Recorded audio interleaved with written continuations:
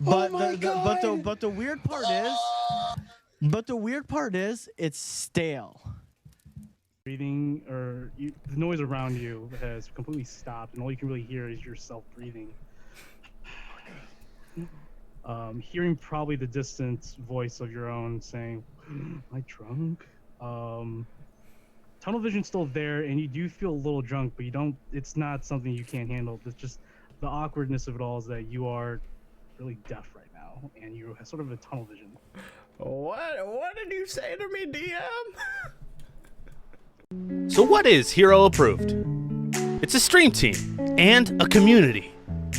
We have gamers. Let's go! Let's go! Apparently Cody's seen it. Damn Entei. That's what I want.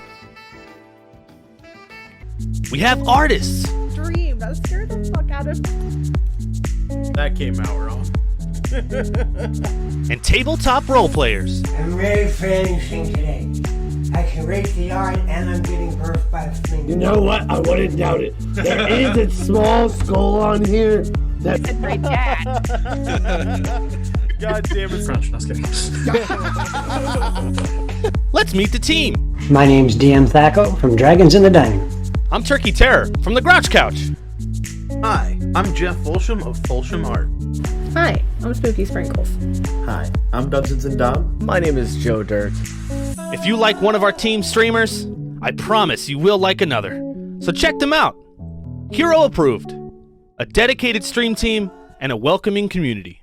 With your father in your home, you wake up in your room and you smell the smell of food, and it's like instinct.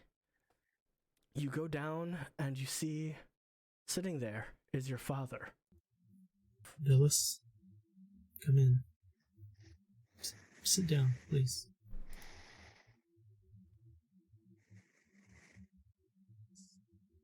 Is it worth the price? The thing on your wrist. Is it worth the price? Do you think... I'm sorry. I know it's...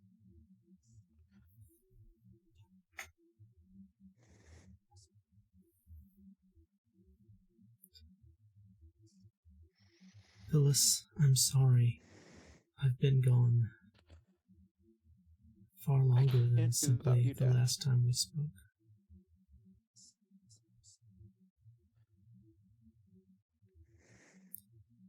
I worry about you, son.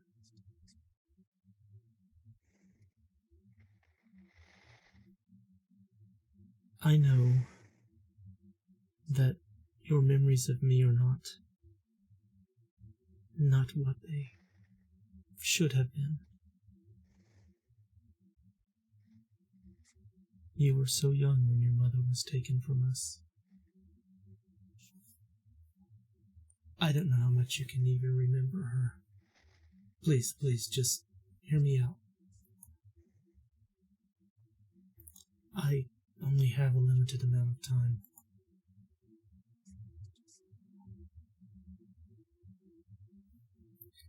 You were so young when she left us. And frankly, I was devastated.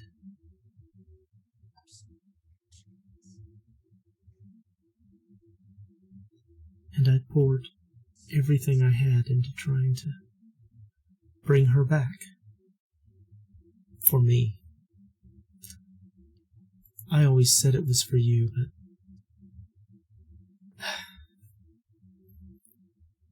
to avoid the blindness of my selfishness. It was for me. And you? You were abandoned to your own. And what worries me, what breaks my heart, is to see you making the same mistakes that I have made.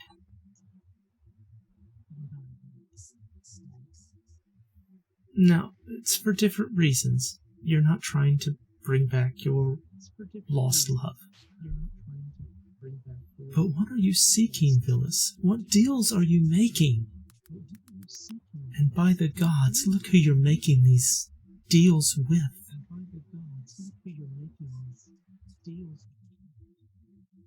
I don't want you to end up in the same trap that I did. Watching me? I did not die a natural death, Villas. I paid a price.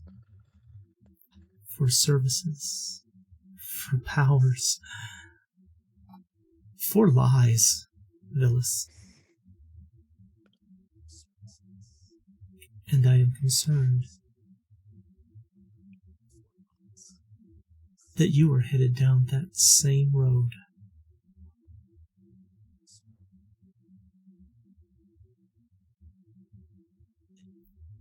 And for what little sway I have in your life, I know I don't deserve it. But son,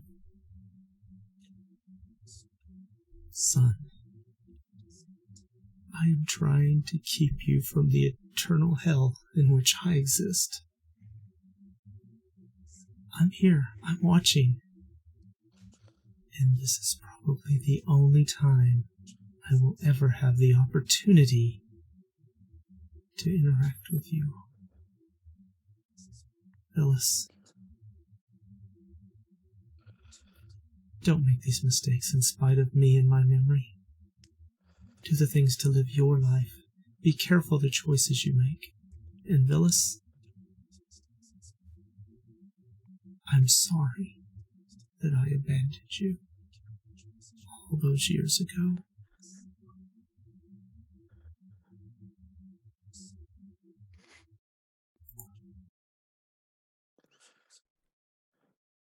And with that, you see as the faded memory of your father waves in and out through this lucid dream, as out of instinct you go to dive for him.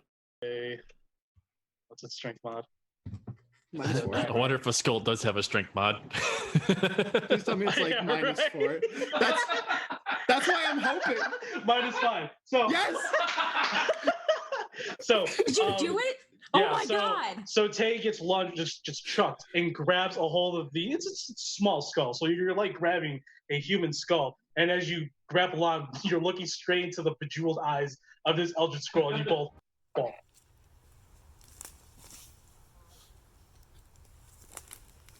Guys? What are you doing?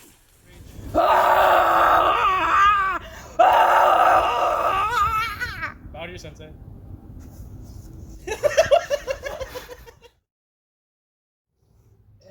Long swords are super better.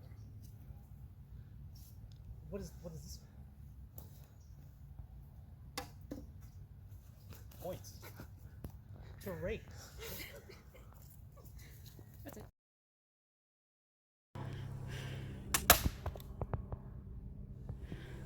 Raise.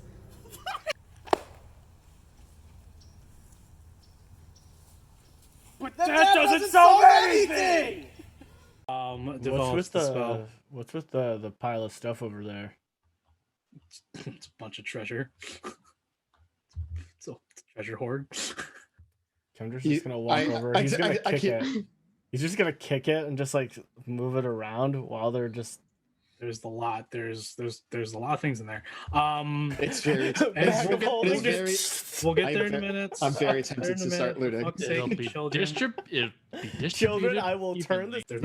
I am specifically looking for a man trap. Yeah, you don't see anything. Yep. Okay. Looks pretty good. I'll keep walking forward then. Okay. Boop. And crunch. No, I was kidding.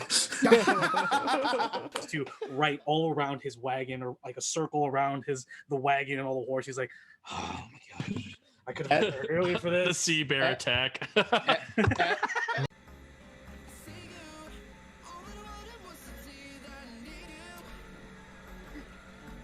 Oh. Oh my god. Oh my god.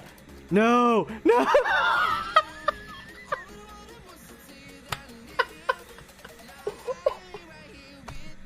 you find Taco Bell on the bedside table, but it's it's still there.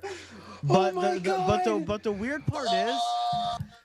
weird part is it's stale. Breathing, or the noise around you has completely stopped, and all you can really hear is yourself breathing. Hearing probably the distant voice of your own saying, "Am I drunk?" Tunnel vision's still there, and you do feel a little drunk, but you don't. It's not something you can't handle. It's just the awkwardness of it all is that you are really deaf right now, and you have sort of a tunnel vision. What did you say to me, DM? So what is Hero Approved? It's a stream team and a community. We have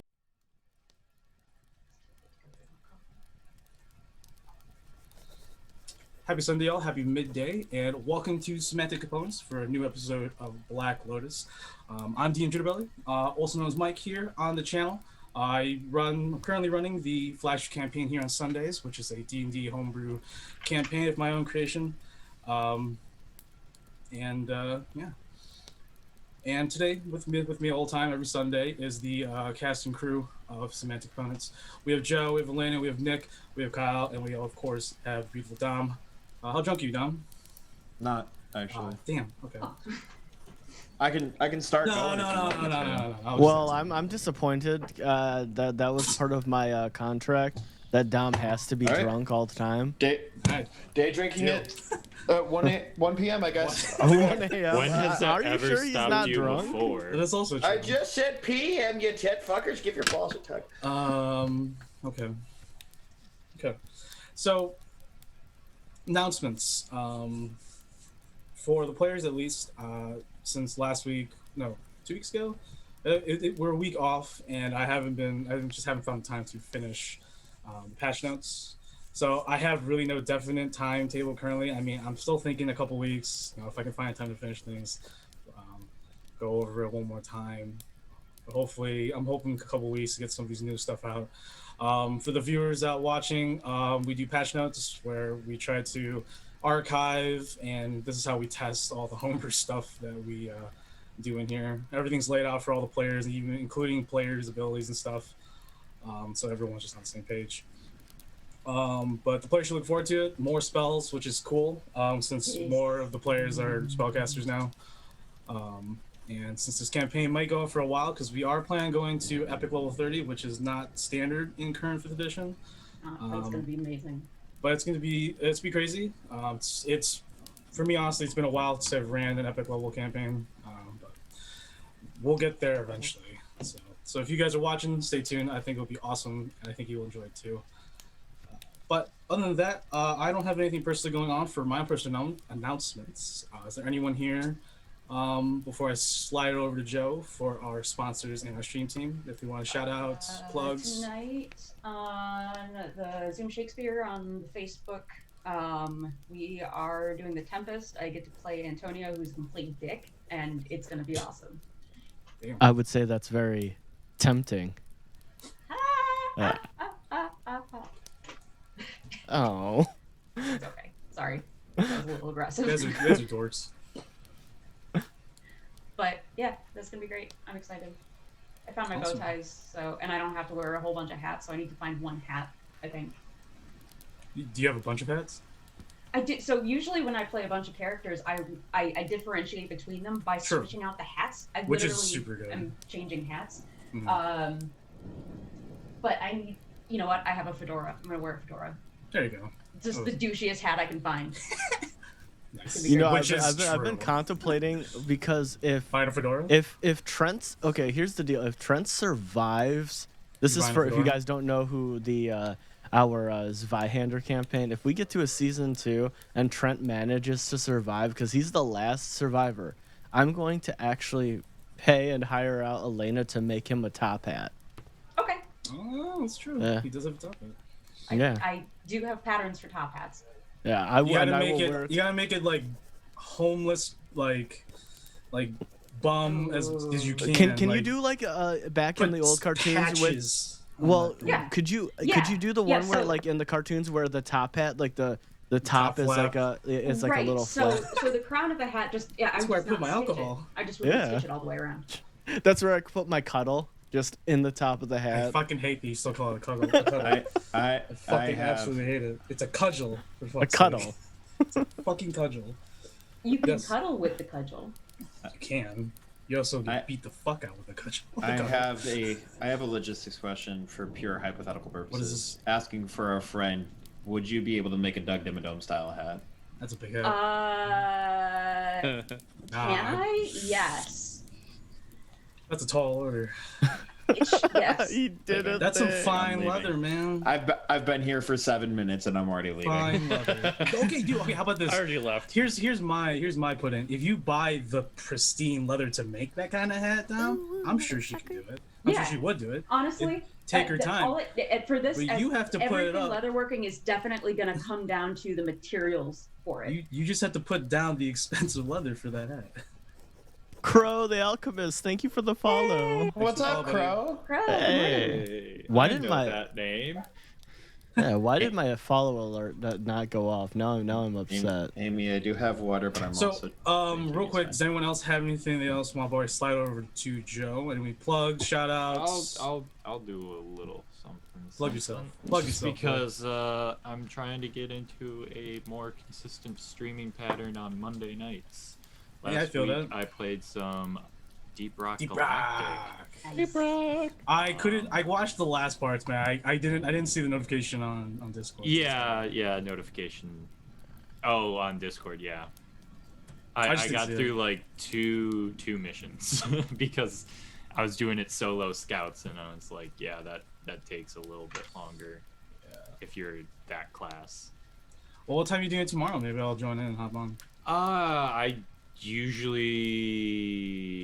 around like 7-ish. I don't have a set time. I usually just do 7, and then from there it's like, if I'm really enjoying myself, I'll keep playing. If I bare minimum at least like an hour and a half.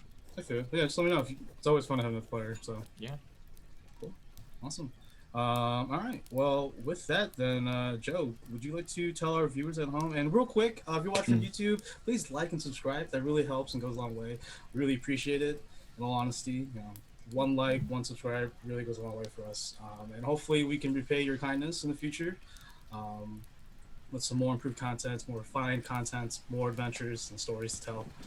But yeah, Joe, could you go ahead and explain to our viewers, our sponsors, and our stream team? I have a Bluetooth speaker. There we go. We're done. No, I'm just kidding. Awesome. Great. I don't know. Wow. It's just random. I just got handed a Bluetooth speaker, and I was I don't know. Guys, also for the update, we will be getting some more sound quality on the channel, as well as an automation, and that's thanks to all of your guys' efforts showing that you guys are enjoying the content.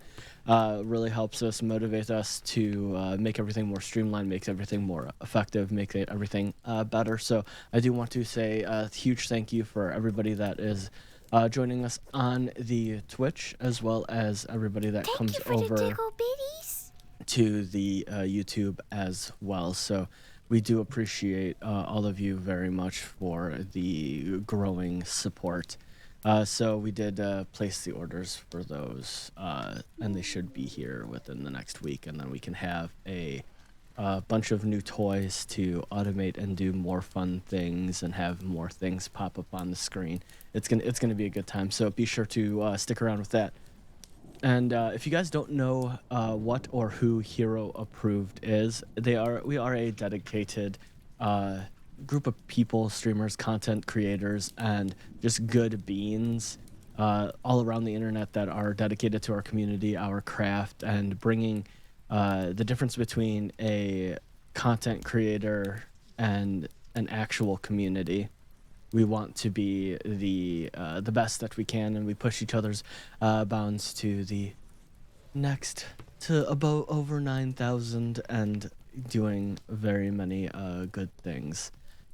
And next to our long-standing sponsor, Raise Energy. If you are looking for a good, clean energy drink that gives you no crash, as well as gives you just a great tasting, as well as it's not over sugary, not over just chemicalized like most other energy drinks out there. And try Rays, as well as they do go into pre-workout, whey proteins, sleep aids, as well as low-calorie snacks as well. They did just release a new flavor. It's called South Beach, and I really want to try it because I love that Baja Lime. Is this is the South Beach more like the Baja Lime, or is it I think it's beachier? more. I think it's more like a.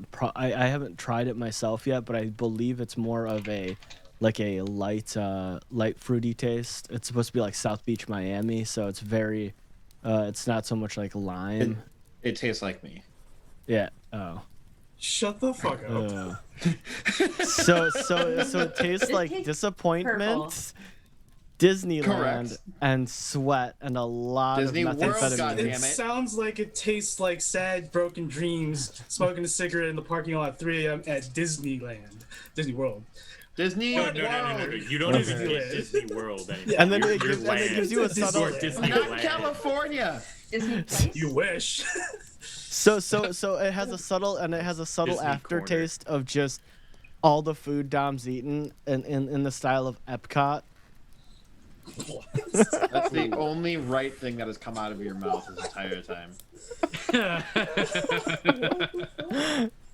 He's just like, I quit. I'm done. I'm done. He was already 7 minutes into this stream, and he was done. I've been done about 5 minutes ago when I heard that's a tall order. It's a tall order. Literally, man. tall order hat. Just like that wine bottle you got. Bar. Correct. That's a bar. But Rays, we appreciate you continuing to sponsor us. I don't know how. I have no clue how, but we appreciate you nonetheless. And our newest sponsor, please love us forever, is Legend Craft.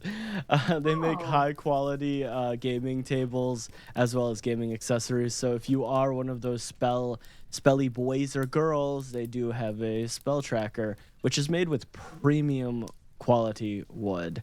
Ben over at Premium Legend. Yes. Is it mahogany? It could be. If you but want. I mean, if you want it, you can. There are woods you can choose. We're trying to spare the pygmies, okay? No, we get them one mass grave. Wow. God. We do not condone that here. We are It's sorry, a quote Legend from a Craft. TV show. I Is- do not condone You should have myself. stated that before you said that. We are going I thought to we were kick him going from the into group. it. I thought we were going into the quoting of that. I'm pretty particular sure the TV tunes show. are still on, like, nice. I don't know. Oh no. But they are an amazing group of people that are also helping build small as well as medium-sized creators. They do. They're a good Canadian company.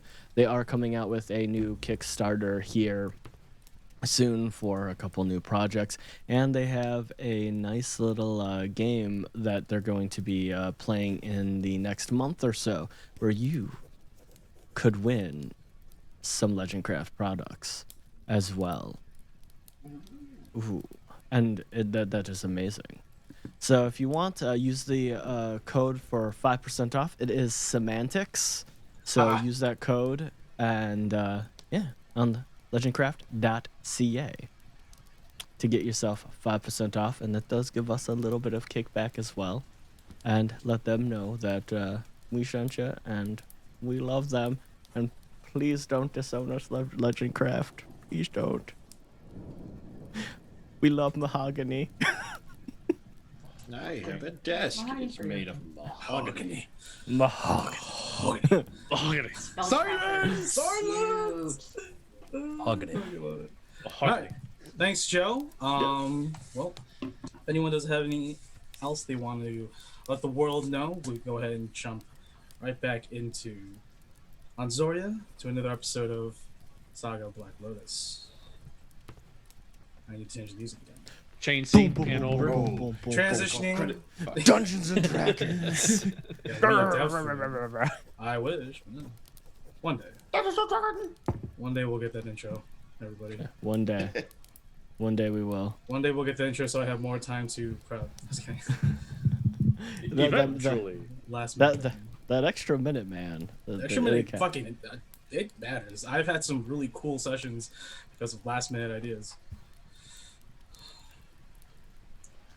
Like Kyle, when we played back in the day for that Nicodemus campaign for that Warhammer Fantasy, the idea of the massive conduit for magic to be put in your capital was like, dude, might as well.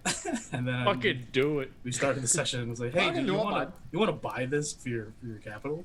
You're like, yeah. Duh. I want to mess with both chaos and magic. Yes, give please. me. The master of all. Give me a second. I am trying to set the mood for our players. And we will think of an intro of explosions. Two brothers. two brothers, one goal. A spell slinger, a cell sword. Can they do it? One household. I swear to God, you better not touch my fucking drum set. In a world where balls are real. And they need a tug. This is the intro you're getting. Give your fucking balls a tug. This is our new intro. I'm gonna put it at. I'm gonna clip this, and this is gonna be our intro. In a world. Just give me. Fucker. Tit fucker 3D. Coming soon. Slit Slammer 2016. Sunday. What is happening? I don't know. We're creating an intro. This is beyond the intro. You asked for an intro. Atmosphere for you. Yeah. We're trying to woo you with our atmospheric tastes. I am not being wooed at all. I'm being oh-no'd. Oh. Ooh, woo. So, last time I left off with the crew of Black Lotus, making some last-minute meetings with certain characters and certain friends and comrades, contacts. Black Lotus met in the guild lobby hall, departed with Tio, who was going on other missions that the Arbiter has obviously dictated to him to conduct. He told Black Lotus that he would meet all of them in the port town of Deadhelm out in the Shattered Isles, which is the primary port most seafarers head to when they first arrive in the Shattered Isles out in the Great Northern Oceans. They decided to charter a airship starting at the guild airport above. As the plan was to take Ragnar's ship, a frigate called the Black Eagle with his mighty sea-raiding crew. It's made complete sense to already bring a ship to a place where there is mostly water. But to get there was the next, or I believe the first challenge for Black Lotus on this contract. Making their way up to the airports above in the guild hall, they found out, or rather they discovered that there was no ship currently or around that had the capacity to take a second-class ship in the air across the continents. So they were diverted to the main city airport in the capital, a massive honeycomb-esque pattern of ship hangars and bays where flying ships using either the natural contract bound between a helmsman and an air elemental, or the very rare Lathander ships with their very opulent magical rings that goes around the ship to and from. There is quite a traffic. It's not like down on the ground where there are thousands of carts and people and horses, but the place is called Hellenor Hill. It's where a majority of the more lavish facilities, buildings, and organizations of the capital reside, including the Chateau de Toraki, the palace of the royal Valabri family of the Turok Empire. Making their way to Hellenor Hill, they spoke with some of the clerks, giving them their sort of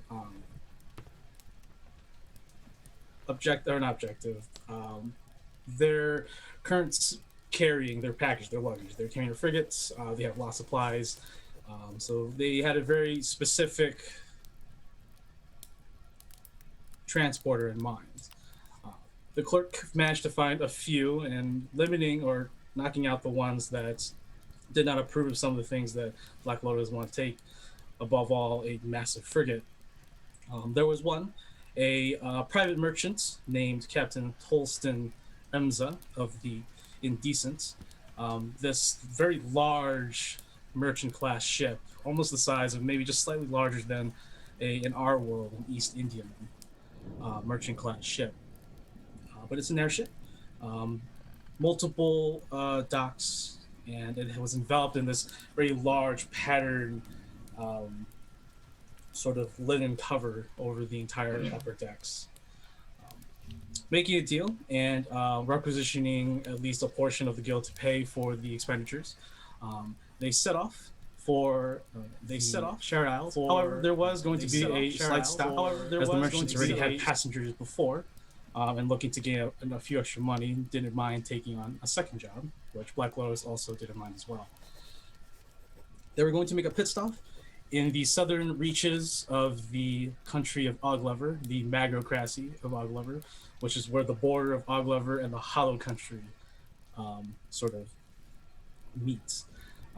For those of you who don't know, the Hollow Country is a place that it's a blasted, hellish wasteland. The former western side of the Turok Empire lost to a catastrophe, now stocked with demons, undead hordes, zombies, aberrations. It's a terrible place. It's a silly place. People don't go there. But they're going to make a pit stop to drop off the passengers below deck in the hold with their large wooden container. Stop.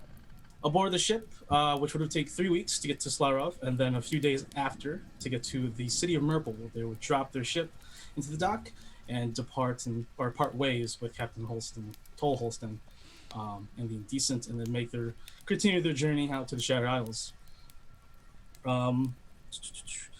During the 3-week journey, both Nemea and Portia, with the help of Peak, helping Portia read some books that they had picked up at the Library of Rao. Reading in Essential's voice. Reading Essential's voice. Reading. Thank you. Portia and Pete didn't get through the entire book, as it wasn't too much of a concern for Portia, so she didn't always demand Pete to read for longish hours.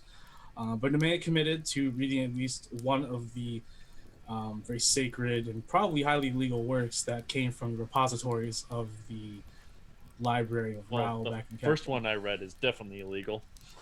They're all illegal, so you paid money for illegal. Both you and Portia paid money for them. It's not even, Did I pay money for them? Oh, yeah. Oh.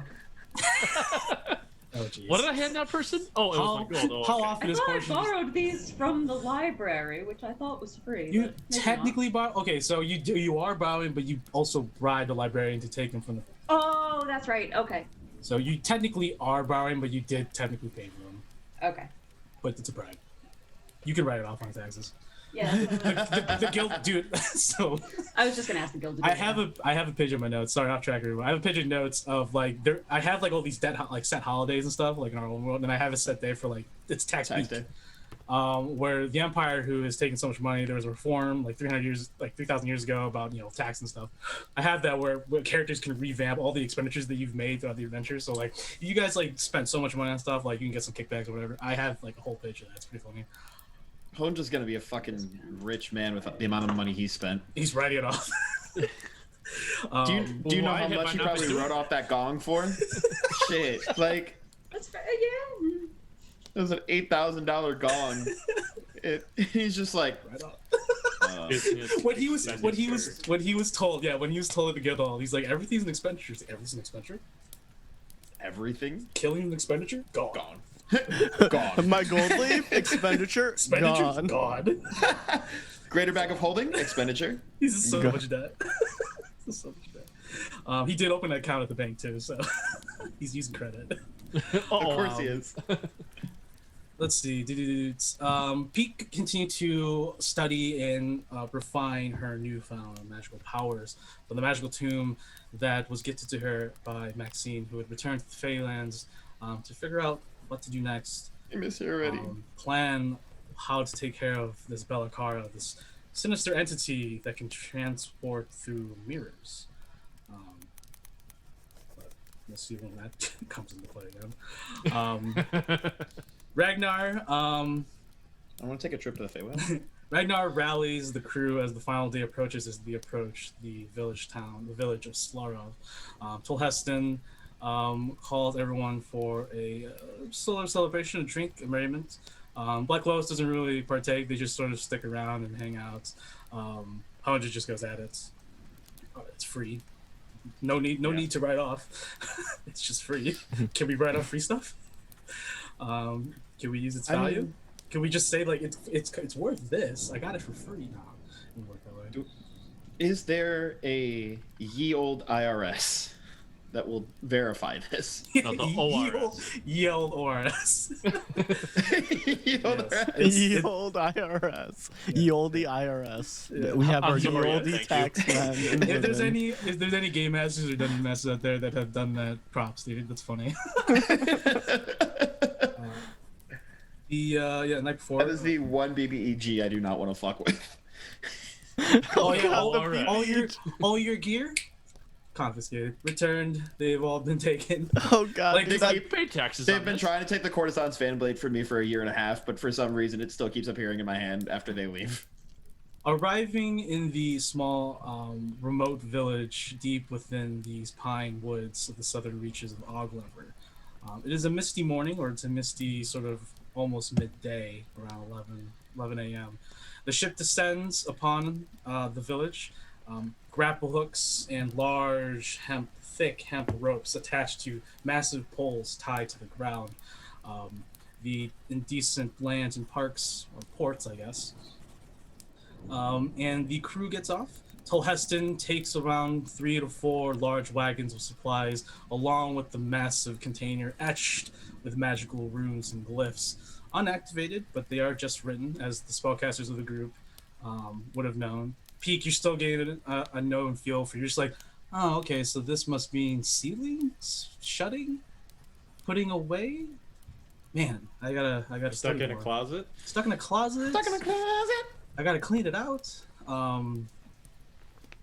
House cleaning. I was listening to them earlier. Stuck in a closet.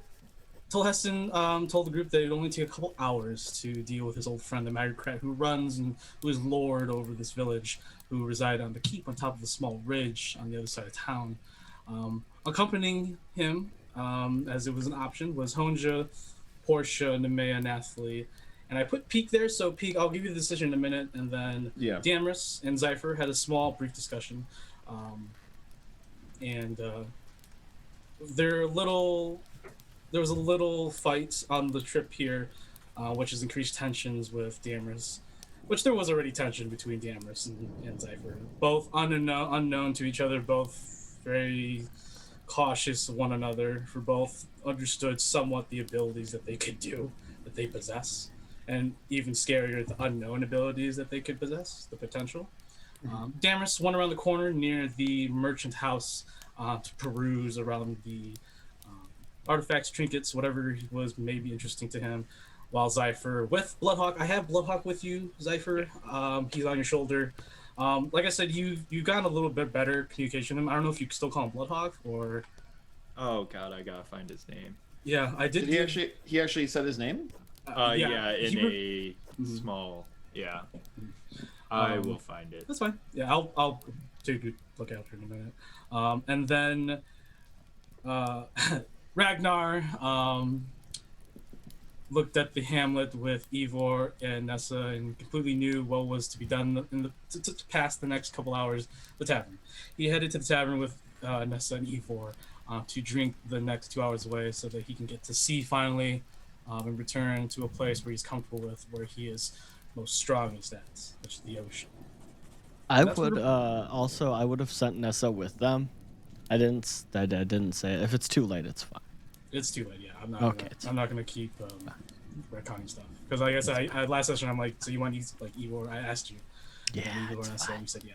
So with that, we're gonna go ahead and now come back to the players. So yeah, Pete, did you want to go with them to the keep, or did you want to just peruse around the village? I'll go ahead and put the map. What exactly are we going to the keep for?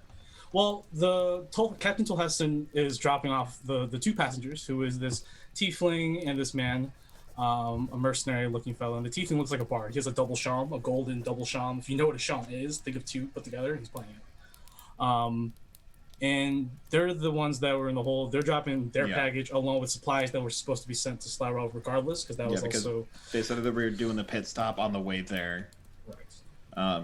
I caught up with most of the session. Like, I think I missed like the last 30 minutes. Sure.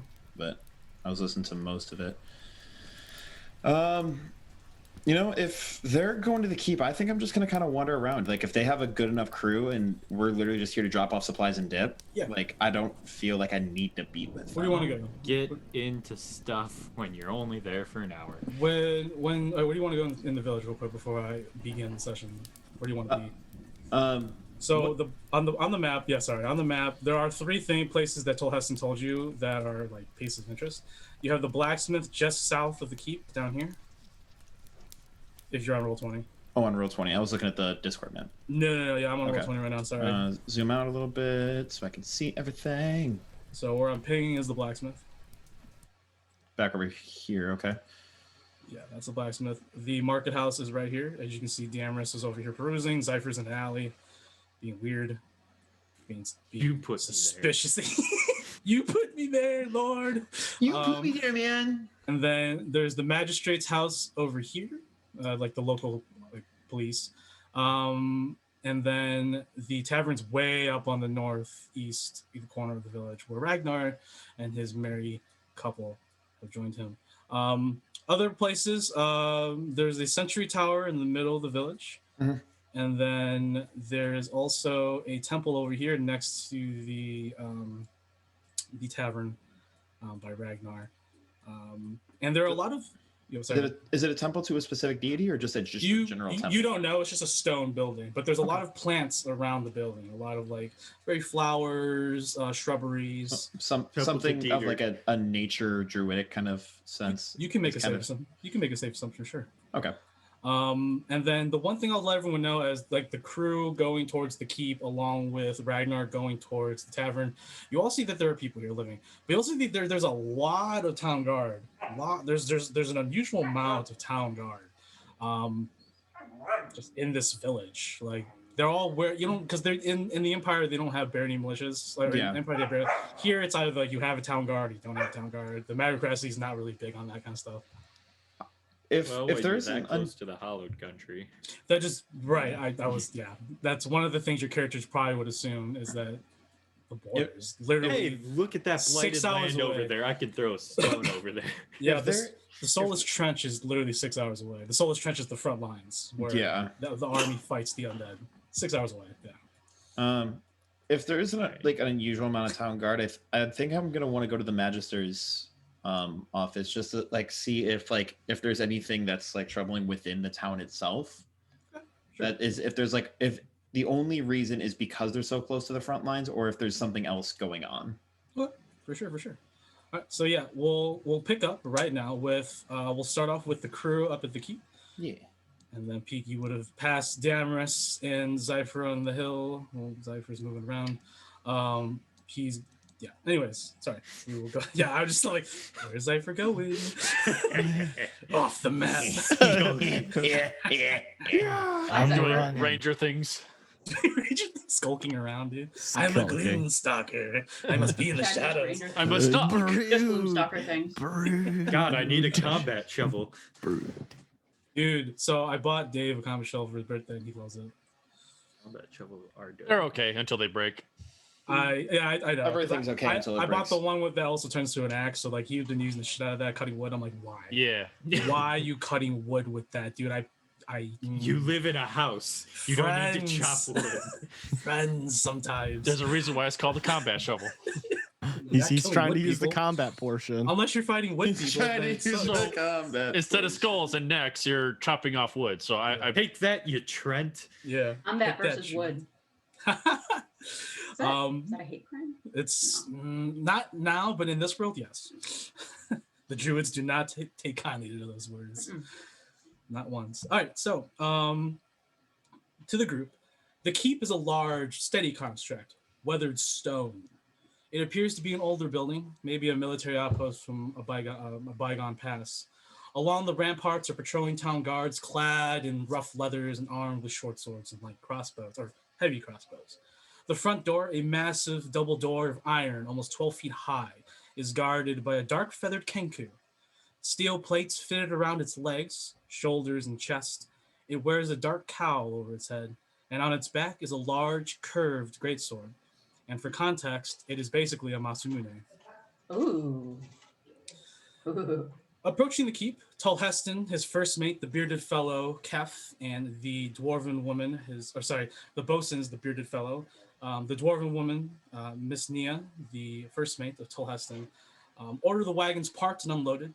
And as soon as they are parked, several of the guards outside, the town guards, go and they put away their weapons and they go and help start unloading all the supplies. The massive container is placed on the other side, where the tiefling fellow, who is the bard, I guess, this minstrel, who's constantly playing the Pied Piper tune with his double shawm. Thank God I'm not there. Of soft blue skin, yellow eyes, small curled horns, dark, long black hair, wearing gray and silver bardic tunics and robes.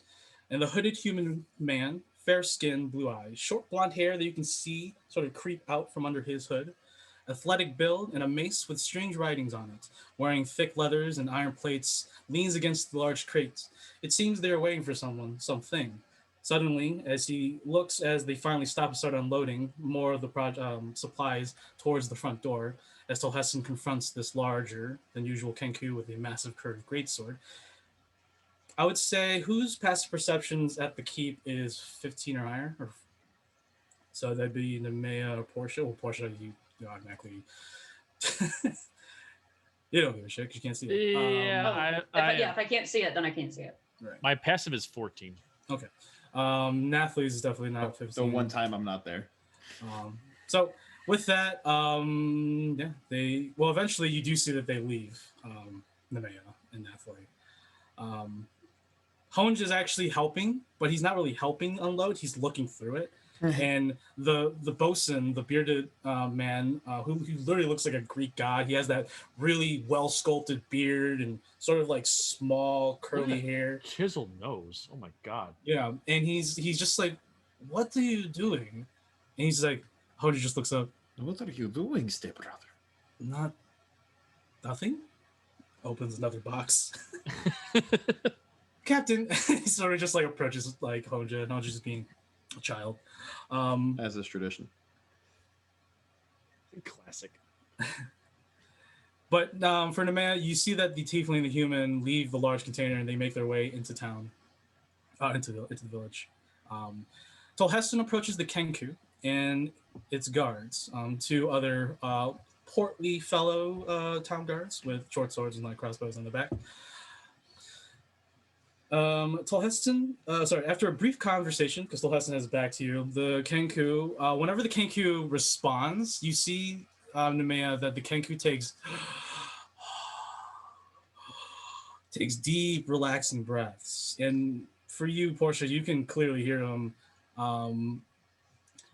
For Portia and Nemea, the way it responds, because you both would know that Kenkus have this thing called mimicry, where they can repeat what people say. But you don't know what other language they can speak. But for you, Nemea, and for you, Portia, sensing in your own ways, it seems the Kenku is responding somehow with these breaths, these relaxing intakes of air and exhales. That's not creepy at all. Is it like Morse code breathing? For context, it's what Oran is, the language, the dialect of Pardon. That's how in D&D Oran is spoken. It's large exhales of relaxed breaths. Because Oran is air or something like that. Does this breath smell good? Really cool. Like it, I'm concerned. Probably like worms and fish. I don't know what birds eat. Are they He's talking? a or just mouth making breather. sounds? You think that they're making, like Natalie looks at both of you, do you think he's making the same sounds as noises and looks as the bird? I don't really know, darling. Eventually the Kenku... Are they coming from two different people? I can't really tell. Oh, Tolheston's talking to this Kenku fellow. It's interesting how this Kenku is responding. It's breathing. It's really just like breathing. That's all it is doing. Is it doing just breathing? Breathing exercises? Interesting. Weird. Yeah. Is this asthma? Is this what asthma looks like? Is he having an asthma attack? What does Is it- asthma Why, cause? why is he a mouth breather? I refer you to warmer climates with high humidity. Oh, You're that's funny. welcome. You're welcome. That's good. I'm taking that. I'm using that now. Damn. All right. Anyways, the Kenku bows his head eventually. A short conversation of breathing exercises ends, and the Kenku steps to the side, pushing. Well, he turns and pushes the large double doors, and Tolheston gestures for you to come in if you want. Tolheston and his first mate, Miss Nia, walk into this dark, shrouded chamber. Well, there's torches, but it's not like electricity where it's super bright. But there's light. It's just not as bright outside or inside. It's a trap. Honja eventually walks in after he's like snacking on some stolen food, and the bosun's like, "Dude, seriously, you need to pay for that if you're gonna just take it. Like, this is for the village." And Honja's just like, "Yeah, I'll pay in a minute, dude." And he picks out a parchment with a quill. I owe you. Spend it. I owe you. No, he'll give him a coin. He'll give him like 2 coppers. That was 5 gold you just ate. Yeah, pretty much. But he walks in. Do you 3 walk into with him? Since he went in, might as well. You 3 walk in, and you all enter to a large single stone chamber. 4 closed doors, one on each corner of this keep are closed. Lining either side of the chamber are town guards and officials of sorts. So they look like to be part of like the government of some sort of Oglover. They're well-dressed noblemen to you, Nemea. Are at ease with mugs of grog in hands. But we're going to go ahead and cut over to Ragnar over at the tavern. Nice. Ragnar, you're in your company. Eventually make your way down across the village. You arrive at a small but lively tavern. There's a sleeping guard at the door, sitting in a chair, an empty mug in hand, a small keg next to him. Ivor looks at the poor sod. Sits down next to him. Tries does impressions of the guard sleeping, and Nessa's just like, "You're not funny. What are you doing? We might as well just go drink. Come on." Yeah. Ivor's just like, "Sometimes I just don't get you both. You both are so really honorable and good people, but you have just no passion. There's no." I'll show you. I will grab him by the. I'm gonna essentially give him a ye old wedgie. Oh, okay. As I pick him up, as I pick Ivor up. It's not a ye old wedgie. It's just a wedgie. I know. The ye old wedgie. It's not a ye old. It's just. I'm just gonna carry him through the door and just like, "See, brother, I still got it." Nessa's chuckling. She's like, that's funny. That's funny. No, that's funny. That's funny. Walking into the tavern, there are many townsfolk and town guards, all eating, drinking, and relaxing. I'll go ahead and open up for you what's inside. It's a trap. Nice. So, oh, it's not actually a trap. Well, right, dude. Like, damn. I was waiting for. Mm-hmm. So inside the bar, it's not too big of a tavern. It's a village. But walking on in, within our main town, blah blah blah. At the bar is a beautiful woman with black hair. Yeah, because I'm just gonna repeat what I just said. Beautiful woman with a black hair, green eyes, and dark chocolate skin, with silver rimmed glasses. There are no available tables apparently. So there's a couple seats at the bar. So that's most likely where you would want to head out anyways. You will spot some town guards on a far table of the tavern. Man, all my tabs over here. Oh, yeah. You can pop each other's assholes over there. Oh. Town guards, a far table, except that they're wearing green cloaks. One is a goblin dressed like a court jester. At another table is a scarred orc woman with a jagged greatsword and wearing plate armor. She's having an arm wrestling match with a portly, broad-shouldered man. Ooh. The bartender looks at you. Oh, we don't get much barbarians. Aren't you too aggressive? Out this far west. Name's Natasha. I'm the bartender here. What can I get you three? He'll lean in to her and just say, "I did not know there were such fair sea maidens trapped on land."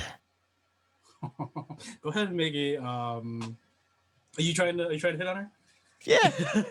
Go ahead and make a persuasion check. Do you have the fanny pack of fashion? I Cold my belly. Yeah, dude. A persuasion. Yeah. All right. Ooh,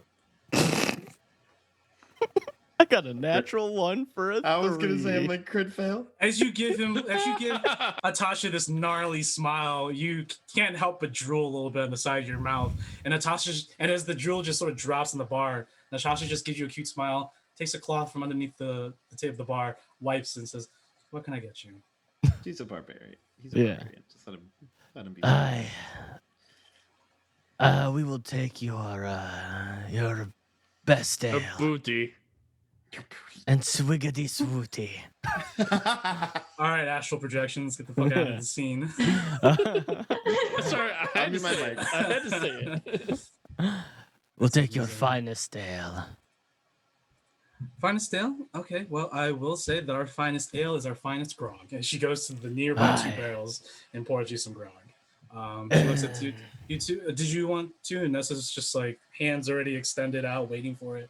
Evil is just like enthralled with this beautiful bartender. And Ragnar, you can tell that he's making up some sort of epic tale to try to swoon this woman. And it's not going to end well, most likely.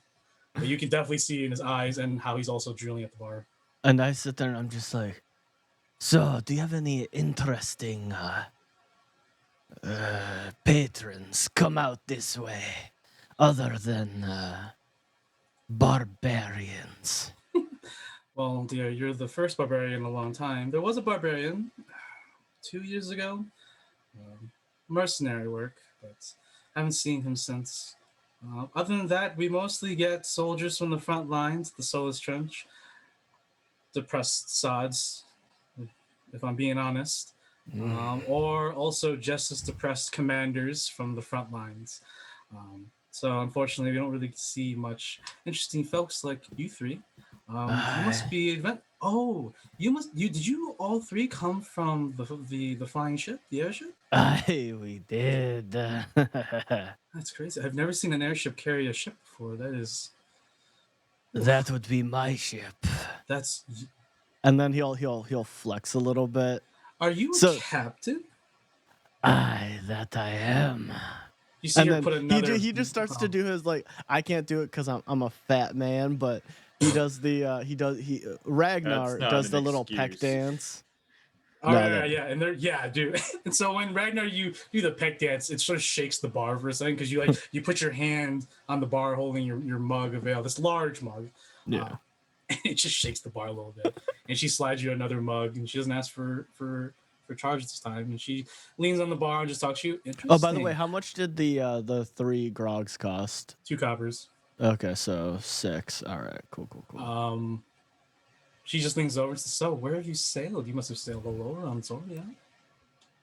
That I have. I've seen much of the coastlines up to the Mithril kingdoms, all the way down to the. I can't remember what the bottom one was. Hold on. I think it's the Straightail Coast. I believe so. Just let me scroll up real quick so I'm making sure. It would be the from the Mithril kingdoms down to the Straightail coasts. I've seen a little bit of the Paramonto coast as well. I've never left this village in my entire life, so you must have seen everything. The world must be so grand and spectacular. Tell me an adventure, one that comes to mind. Blow me away. As she like leans forward closer to you. I will sit there and I will lean over to I'm gonna be total wingman on this. And I'm gonna pull over Eivor. This here is the man that knows many a tale. As like Evor's taking a drink as you pull on, he's just grog just dribbles down his face as he smiles without realizing it's a mouthful of grog. Yes, I have many a tales. Pulls out his lute, hits the bar, some of the strings pop out, starts retying again, and Nessa's just like, oh, for fuck's sake. Oh, mayhaps there, I could show you the world. I could take you away from this village. Nessa literally just slams her mug on the bar. Brother, how long are we going to stay at this tavern? As she looks directly at the bartender. Long enough. Bartender, another grog. You might as well make it 5 more and spring it to me. And also, could you stand over here next time? And the bartender just like, whatever. Goes to the barrels and gets more grogs for all of you. Nessa, you're such a stick in the mud, sister. Brother, go plow yourself. You know, I was trying to not have to do that, but you know, I never stand a win between you and a good man. I've only had to kill several. And until I find a good man. And I'm gonna look around. You said that I see people in green cloaks. Yeah, and right when you start looking around, you turn around with your big hefty mug, looking at the rest of the people. Yeah. The half-orc woman is like almost taking down. Like she's muscular for a half-orc. She's definitely grizzled, but like this portly dude is huge. Is it this one right here? Yeah, it's the one at the table, just like across from you. And she's just like, boom, and you just hear a crack, and the portly man just like raises his flopping, broken arm at the elbow. It's like, oh god! And he runs out the back door, and the half-orc woman just starts laughing hysterically. As the portly man runs out the door, you hear a "Hey, watch it!" And walking in are 3 individuals. We're fucked. We're staying here for 2 sessions. Walking in is a halfling with 2 females dressed in cloaks. But Ragnar doesn't know these people. As a player am comfy right now. Soon after a halfling with a gray-green coat and clothing with lighter green mantle. Sorry, wow, that's a lot of greens. A lighter green mantle cloak on top of that with a nice light crossbow. He's you can't see him. You can't even see him. He's gone. Slung around his shoulder and a walking cane. He tips his green Cavalier hat. As he approaches you, he looks at you and he looks at the table across where the goblin dressed like a court jester sits. Looks at you and your group, your trio. I don't remember you being part of Black Lotus. As he puts his hand on his crossbow. Are they taking on more members? Who the fuck are ye? Oh, someone that Black Lotus knows. I sure do miss that Savak Draconian. And we will go ahead and cut over back to Zypher. Zypher, you are where are you at on the map, actually, now that I'm in a tree. I'm about to find you. Where are you at? I'm in a tree. Oh, you're in a tree. So go ahead and make an athletics check first for that climb up that ridge. Like literally in a... Yeah, he's over here. Yeah. Go ahead and athletics check. Okay. What's the bird? That is my Bloodhawk that I found. The name is Helltail. Helltail. I did not come up with that name. That's a cool name. Is it Helltail like a story tale, or a Helltail like I was just gonna ask tail is its tail is made out of hell. Gotcha. It is the Doom Slayer. So his tail has can it that's speak a in 17 Infernal? On that athletics check to climb. So you climb on the tree. What are you doing, Zypher? I'm just chilling.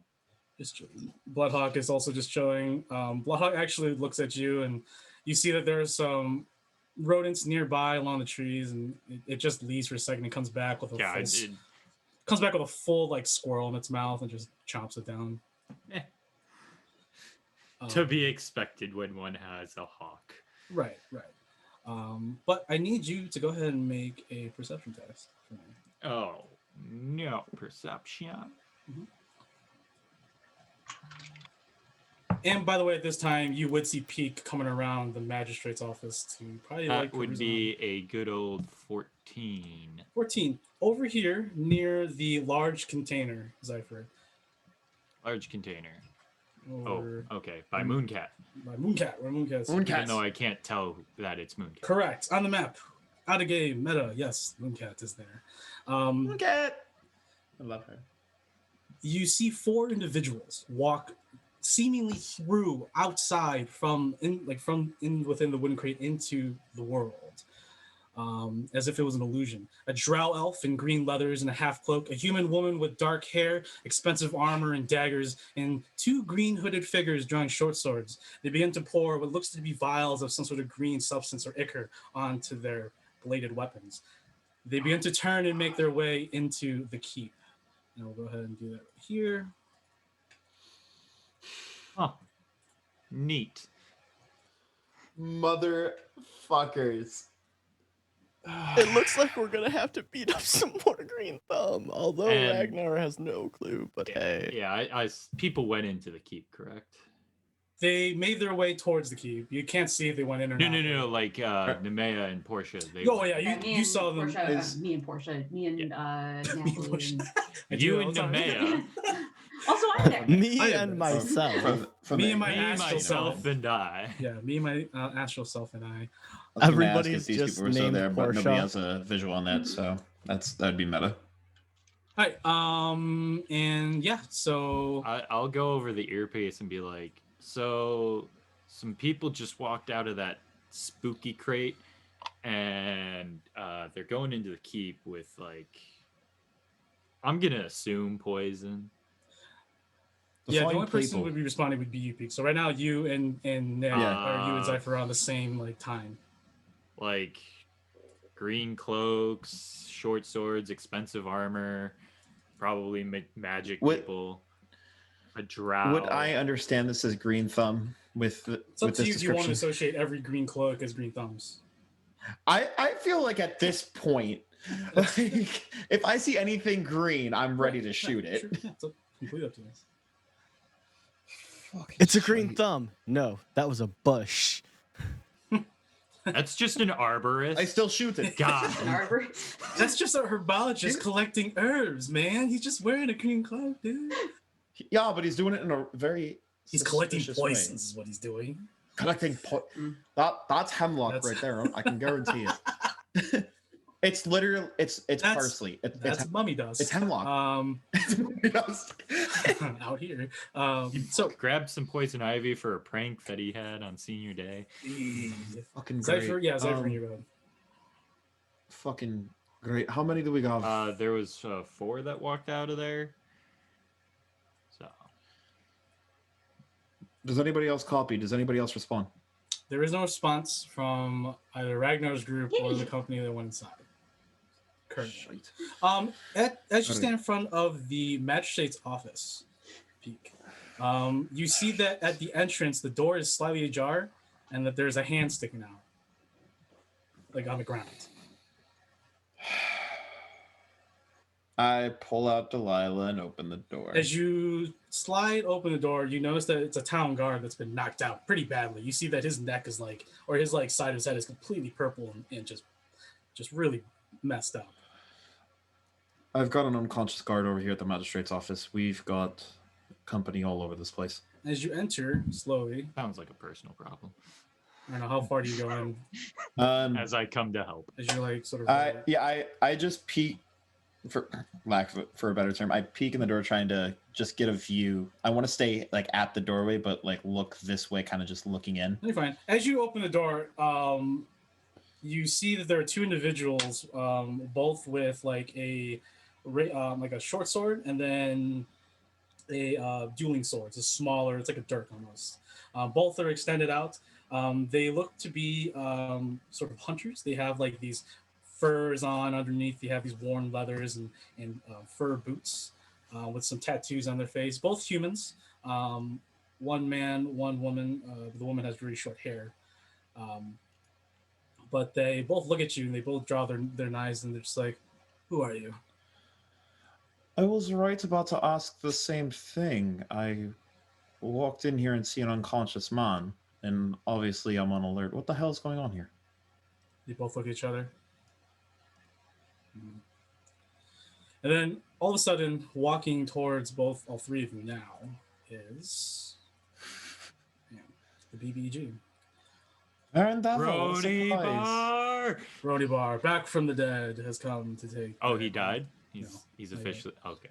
I thought he was still on trial. Yeah, he not for long. That's good to hear. Yeah. Walking in is this pale skin. It's almost like the same complexion of you in your changeling form. Walking from this direction or like from behind me in the door? From this direction. I'll open up in a minute. Okay. From the rest of the interior of this building. Gotcha. You just walking towards you. Said walking in, so I was like, from where? He has the same skin complexion, like the skin pigment of you in your changeling form, but he has like eyebrows, he has irises, he has this very sleek, cut white hair. He looks very just ghostly. But I have a feeling, I have an idea who roughly this person is. Not exactly. But continue describing and doing your thing. I'll go ahead and reveal the rest of this building. It looks like I said, it's a magistrate office, and it looks like there's some cells that are open. You see this man over here who comes and approaches you and says, I'll go ahead and post the picture real quick. Sorry, yeah. A little bit hectic on my end. Everything's slowing down. You get G.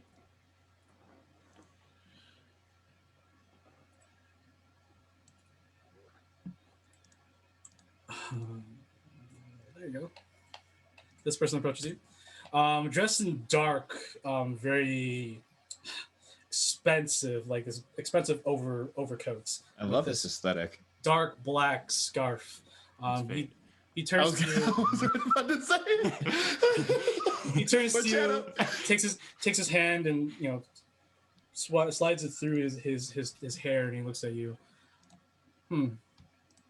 Put your weapons away, brothers and sisters. One of us is here. And he puts away his dagger, who he summons from the shadows, and slowly descends back into his hand. He gestures you to come in. Please, sister, come. You're safe with us. I put my crossbow on my back and walk in. Tell me, sister, what are you doing way out here? Are you from the cities? I have not seen you in these parts. I'm from the Empire. I have business further up. Business? You're in good hands. You see there are others in there as well, as long as a barbarian-looking guy who looks at you. He's like, "Who is this?" And the man sort of still looking at you with his crystal white icy eyes, says, "No need, Kyo. She is one of us." Kyo looks at you, bows his head. Name is Koro. These are my family members. And you say you're from the Empire. That's a very dangerous place to live. Not exactly my choice, but I have done quite a bit of traveling in my days. Well, your name? My name is Koro. Peak. It's nice to meet you. Well, our business is done here. You should probably leave this village. This village is not safe. It no longer is safe. Is that right, Kyo? Aye. This village is no longer ours. Taken by thugs. What is happening here? Are you part of the group that just arrived on that airship? I am. You should find your friends and companions as soon as possible. Leave this place.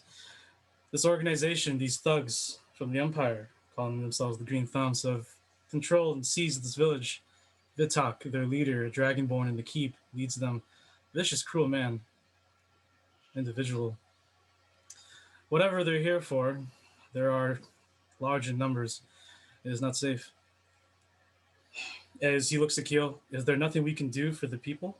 And Kyo looks back, and there's a trap door that he's sort of standing next to. Yeah. He says, "Aye, We do not have what it takes to rescue the rest of the villages below. We must come back with more people. Can we? And Coral sort of puts his hand up. We will not discuss this here. He looks at you, Peak. Well, we will be on our way. I hope you all the best. May the path of change bring you joy and happiness.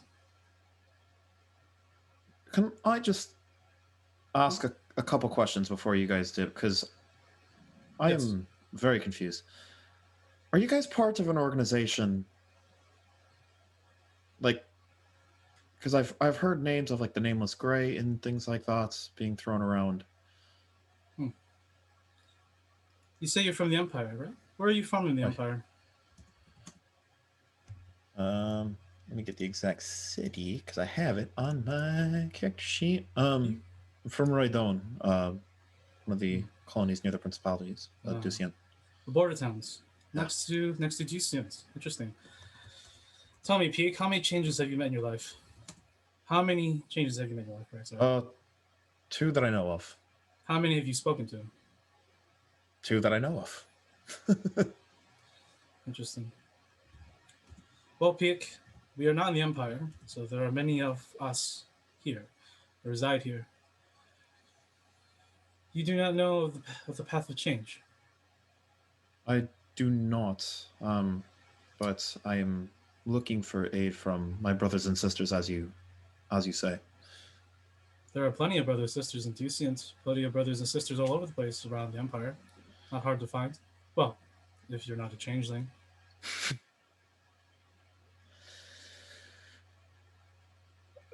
Where exactly are you guys going from here, and how did you know that I was one of you immediately? I am a priest, part of the path of change. I have the ability to see my own kind.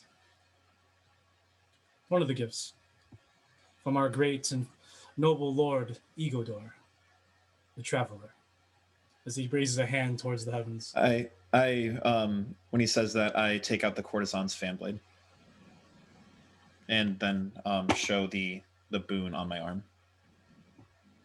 He gives you a stern look. There's tension between you now. He just looks at you.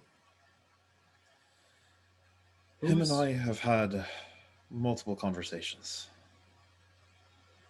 You speak of E42 the traveler. Why? Tell me, Peak, what do you know of E42 the traveler? I know he's an interesting son of a bitch. He hasn't spoken to me in quite some time.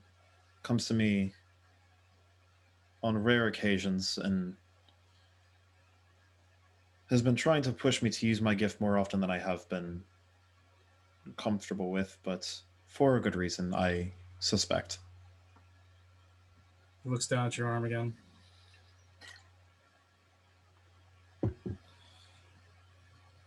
If you're looking to find more information, we will be heading north to the town of Sakoni. And if you cannot meet us there, I work at the church, the Abbey of Merple.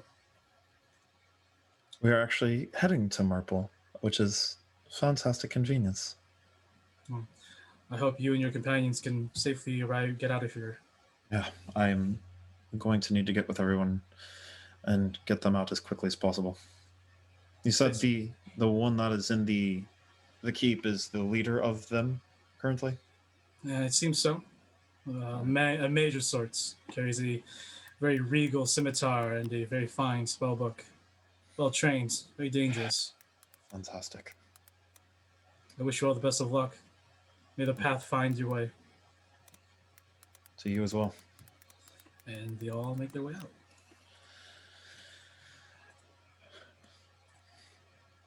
Cypher, are you still nearby? Yeah, I'm still in a tree. We need to get them out of the keep as soon as possible. It is not safe for us here. Sure. Where is Ragnar and his crew? They probably went to the bar. And with that, we'll go ahead and pick up where we've met at the keep. You all enter into the main keep. And like I said, there are a bunch of guards and magocrats line the walls. But at the end of the keep, on the far side of the chamber, is a desk. And I'll go ahead and reveal the map now. It was all a dream. So, standing in front of all of you is a large red dragonborn. Scars running from the right portion of his upper forehead down to his neck. He is wearing deep green and gray clothing, also wearing some Gambinson leathers underneath. At his side is a fine scimitar and a red leather-bound spellbook. On his right stands a large Goliath woman, about 6'9", 7 feet, half-shaved head, tribal tattoos along her face and upper chest. She is wearing an open dark leather jacket, exposing some midriff. With dark trousers and boots, she leans on a massive maul with skulls. The large dragonborn steps forward, out away from his desk. The Goliath woman striding next to him. Captain Tolheston extends his arms. Vitzhak, friend, I have come with your package, bearing gifts. And Vitzhak smiles. Very good, Captain Tolheston. Very good. Thank you. You can go and see Listwix over by the ballista to get your reward. I will make sure that the Green Table knows of your participation in this.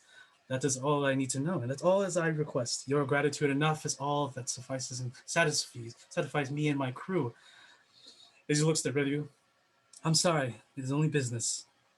Captain Tolheston and Bosun Kef take their leave and make their way outside the front doors, which is opened by the large Kenku and then closed by the large Kenku again. However, the dwarf woman, Miss Nia, remains. Vitzhak walks to all four of you. So, you already must understand what your current situation is. I will be blunt with you. I'm Vitzhak.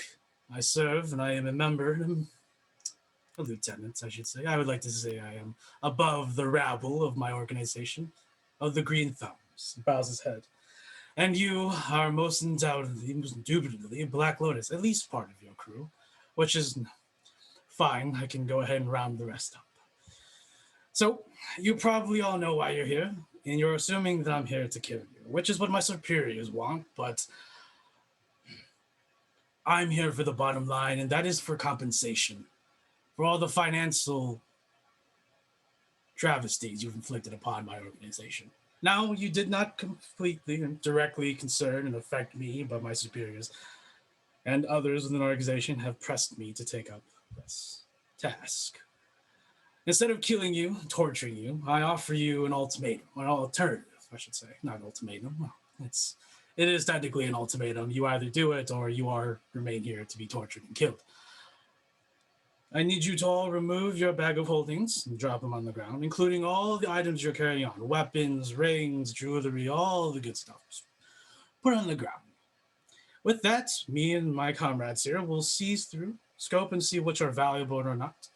Take what is valuable, and we will return the rest that we do not deem financially, investable. Yes. I'm not a part of Black Lotus. Do I have to do this? Unfortunately, you came on the ship with them, so yes. Okay, but I don't even know who the fuck the Blue Toes? That's unfortunate, and I understand, but at the same time, you must understand that I cannot just let anybody leave, and I cannot make exceptions to people who you're are just choosing not to. Can or won't.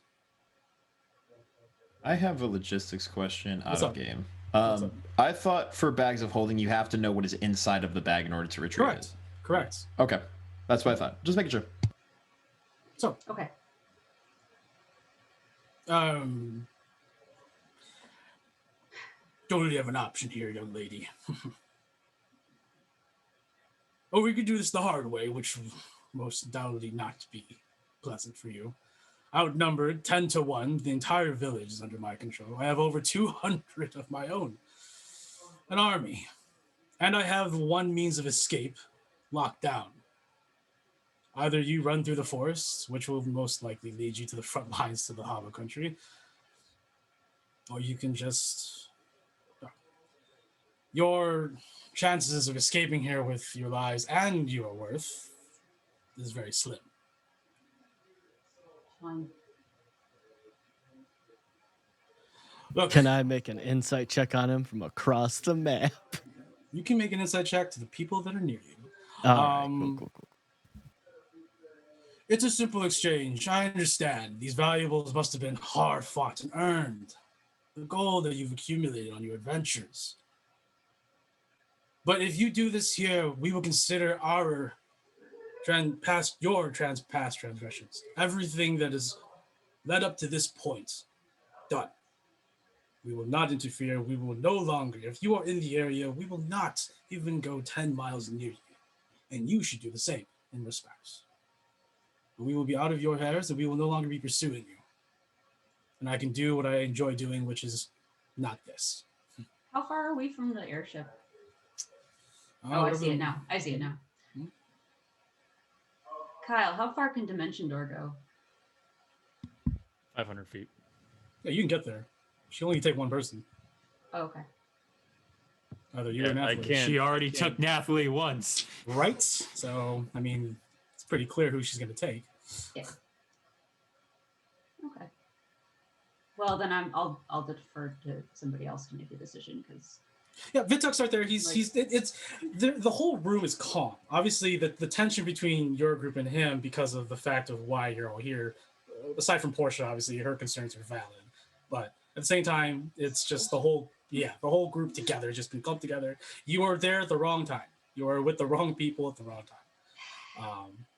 Maybe I should just gone drinking.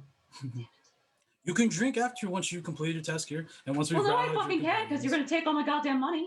I'm not gonna take all your gold. Well, okay, I might take all your gold. I'll give you the coppers. I'll spare the coppers if you have coppers. How about that? Well, I don't. So. No. He looks at the Goliath. Can you spare some coppers? The Goliath just spits at the ground. Are you fucking kidding me? Vituk just, I'm joking. No. Anyways, if I may, as he sort of gestures to you to drop everything you have onto the ground in front of you. What would you guys like to do? It's your choice. I will wait for Nemea to make the first move. Eventually, you get the words from Zypher and eventually Peak of, oh, we need to get the fuck out of here, blah, blah, blah, through your pieces. Using the telepathic version of it, I'm like, oh yeah, no kidding, huh? Yep. Portia, I identify your sass, but do not find it well placed in this situation. So, what are you guys gonna do? What does Portia, Nemea, and Nathalie do? And Honja. Honja's just like looking at Nemea. Nathalie also looks at you. I love how everyone's just defecting to Kyle to make a choice at this point. and Kyle's just like, I'm refusing to make a choice. I am not saying anything. You can't. You have to make a choice. That's all. He's just like, my choice is. Or you can default to someone else. The choice that I'm going to make is I'm going to grab another bottle of wine while all this tension for both itself. Elaine and Kyle. The only choices you have are you either do it, don't do it, or you keep defaulting to each other. I'm going to keep defaulting, and we're going to keep on cycling. I'll drop my bag of holding. Okay, you drop your bag of holding. That's it. Vituk's like, those shields look pretty nice. Yeah, you're not taking my goddamn holy symbols. I'm sorry, but I can't allow you to leave with those. They can catch a nice price on the market. And I'm here to reestablish financial compensation that Black Lotus has, which I understand you are not a part of. Unfortunately, you are here with them. So I must put you in with them and take stuff from them. It's all a mess. I am so sorry, but this is just how business is currently. I'm sorry that you're part of this. I really feel bad for her, honestly. She looks at the rest of the men in the chamber, the women, and some of them are just like doing the shrugs, just shrugging, drinking. Yeah, nobody likes me being here. Can I just go? No, not until you drop the chocolates. No. What are you two? What is the man doing? Nathalie is slowly putting her greatsword on the ground as she looks at you. She's like, either we fight this now, Nemea, and get it over with, or we surrender our stuff and see what they take. It's up to you, but I'm dropping my sword right now. I'm up to you. Or she's on her knee, one knee, with the sword on the ground, both still in hand. So she's still waiting for what you're doing. I'm just taking a deep breaths at this time, and I'm just looking at all that's transpiring around me. Mm-hmm. So I'm just gonna put my bag of holding down on the ground. Okay. Vituk looks at you. the nice cloak, the rod, all that. The rings that you have, all your jewelry, I need those.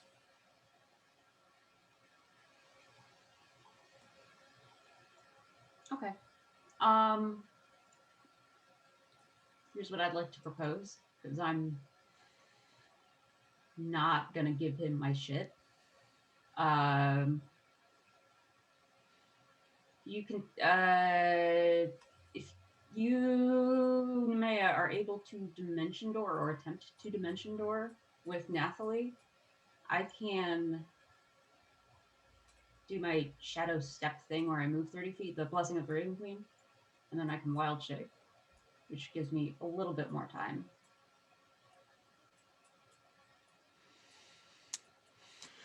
What do you think?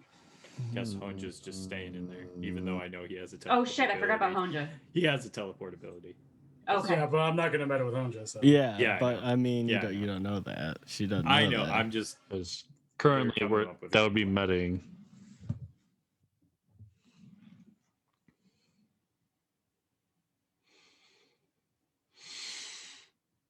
Hmm. 30 feet is not going to get me very far, actually, so.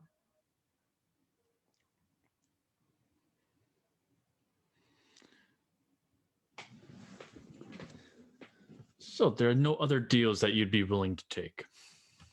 There are no more deals.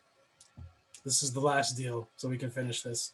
And unfortunately, if you have nothing to offer for something to compensate.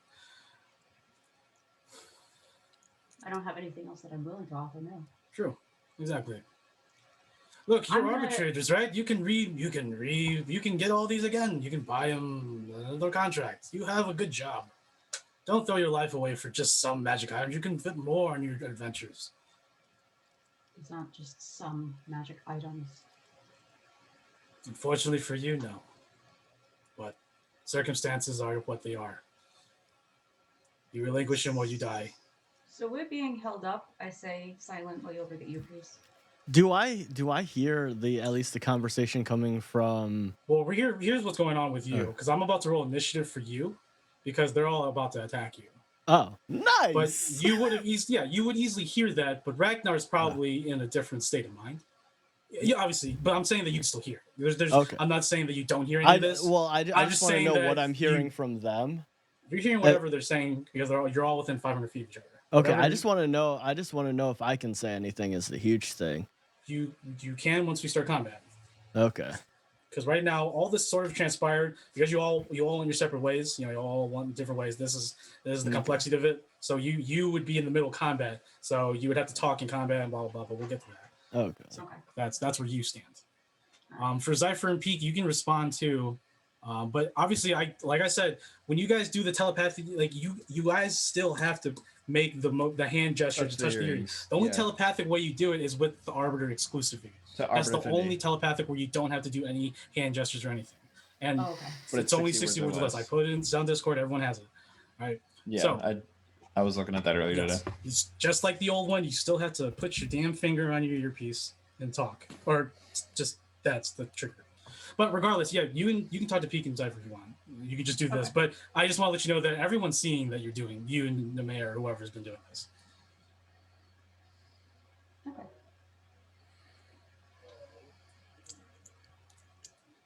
Explain hold up.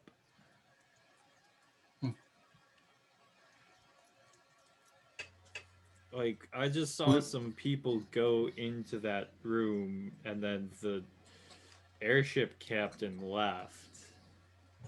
Would about 9,000 gold help with any of the situation that is going on right there? No. What kind of situation are we looking at right now? Look at all of our items. If you're talking to your comrades, tell them to just come to the keep so we can end this, in all honesty. You can leave here. We'll find you some sort of passage out of here. How much gold would you require if we paid in gold? If you paid me right now, 50,000 gold. Oh, Jesus. That's how much worth your damage has caused our group. I'm talking about funerals for all the people you've killed. The The stash that you took over in got Oxcall. these- The operations that you dismantled in Topia. Fuck did you guys do to these people? They existed. Yeah, That's terrible. yo, if everybody could just I'm just come being here, honest. That would be cool, because we need to work some of this shit out. Please. You just hear loud, just like, I'm the purest strain of it. Just like, Not even through the Run. earpiece. We hear it him shouting through the tavern.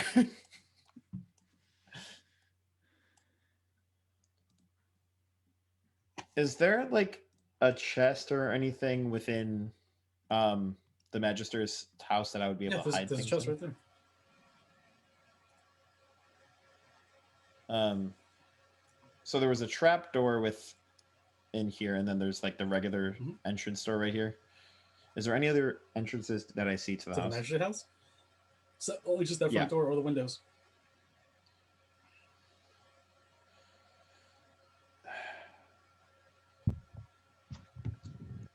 I want to see if the trap door leads to the key. Okay. You go ahead and take the time. You go in and climb down this dark wooden ladder, deep. Eventually, you get down probably after about a couple minutes. You get down to this very wet, soft earth cavern, and there are a bunch of cells, and you see a bunch of ragged civilians in it. Probably about 30 or 40 people. Oh, so it's the dungeon.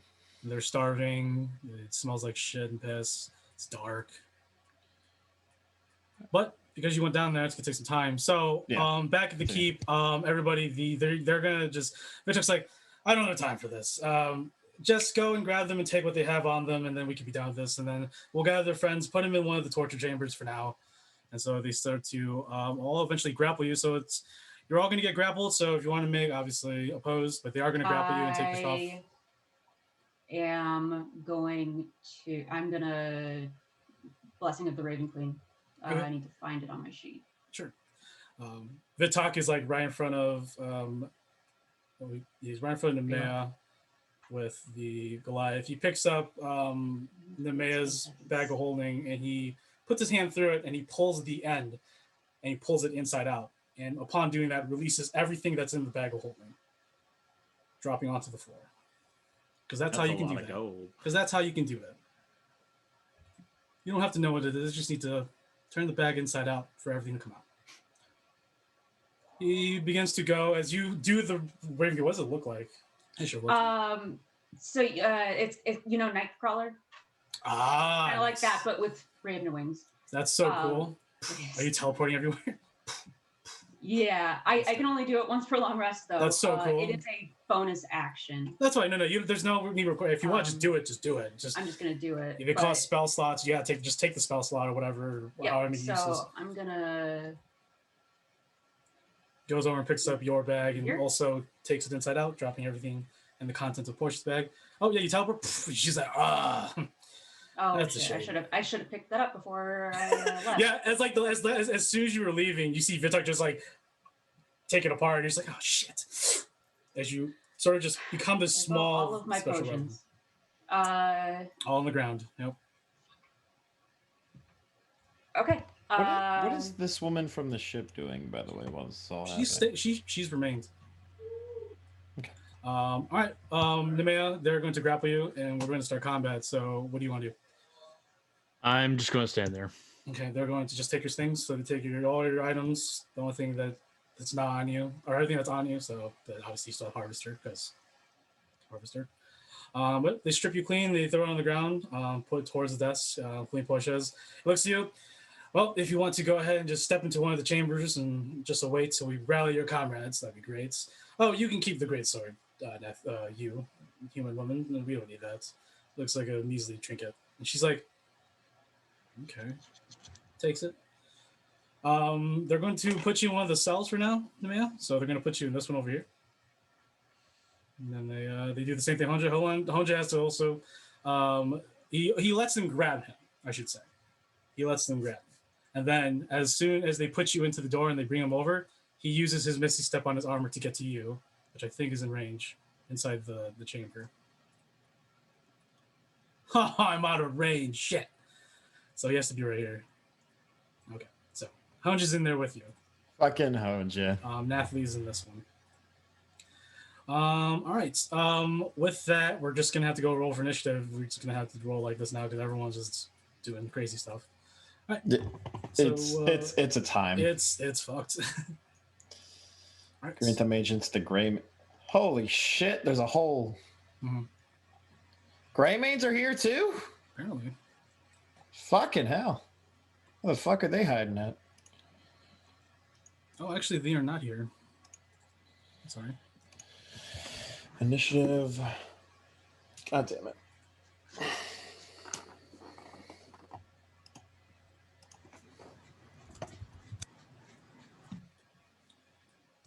So yeah, everyone go ahead and roll initiative.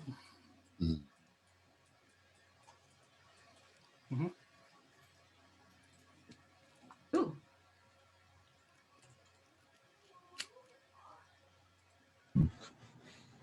What is my initiative? It's not super high. Dexterity.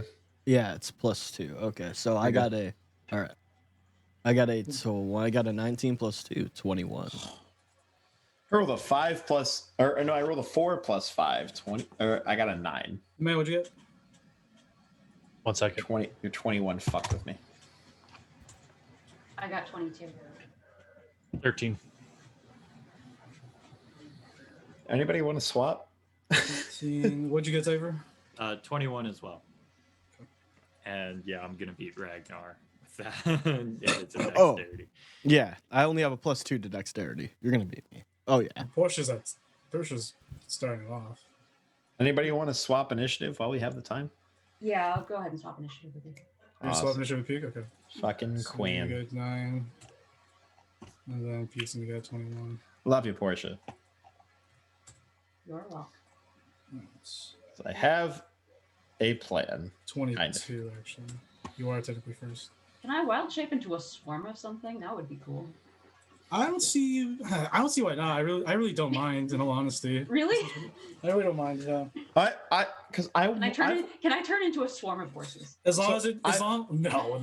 So I've wondered that I will definitely consider that going forward though, because for the Princess of Apocalypse game, I have a druid that just learned wild shape. So for how do you rule wild shape for swarms? You normally don't, because it's multiple. Creatures. It's gonna be. But I think I feel like you embody the spirit of all these, like, because you can be a bug, but here's the thing: you can be a bug, but you also summon friends, so you become the swarm. Gotcha. That's how I sort of envision it. If you're in like a bug, if it's like a flock of birds or whatever, you do the same thing. You just summon.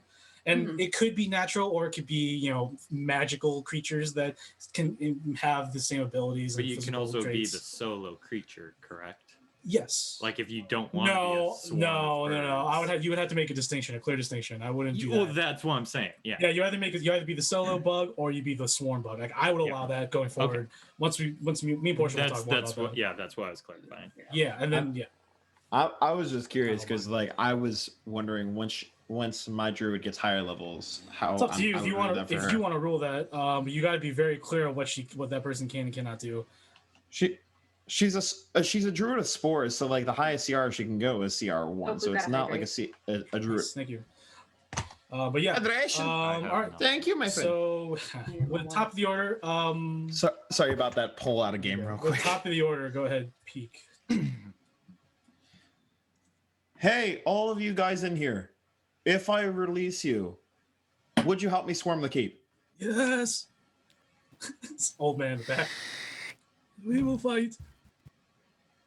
Everybody else agree? I don't necessarily need you to fight. I just need you to cause basically a riot as a distraction. So we will get our vengeance.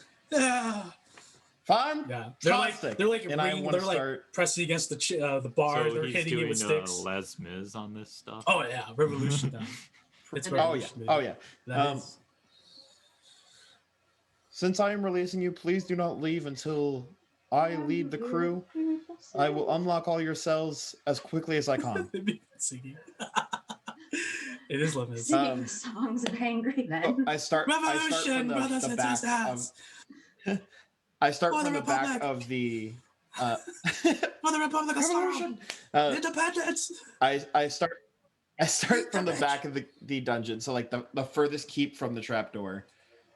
I go all the way down, and I want to use, I guess, my thieves' tool since I can't. We have a find the hydrate, keys by or the way. anything. Nice, thank you. I thought we have another one. Nice. Jeez, buddy. What were you saying? They probably saw that I was on my second bottle of wine already.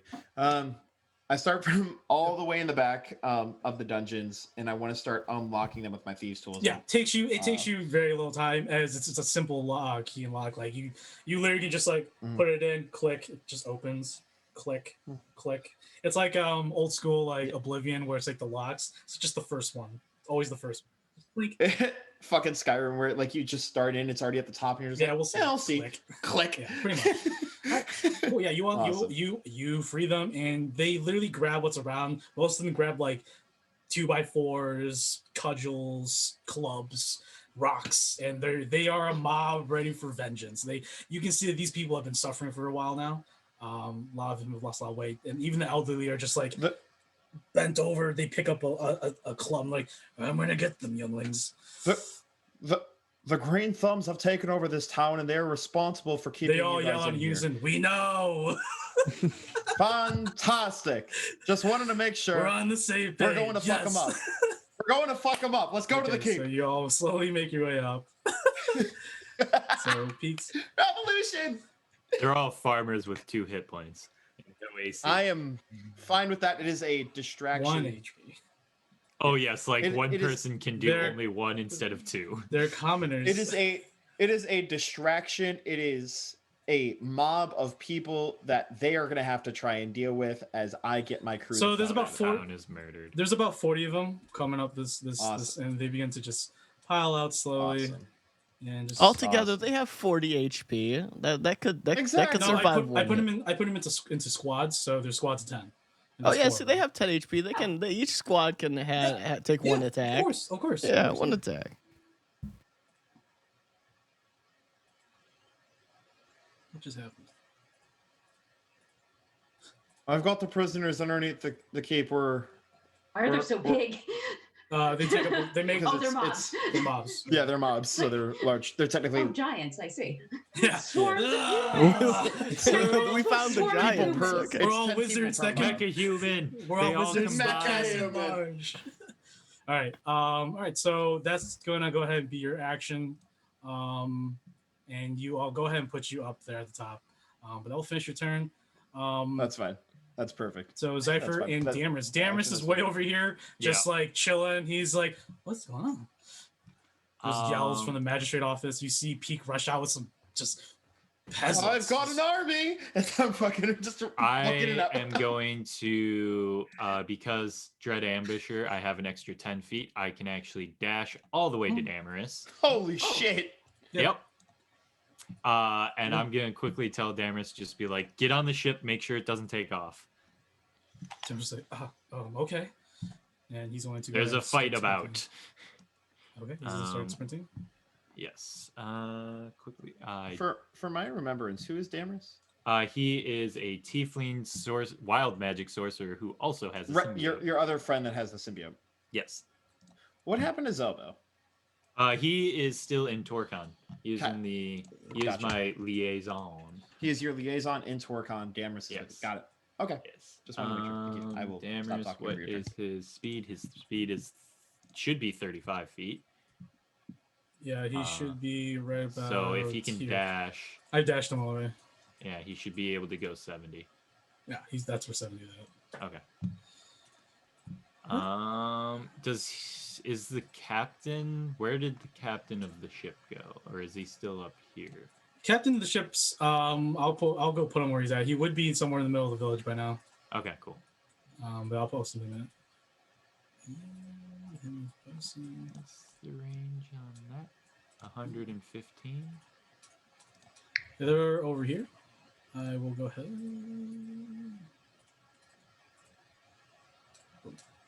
Wait.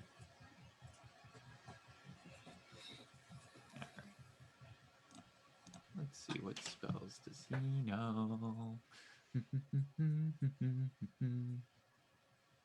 Ooh. Let me quickly figure out what that the range on that spell is. Ragnar, you're on deck with your crew. All right.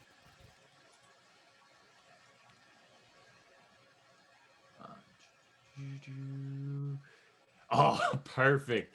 Perfect. You know what Damaris is gonna do? Yep. He's gonna he's gonna hurl a fireball at that ballista. Which ballista? This one right over here. Okay. Yeah, and you know what? Let's increase it to let's just keep it at 3rd level. What's the range? What's the radius? 20 feet. Yeah, 20 foot. Boom, right there. You can move it around.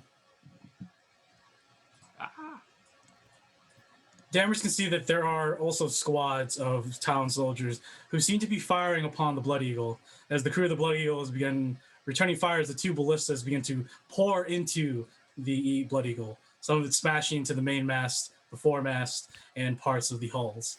Did you put a radius? Yeah, put it right there. I think you put it on the DM layer. Oh, because I pulled it. Yeah, my ship. So it's controlled by a character setting. So you need to go ahead and go.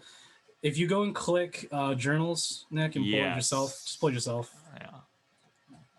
Orange circle, 20-foot radius. Okay. And I need to make deck saves. No, that's not.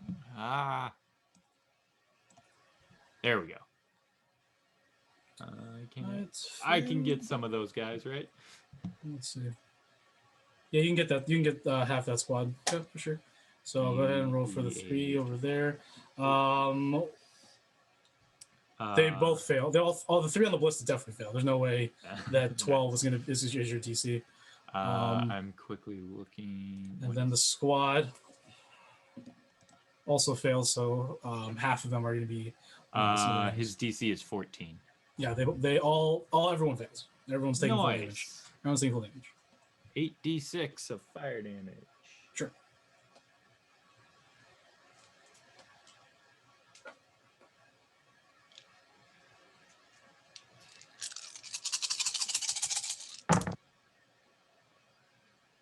I'm sorry, but you just shaking that amount of dice just It's only 8. Instantly got me excited.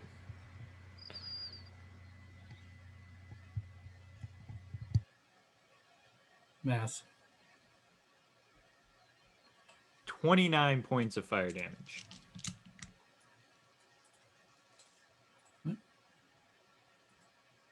I'll go ahead and say that these 3 on the ballista have been incinerated. Nice. And the ballista itself is... The ballista itself is on fire, definitely inoperable. And then this unit took a beating and lost half of the people. There's 10 of them in each squad, so 5 of them died.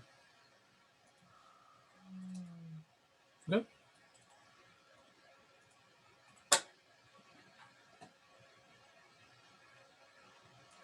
Anything else? That's it. Yeah, that is all. Awesome. Damaris is running. You tell him to clear a way for the airship. He looks at the airship, has a smirk on his face, and he immediately thinks fireball and launches one straight. And when you cast the spell, you see that whenever he makes those gestures, his hands are up along his arms. These carved glyphs that weren't noticeable before appear in his arms, and he rages. As when he pushes forward both hands, a massive ball of fire erupts from him, going straight towards the little hill of the ballista. He does have a dope character model because of those. Exploding top of that little mound, destroying the crew on there, bits of the ballista flying everywhere, and the group below taking cover, firing crossbows at the Blood Eagle crew, get hit with the extent of the fireball's blast radius, incinerating half of them. Screams are shouted as some of the Green Thumb members, "Oh, gods!" All right. Death and fire, death and fire, death and fire. Is that it, as I've heard? For you? Yes, because I double moved and he moved and cast. Okay. That is all I can do. Ragnar, go ahead, my man. All right. Just for quick first question. For Nessa, does she have the Blade Singer's extra attack? Because that does allow her to cast a cantrip and replace one of her attacks. No, because that's the class. Okay, This is cool. not the I class. wanted to be certain. Yeah. All right, so first I'm going to sit there and say, Therm, let me show you my great victory in the feasting halls. I will rage. Okay. As your muscles expand and tighten, And they aren't huge here, presence is felt. but for everybody in presence, you didn't think a dude could get buffer, but thanks to the bear totem, that he just his. So you're activating bear totem too? Well, that activates when I rage. That's what you're choosing, bear totem, right? Can I just get that audio one more time of you raging? If I rage again. Well, you're a barbarian, so you might as well. I'm not gonna waste another rage, man. No, I know you're not gonna waste another rage. I just wanted the audio be because that audio was just very nice. Yeah. So I'm gonna run right in between there, and I am going to have Eivor come around this side if he can. He cannot go past 2 enemies. Okay. So he's gonna go there, and then I'm gonna have Nessa move there, and then I am going to take and I'm going to swing at this boy. The halfling? David? Yep. Yep. And then that is a 6 plus 11, so 17 to hit. 17 hits. Oh, that was shitty, but 8 points of damage on the first one. Okay. I'm going to... Yeah, go ahead. And 8 points. Go. Yeah, and then I'm going to... What weapon is this? This is the Anchor of the Deep. All right, you need to let me know which weapon you're using. I'm going to use the Anchor of the Deep. Okay. Cool. So that is 15 to hit. 15 hits. And then that's better, so 9. Okay, 15, 16, 16. 18 plus, that's plus my rage, so that other one would be 10 damage, so. Because I get a plus 2 to damage because of rage. Okay. Keep on this, let's go. So And what's the damage then- for this one? Huh? 18? 18 for Yep, this one? Yep, 18 for this one. Okay, he's going to use Uncanny Dodge for that. All right. And then I'm going to... No, I'm going to save that. And then I'm going to have Eivor use Earth Tremor. Okay, where? So everybody within 10 feet of him. That is these boys. So, Each creature other than you in that area must make a dexterity. so that it's means 10 feet. everyone. Yeah. That means everyone besides him. You have to make it. Yeah, Nessa has to that's make it. So it's me and Nessa. Okay, I'm just saying you were part of it. Yeah. Yep, I know. I have advantage because of Danger Sons. That's fine. All right. So who is the 2 assassins right here? I'm assuming. Yep. So yeah, it's gonna be. Okay, I got you. It's everybody. It's gonna be these guys. All right, so I'll make it for the assassins over there.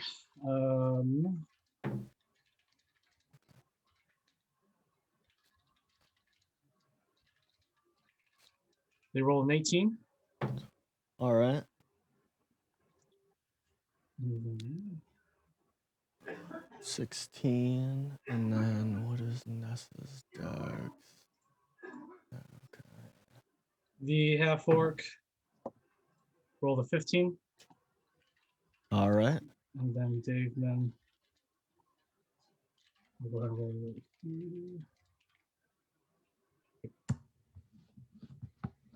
he rolled a 17, or yeah, 17. All right, so they all pass, and then that means they need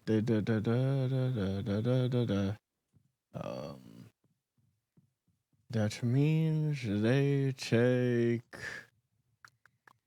From it. Good. Okay. On a failed save, the creature takes half damage. On a failed save, a creature Or takes 1d6 bludgeoning okay, damage 1d6. Okay. and knocked prone. Knocked prone. They're good. Okay. What about you two? Yeah. I rolled exactly a 14, and Nessa rolled an 18. Alright.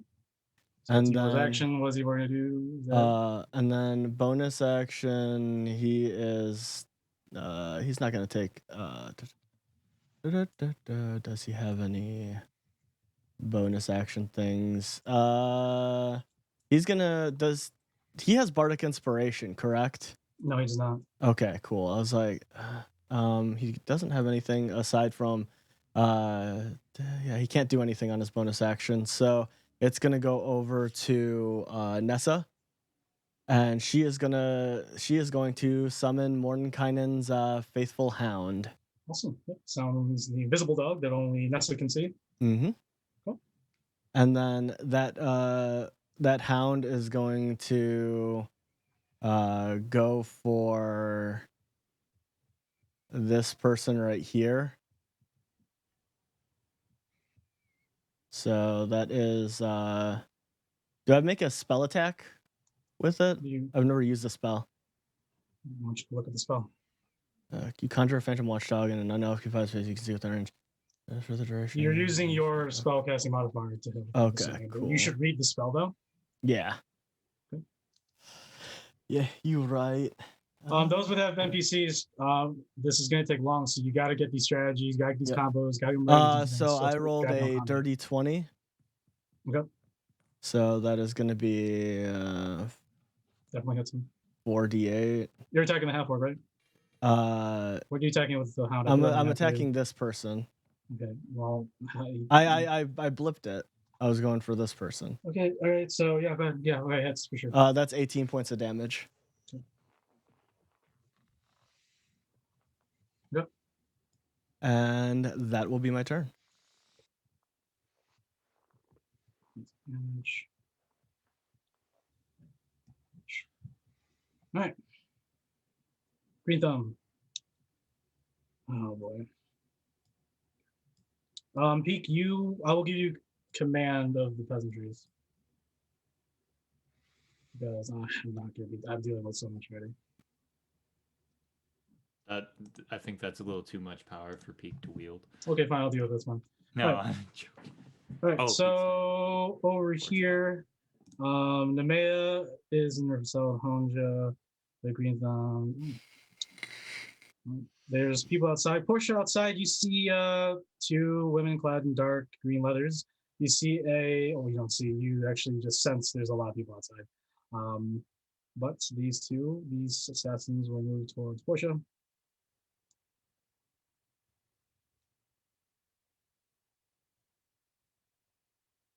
Let's go over here.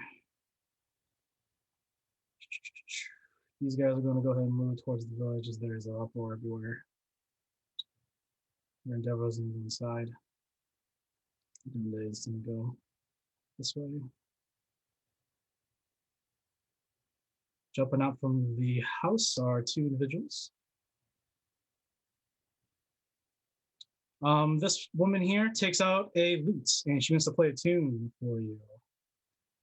Sorry. Oh, sorry.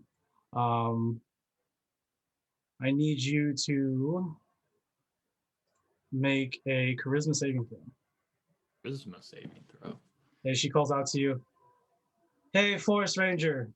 Yeah, you with the cruddy bow. That's an 11. You currently have disadvantage on ability checks, attack rolls, and saving throws until the start of the bard's next turn. Drat. I'm a Gloomstalker. And then the assassin is going to go ahead, or not assassin, the guard is going to attack you with a club, and he misses as you are taken aback at the taunts, and you sort of just sidestep casually as the Green Thumb misses with his short sword. It's like, what the heck? All right. From the watchtower up here, a dark-skinned elvish woman with dark hair pulls out a mighty arcane bow and let loose onto you, Zypher. Oh, fantastic. Which?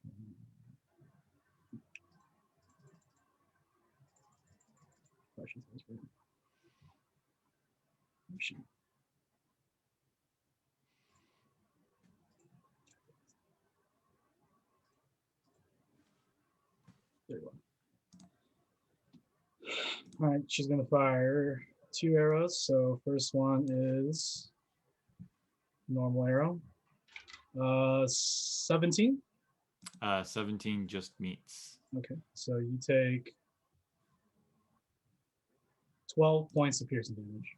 12 points. All right. Max damage. And then she's going to use an arcane shot on you. And she's going to use the banishing arrow. As she fires an arrow, I need to hit you first. 18's gonna hit. I need you to make another charisma saving throw. And you are at disadvantage. Yep.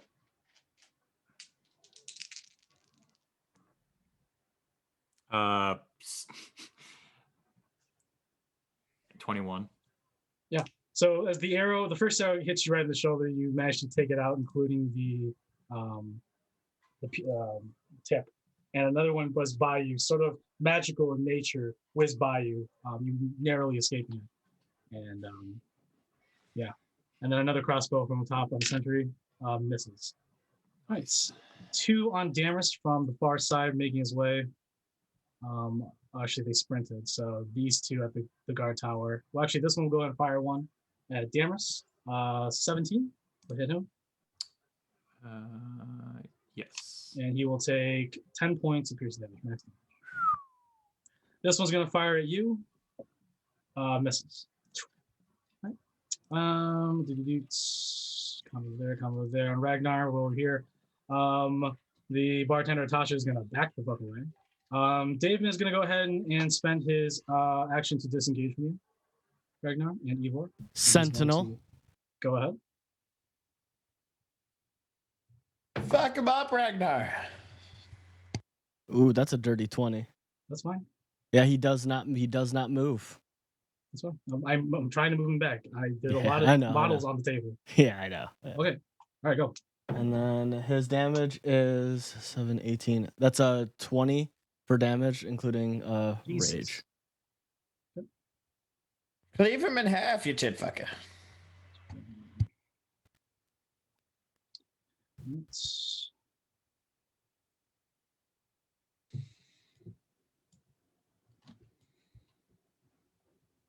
Okay, bump. He is looking pretty bad. No, he's looking. He's not half yet, but he's getting there. So I'm going to put bloodied. This one is bloodied. Not bloodied. No, hurt. Hit. All right. These 2 assassins. This one's going to go ahead and jump over here. Well, he's not going to jump. She's going to go here, and they're both. Yeah, they're both going to cleave into. Oh, they don't know it's there. So they're going to. So this one's going to move up, and it's going to hit something. Because I can't go through it, right? On the invisible hound. It's just invisible. It's still there. Yeah, it would still be there. Okay, It doesn't have an HP pool though. All right, well, she's going to go ahead and just go around here then. There's something blocking her. Actually, no, that doesn't make sense. So she's gonna go ahead. As she gets pushed back, there's something in front of her. She's gonna make an attack at disadvantage, swinging in front of her. Yeah, that's a miss. That's her action. This one is gonna swing at you. 24 is gonna hit. So you go ahead and make a con save for me. As when the blade strikes on your rough skin, it leaves this trail of green ichor that begins to burn. You have somewhat of a burn sensation, but you can't really feel it. You look at it, and it's like. Is it a poison? Mm-hmm. Okay, I have advantage then. Okay, that was good because that's an 18 plus 9, so yeah. Sure. Because I since the Belt of Dwarvenkind gives me advantage against poison. Well aware. Yeah, no, I'm explaining it for everybody. Passing the con, you still take 6 points of piercing damage, which is halved. Correct. Yep. All right. And that's going to push it over to the half orc on Ivor. The half orc is going to pull out her gnarly greatsword, and I think she's gonna take some swings. She's gonna go ahead and make a swing with her great sword. She has brute. Awesome. So, first attack out of 3. 18 will hit Ivor. Yeah. 15 hit Ivor? 15, yes. His armor class is only 14. And then 14 will hit exactly. So all 3 hits. First attack. And with brute, she does. Okay. So that is first attack is 14 points of slashing damage. Second attack, 22 points of slashing damage. Third attack, 13 points of slashing damage. Jeez. And that's it for her. Actually, as a bonus action, she's going to use aggressive, and she's going to have her movement distance around to here. No, has to be here. All right. This woman over here. Fuck, I forgot to bring her stats on. Sorry, y'all. I didn't expect they would actually fight. So here we are. Actually, I didn't expect all of them to go to the key.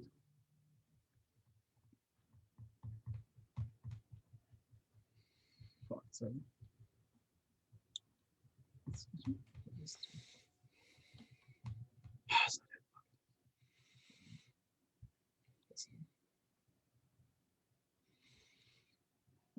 There's a halfling woman. She pulled out a rod. She definitely has the green leathers on, but she does have this little feather cap on. And she goes to muster some sort of spell. Come on.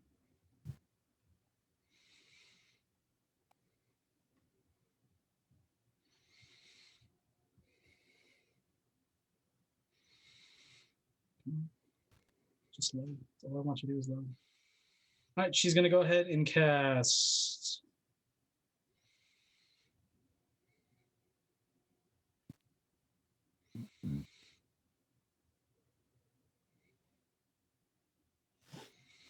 She's going to go ahead and cast Burning Hands on Nessa. Ooh.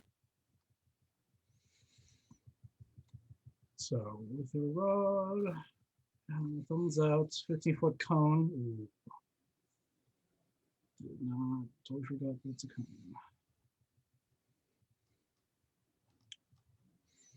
Where's the cone?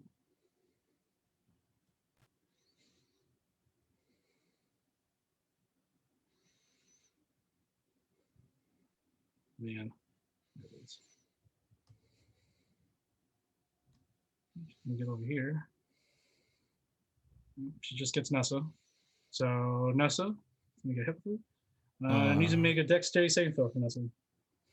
Dexterity. Ooh, 19 plus 2, so 21. Still takes damage though. She takes 5 points of fire damage. 5. Nice. This green thumb's gonna go in here. He's gonna launch a fucking queen. crossbow bolt at Nessa. That's gonna be 19. And that is 6 points of piercing damage. 6 points. All right. And that this green thumb guy's gonna go on Nessa over here. Pull out his short sword. 18 on the dice. That's gonna hit. Short sword's d6. And that is 5 points of slashing damage onto Nessa. Oh. And these guys are gonna just keep sprinting. Actually, no, they see Damaris. He's gonna pull out his hand crossbow and shoot at Damaris.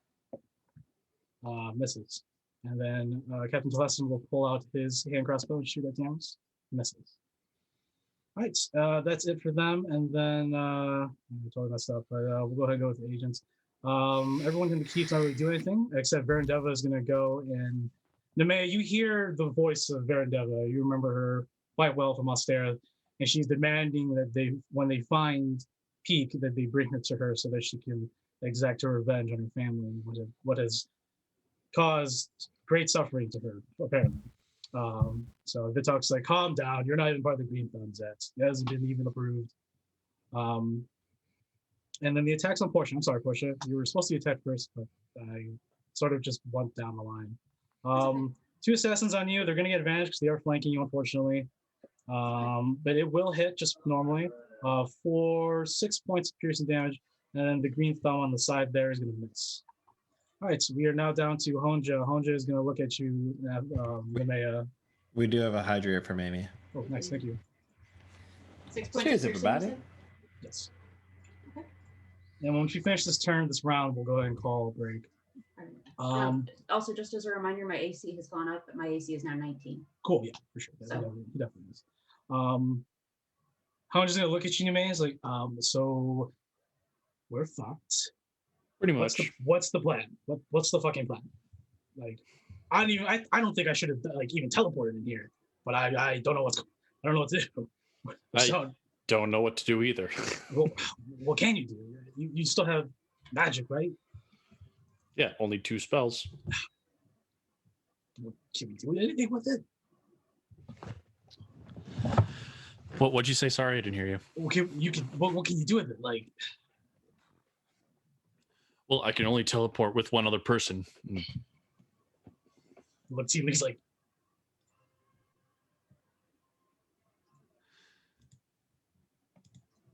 and he sees your hesitation. He's just like, really? I don't want to leave Nathalie. We'll come back for her. I just blank and just stare at him. Really? Oh, for fun.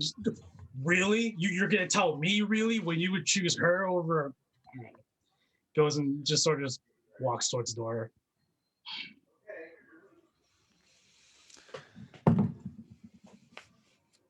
Like, where are we gonna go? Out of here. How about we start like right now? Let's get out of here, and then we'll think about what to do afterwards. No, like exactly where would we want to go? I don't know, man. Like we could. We go to the forest. Here's my mentality. We go somewhere. It doesn't have to be far away because obviously we're not going to get very far. We should go somewhere where there's less. How about that? That could start where there's less. Let's go meet up with our comrades wherever they're fucking at. Hey, actually, where is everybody, by the way? Can we respond? You will respond. You can respond. That's fine. Make sure you're fighting. Great. Awesome. Regardless, it seems that we're gonna do. Okay. Trying to make my way to the airship. He's gonna go search around the room. There is a window in this room. It is steel bars. You can't go through it, but you can stick your arm through it. It's open, no window. There's no glass pane or anything. Which way is it facing out from the building? That one? You got anything that could get us out through here? Nope. Does Honja have a thief's kit? Because it has a file. Honja's gonna go ahead. Oh, he doesn't have his bag of holding. He doesn't have anything. Yeah, I don't either. Honja is going to attempt to pull the bars off. He could blood rage. That's true. He's good. You know what? Yeah, he's gonna go ahead and just get pissed off. He's gonna bite on his arm, letting out blood, and you see him get swole for a good portion. And he begins to just clamp onto the bars and begin pulling. And that's just gonna be his action until. Do they start bending or are they still? We don't know yet. he just started doing it. So it goes on to Portia, and then we'll go ahead and stop him. Amazing. I am going to cast tidal wave. yeah, for sure. Nice. Portia, you surf. I would need to make a disengage action in order to take a 5-foot step, right? Without attacks of opportunity. Unfortunately, yeah. If you want to get out of there, dude, yeah. But I mean, all right. Spell yourself, I think. I think you put yourself. I'm not sure.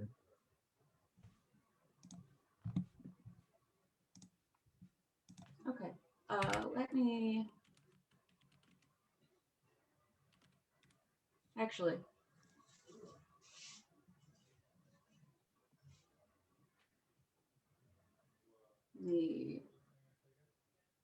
No, she can't. At least from the spell itself, she That's cannot it identify. I would have herself. to. It's each creature. That sucks. Yeah. If you had careful spell from a sorcerer, then it would be different. But true. And I don't think anything from her classes she's not allows sorcerer. it. Yeah. No. Let's.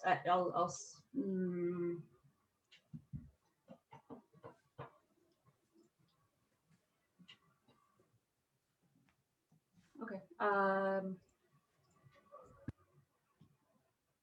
30 feet long, 10 feet wide. Okay. I need a wall.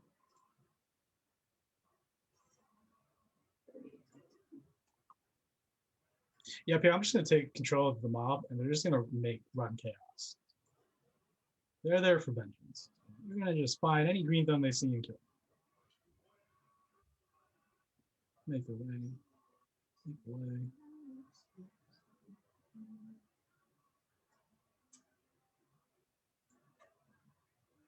I don't know that I can rotate this, but I want it to come this way. You want it to go like this? Yeah, thank you. No problem. Okay. And it's going to flow. It's going to flow in like this. Ah, nice. Yeah, for sure. Yeah, I'm going to do that. So actually, if I can put that there. Awesome. Okay, so that's going to go there. Let me cast that. Each creature in that area must make a dexterity saving throw with a DC 14, please. Sure. Kenku fails. The guards fail. Awesome. As they get. They are prone. Sure. Yeah. They're actually like against the walls as this tidal wave blasts them. Amazing. And they take 22 bludgeoning damage. Oh, well, these two guards are dead. Kenku's does it shift anything with the keep at all? We'll get to that. Is there anything else that you want to describe before I get to that matter? No, I'm good. This is actually not there anymore. It's right. It was a one-time thing. I got you. Cool. And then the wave, 10-foot wave, pretty big. That's I don't know the definite size, but it is more than a few gallons of water. Rushes and hits this old venerable stone front exterior of the keep. Parts of the stone, loosened by the water, begins to sort of break apart and sort of slide down. The door itself gets actually pushed inward. The amount of water pushing it leaks into. Like I said, I don't know how much gallons it is, but it's quite a bit, and it does just pile into the chamber. And both Honja and Maya and Natalie would hear, "Oh, what the? Oh, God!" This water just flies in. Okay. Anything else, Portia? Nope, that's it. We'll go ahead and take a break, y'all. I know combat's gonna be pretty long, but we'll see what the players do next. But stick around. All right, be sure, everybody that's watching this on YouTube, be sure to throw us a like, subscribe, and a follow there, follow over there and whatnot. And we will be back in 10 minutes. You find Taco Bell on the bedside table, but it's it's still there. But the weird part is it's stale. Breathing, or the noise around you has completely stopped, and all you can really hear is yourself breathing. Hearing probably the distant voice of your own saying, "Am I drunk?"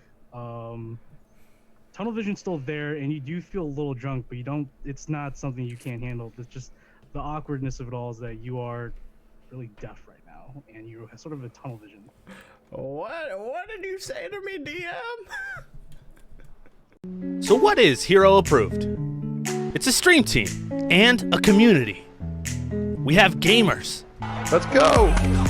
Let's go! Apparently Tony's seen it. Ente. That's what I want. We have artists. Dream. That scared the fuck out of me. That came out wrong.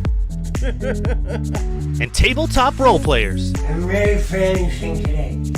I can rate the art and I'm giving birth by fingers. You know what? I wouldn't doubt it. There is a small skull on here.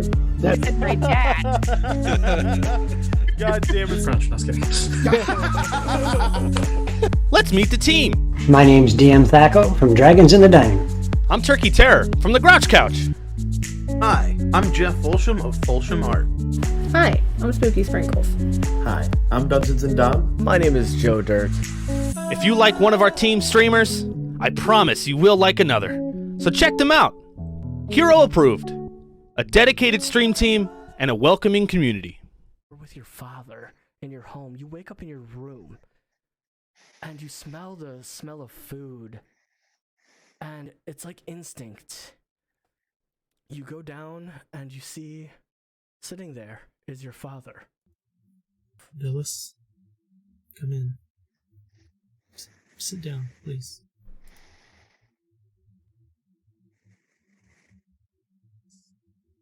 Is it worth the price? The thing on your wrist, is it worth the price? Do you think... I'm sorry. I know it's...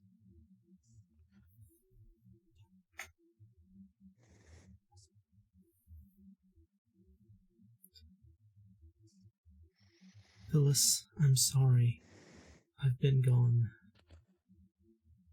far longer than simply the last time we spoke.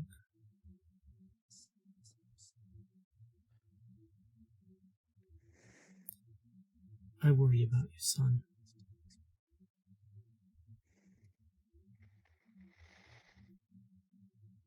I know that your memories of me are not what they should have been. You were so young when your mother was taken from us. I don't know how much you can even remember her. Please, just hear me out. I only have a limited amount of time.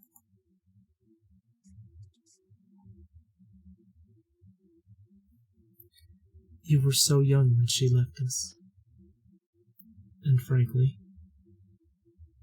I was devastated.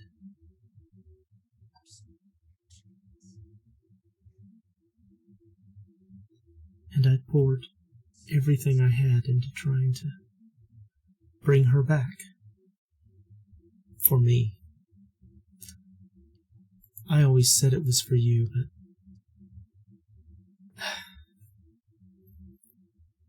to avoid the blindness of my selfishness. It was for me. And you? You were abandoned to your own. And what worries me, what breaks my heart, is to see you making the same mistakes that I have made.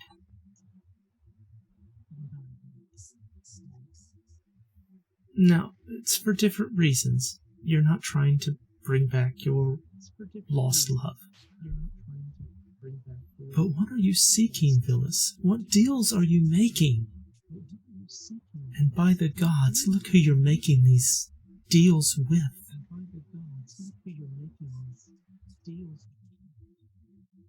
I don't want you to end up in the same trap that I did. I did not die a natural death, Phyllis. I paid a price. For services. For powers.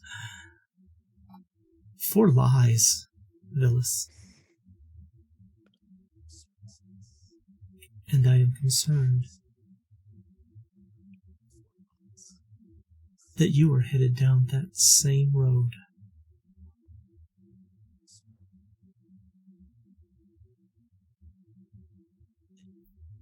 And for what little sway I have in your life, I know I don't deserve it. But son,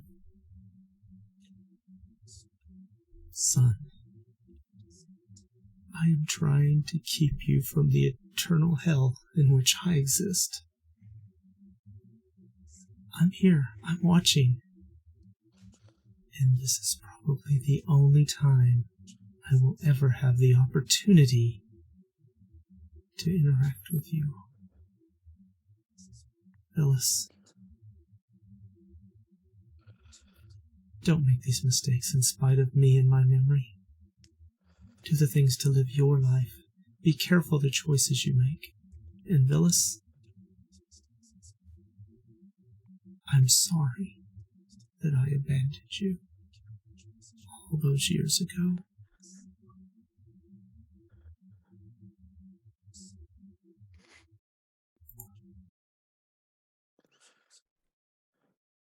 And with that, you see as the faded memory of your father waves in and out through this lucid dream, as out of instinct you go to dive for him. Hey, what's its strength mod? I wonder if a skull does have a strength mod. Please tell me it's like -4. That's why I'm hoping. -5. So yes. So did you do it? Oh yeah, my god! So Tay gets lunged, just chucked, and grabs a hold of the. It's a small skull, so you're like grabbing a human skull, and as you grab along, you're looking straight into the bejeweled eyes of this eldritch scroll, and you both fall.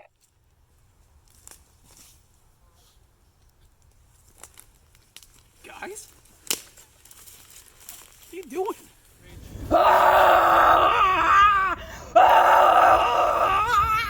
Bow to your sensei.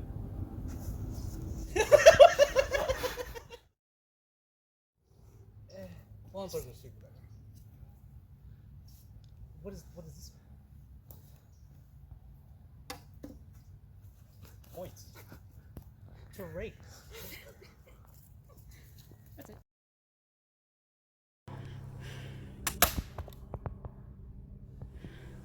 Raise.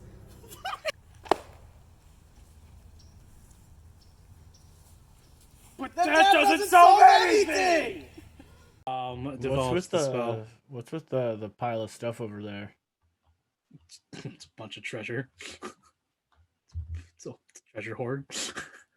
Kendra's just gonna walk over. He's gonna kick it. He's just gonna kick it and just like move it around while they're just. There's a lot. There's a lot of things in there. It's very. We'll get there in a minute. I'm very tempted to start looting.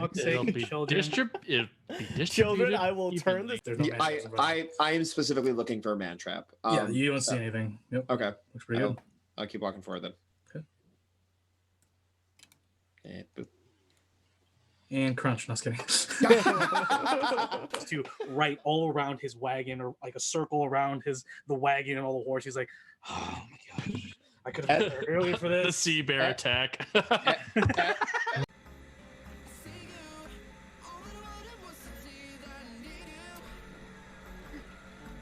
Oh. Oh my god. Oh my god. No. No.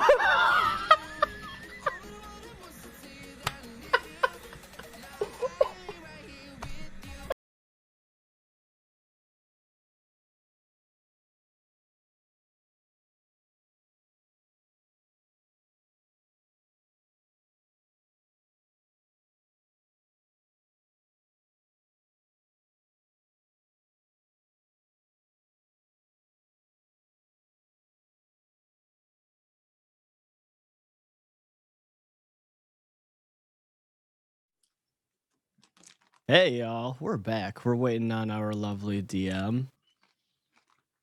Oh, and there he is. He just came out of the ether like a spoopy ghost. Look at it. Raised gear. Yeah, dude. Our DM has class, as they would say. I thought DM was. Oh, your Ray shirt. Yeah, dude. Yes, he knows Got good the things race when he shirt. sees I've them. got the hero approved shirt. We've got all ours. Well, we need a Legendcraft shirt. Yeah, Dude, we should talk about that. Do we have merch? I don't think. Do we have merch for Legendcraft? I don't think so. I think they just sell like dice vaults and all those. I think it was in the works that they would end up having. I'm down, dude, for sure. Yeah. Of course, I'm down. Same. I know. Yeah. I've got the hero approved shirt that I got from the Garage Couch. You've got the Ray shirt. We're fucking set, boys. Yeah. Yeah, we are just currently waiting on Lena. But however, I mean, if we want to start combat, I mean, we're back. We're we just hot passed right her now. turn. Yeah. So it'd be top of the order. So she's very last. So she can take her time and come back. So we'll go ahead and Pete, go ahead and start off with us as we continue this mess. So the whole mob's going around like the center of the town. The going mob, towards the front. the mob are clamoring. They're like, "Death to the Kratos! What happened to Billy?"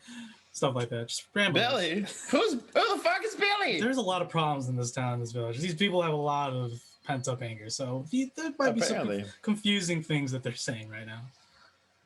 I'm going to run around the building. They took my goat. Why? Why did you take him? My goat. My goat, Kevin. My poor Kevin. goat. It's my wife. I run around the building over on the backside. I want to try and hug this little like cliffside area. Yeah, for sure. There is this fucker that is about 60 feet away from me. This fucker. You see him and he takes down his cloak. It's the drow elf from all back when the stewards in Donde, the drow elf assassin from Sofia. Donde! As he drops his hood down, he's looking. He has his short sword out, one hand exposed. He's surveying the field, looking back up at the hill, seeing the. Well, you don't know that, but he's looking back up the hill. He gets a grin as he looks back at the village, looking to see who's the next prey to find a Black Lotus. What up? Sneak attack. Yeah, go ahead. Yeah. You can get that advantage, dude. Yeah. Fuck yeah. Unaware. Damn it. Okay. Damn it. You need a 19. That's all I wanted to see. I rolled a 13 plus 11. I won't lie. It doesn't even make that much of a difference if you get that crit down to 19. Like 18 makes a difference, but that's like back in older editions. Crit down to 19 still fucking helps. Like, cause that's it's good, but like it's just as hard as getting a nat 20 though. That's the thing. It's a 10% chance compared to a 5% chance, which is awesome. I'll take 20% chance. Trust me, I'll take a 15%. I'll take anything more than any of those. If I can drop it down to an 18 as well, fuck yeah. What'd you roll to hit? 24. Yeah, for sure. What roll damage? With them sneak attacks. Yeah, D8 plus 4, D6. Yeah. The first 4 I can, I guess, grab. No whammies. Does he have that? Oh, he has a rapier. Sorry, Alex. 33 points of piercing damage with Delilah. His hand extended out. The bolt goes right through his forearm. You just see him just like pull it in. He slumps over. He's like, "What the heck?"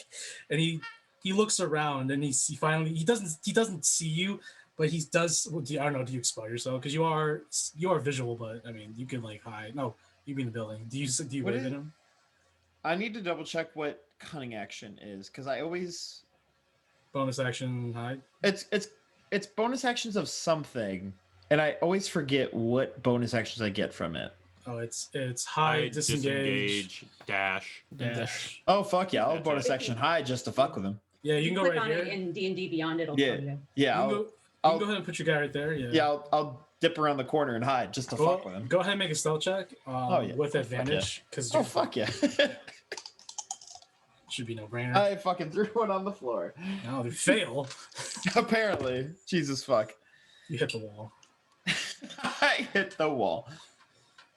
I also have advantage on stealth, just generally. I think from don't get double advantage. Just give so much roll for fuck's sake. I just see it on my character sheet. I rolled a 28. All right, yeah, for sure. Yeah, he looks around. He's just like, "What the?" Just for my armor, I get advantage on stealth checks. Okay. I was trying to figure out where the fuck I got advantage from it. Right. Yeah, from the Nazimi armor.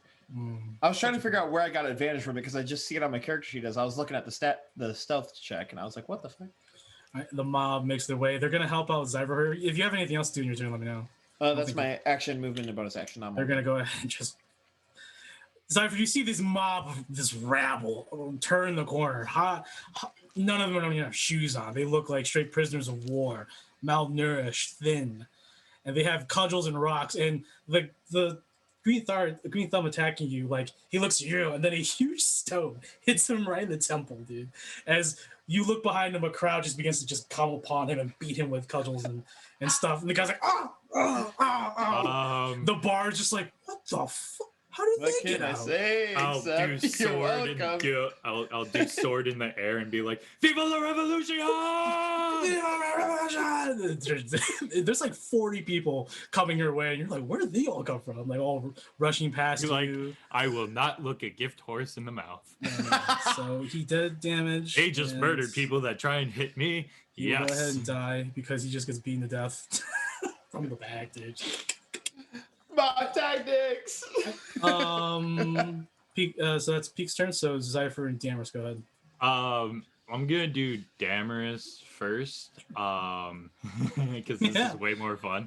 Yeah. He's going to use a sorcery point to twin spell polymorph the captain and the other guy that was with him. Yeah. What do you fired upon him. What's the save though? Wisdom saving throw. So Total Heston roll a 19 on die, and then the boss roll a 1. Okay. And then he is going to use a reaction to bend luck on that 19. Okay. Damn. That is a 2. This man's is cracked. Damaris is low, dude. Yeah. No, Damaris is really. That is go ahead and yeah, for sure. I mean, Maxine was cracked too, so like, I can't say shit. Dude, Nessa and Eva are also pretty good. Yeah. And then Nathalie will be awesome once she gets those gems. I need to find another bodyguard. Nathalie's gonna be a beast when she gets those gems. I just want Maxine back. I love her. She's my favorite. What's up, Kyle? I said if.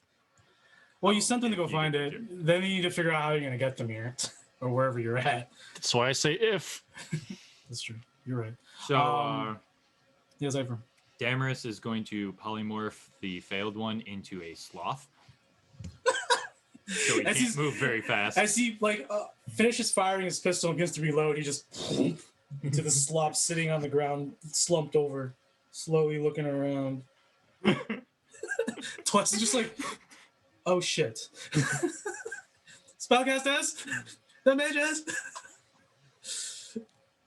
And then I will send Bloodhawk to go peck out the eyes of that archer.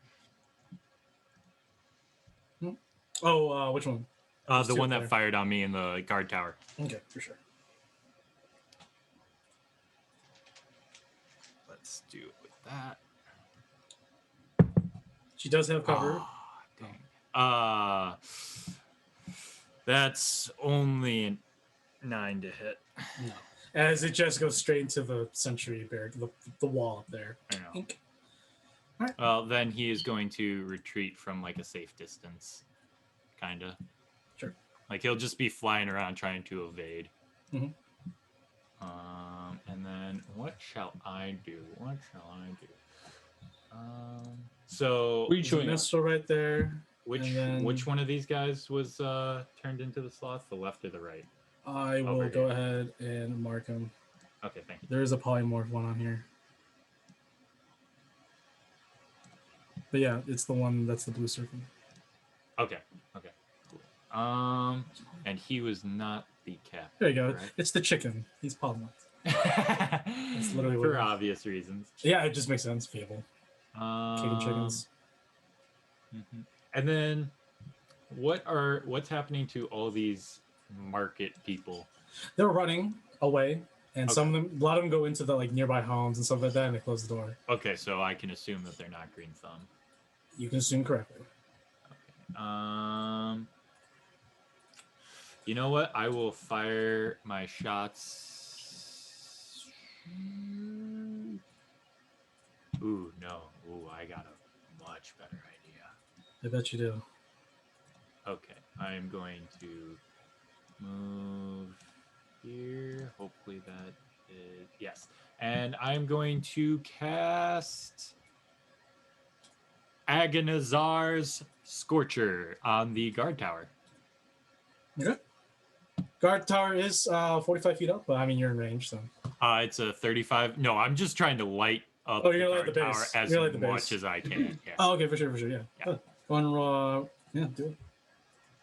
And that Agnazar is- Scorching Ray. It's a 30-foot long line. Ooh. 21 points of fire damage on that. It's 2 8s. Sentry tower's still sturdy, but you do see it begin to come aflame at the base where you hit it, right in the middle. And then the guy right here, I'm gonna say he also got blasted in the face, and he is dead. Nice. And that tis my turn. Okay. Ragnar and company. All right. Quick. I'm sorry to interrupt. I just want to tell the chat how many gallons of water was in that tidal wave. Of 22,500 gallons of water was forced upon those people, and only one survived. You may proceed. Okay. All right. So Ragnar is going to continue his onslaught on this boy. Mm-hmm. Yeah. Damon is looking grizzled. He's definitely eyeing to escape this chaos. Get away from you. Daveman can go fuck Okay, himself. so that's the first attack is I'm attacking with the Anchor of the Deep. It is 11 plus 11, which is 22 to hit. Yeah, that hits. The second attack is definitely that's going to be a 28 to hit, 17 plus 11. Yep, both hit. And then damage on the first one is 18 damage. Ooh. Second one is I grabbed the wrong die on that one. He's definitely bloodied. Less than bloody now. All right, so the next one is so the second one is 14 points of damage. Okay, he will go ahead and uncanny dodge that. All right, That's his reaction. And then I'm going to bonus attack with the Weapon of Certain Death. Sure. Okay, so that is 9 plus 13, 9, 10, that's 22 to hit. Mm-hmm, hits. And then 7, 8, 9, so that's 9 plus rage, 9, and then 9, okay. 14 damage. Oh, wait, no. 9, 9, 10, 11. Yeah, 14 damage, yeah. How do you want to finish this halfling? As I sit there and I just beat him with the axe, I'm just going to say, Cleave. Silmar, look upon my victory. And then as I do, I take the tree trunk one, and it's almost like with a long sword, he flourishes it in his hand and just down the center. And then he takes the bottom of the anchor and just boom through the top and then cleaves him straight down. And then he sits there and he's just like, ha ha ha ha. And then he looks at this one right there. He's like, "You're next, little one. Action surge." When you looking at? This one right here. Okay. So I'm gonna take 2 more swings with the Anchor of the Deep. Sure. Oh, that's a natural 20. Mm-hmm. So, oh, I have to take a picture of this. I'm about to. I have to take a picture of this. Where I'm shaking right now. Where the fuck is Messenger right now? Oh my god, I'm literally shaking right now, like so freaking hard. Oh my god. Oh my god. Why don't you give me the Shakes damage or though? bad shakes? This is good shakes. Okay, good. The damage on that. So I take the maximum and then roll the dice once, correct? No, you roll the damage dice twice. Okay, I've been only rolling max. once. Okay. So No, that's not right. No, so that's 12. not true. You've done that with Kendra before, so that's Oh not yeah, true. true. So 12. So 12, 15, 15, and then plus the max is 12. So 20.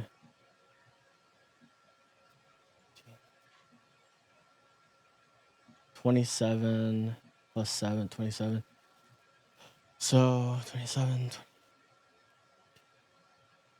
35 points of damage. And I crit again.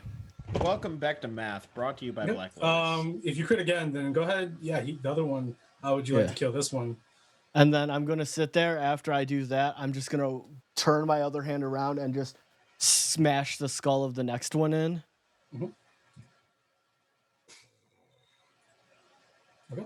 And then I'm going to he's gonna move on this one over here. Yep. And then that was another crits. God, dude, this No, yeah. So your I second already, crit, you have no more attacks. Yeah, I have so no more attacks, and then I'm gonna move in onto that one, and then I would like the I thought I misheard. I was like, wait, really? I thought I burned my attacks on that. Oh, I was like, whoa. I'm going to use. Eivor is going to cast on her. Enemies abound. She needs to make an intelligence saving throw for me. Her? Yep.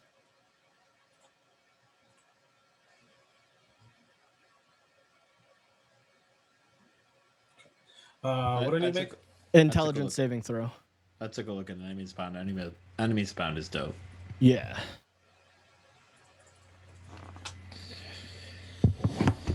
Uh, 15. Ah, damn it. Passes. Yeah. Damn. Passes. Got a 4. He only has a 14 spell save DC.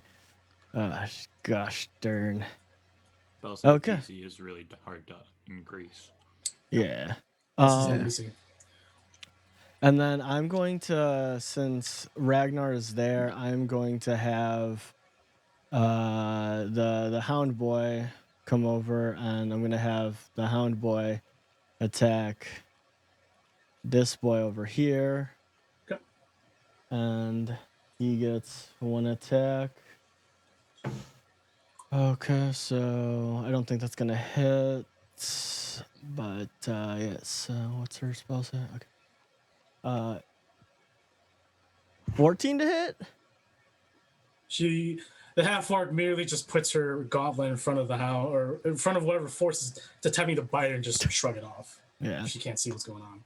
Yeah, and then Nessa is going to take 2 swing. She's going to use her bonus action to use Blade Song, because I totally forgot to do that. So bloop, and then she is going to take 2 mighty swings on that boy with her scimitar. The first one is a 10 to hit. Doesn't hit. Damn it. Okay, that one's nicer. Okay, so that one's a 17. 22 to hit? 22 definitely hits. Yeah. But she rolled a fucking 6 points of damage. Okay. Whole heaping 6 points. Her glistening and now magically enhanced scimitar swishes, creating this spectral prismatic light and cuts deep into the green thumb's leather. Okay.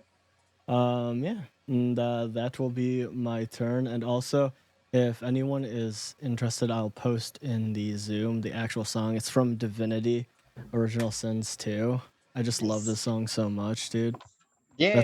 That's the song she's singing currently in the tavern.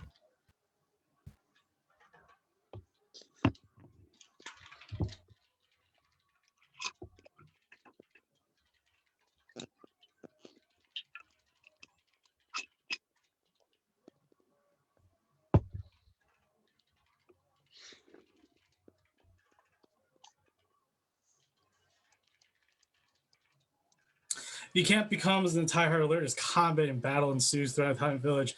Every green thumb is notified, obviously from the sounds of battle, and begin to rush to meet whatever is challenging them in this town, this village.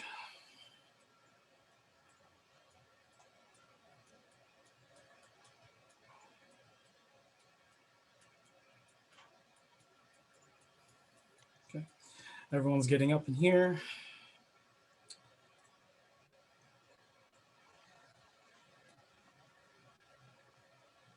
It's going to dash out front. The dwarf's going to move her way over here. And Deva's going to leave. He talks, issuing orders to contain whatever mess it is outside and get them inside. So and Dev is about to get her ass kicked. Okay. Do they see her? No. I think that's it. The Blood Eagle continues to get hammered by the attacking force.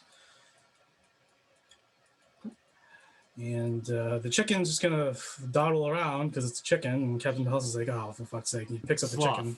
Sloth picks up the sloth. I keep guessing it says, yeah. Picks up the sloth. And he's like, "Oh, fuck!" And he's just like, "You men over there, protect me, please." He's going to run towards them. Right. Green Thumb right here is getting killed. Some of them will start coming off the tower, and the woman gets on top of the sentry tower above the roof.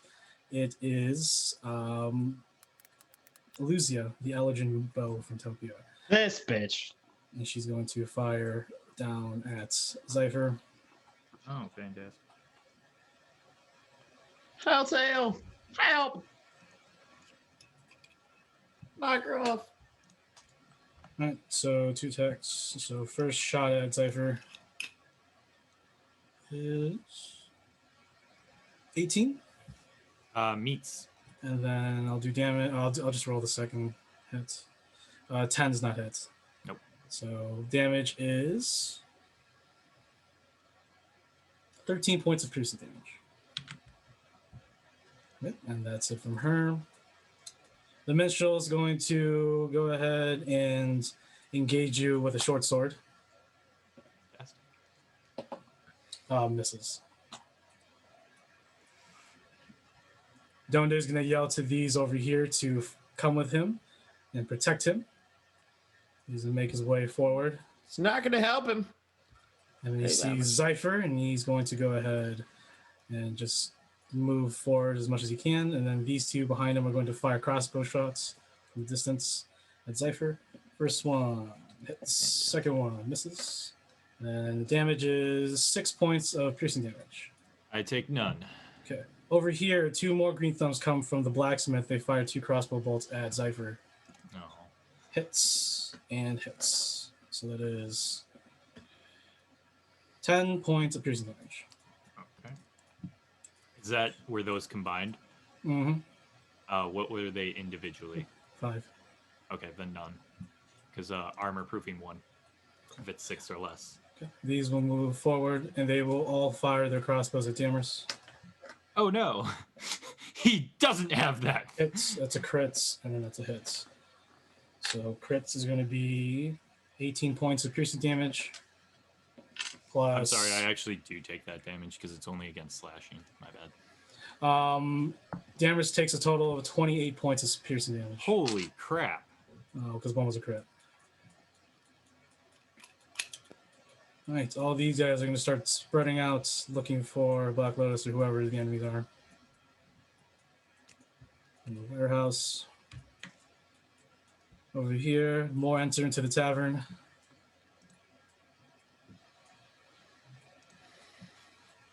Including into your view, Ragnar Company, a hulking lizard folk with draped over his head these dark, mangy, tattered robes. Oh no! In one hand, he carries a very, very rusted, gnarly scimitar. In his other hand, he summons this eldritch fire in his other. Eldritch. Frogert, I completely forgot about the goblin freaking rogue, is going to go ahead and attack Nessa. While the green thumb gets a position for advantage. So on Nessa with advantage, hits. And Froggert's with his, how many attacks do you have?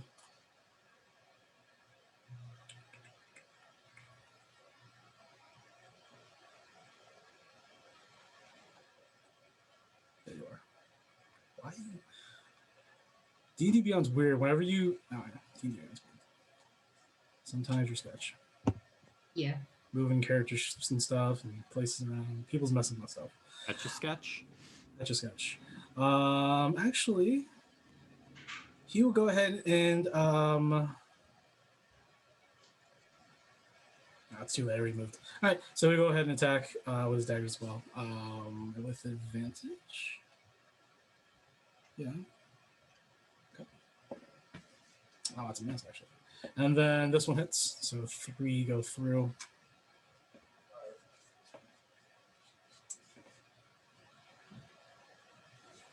$15 points of piercing damage to Nessa from all those. The Warcaster over here is going to go ahead and cast Firebolt at Nessa. 16 hits. Yes, and I'm going to use Absorb Elements. You absorb the firebolt that goes. Nessa absorbs the firebolt, waving her blade around, creates this humming effect that channels it in. She takes it in. Absorb elements. So you have resistance to the triggering damage type. Okay, so the spell captures some of the incoming energy and listening effects, storing it for your next melee attack. You have resistance to the triggering damage type until the start of your next turn. Also the time, blah, blah.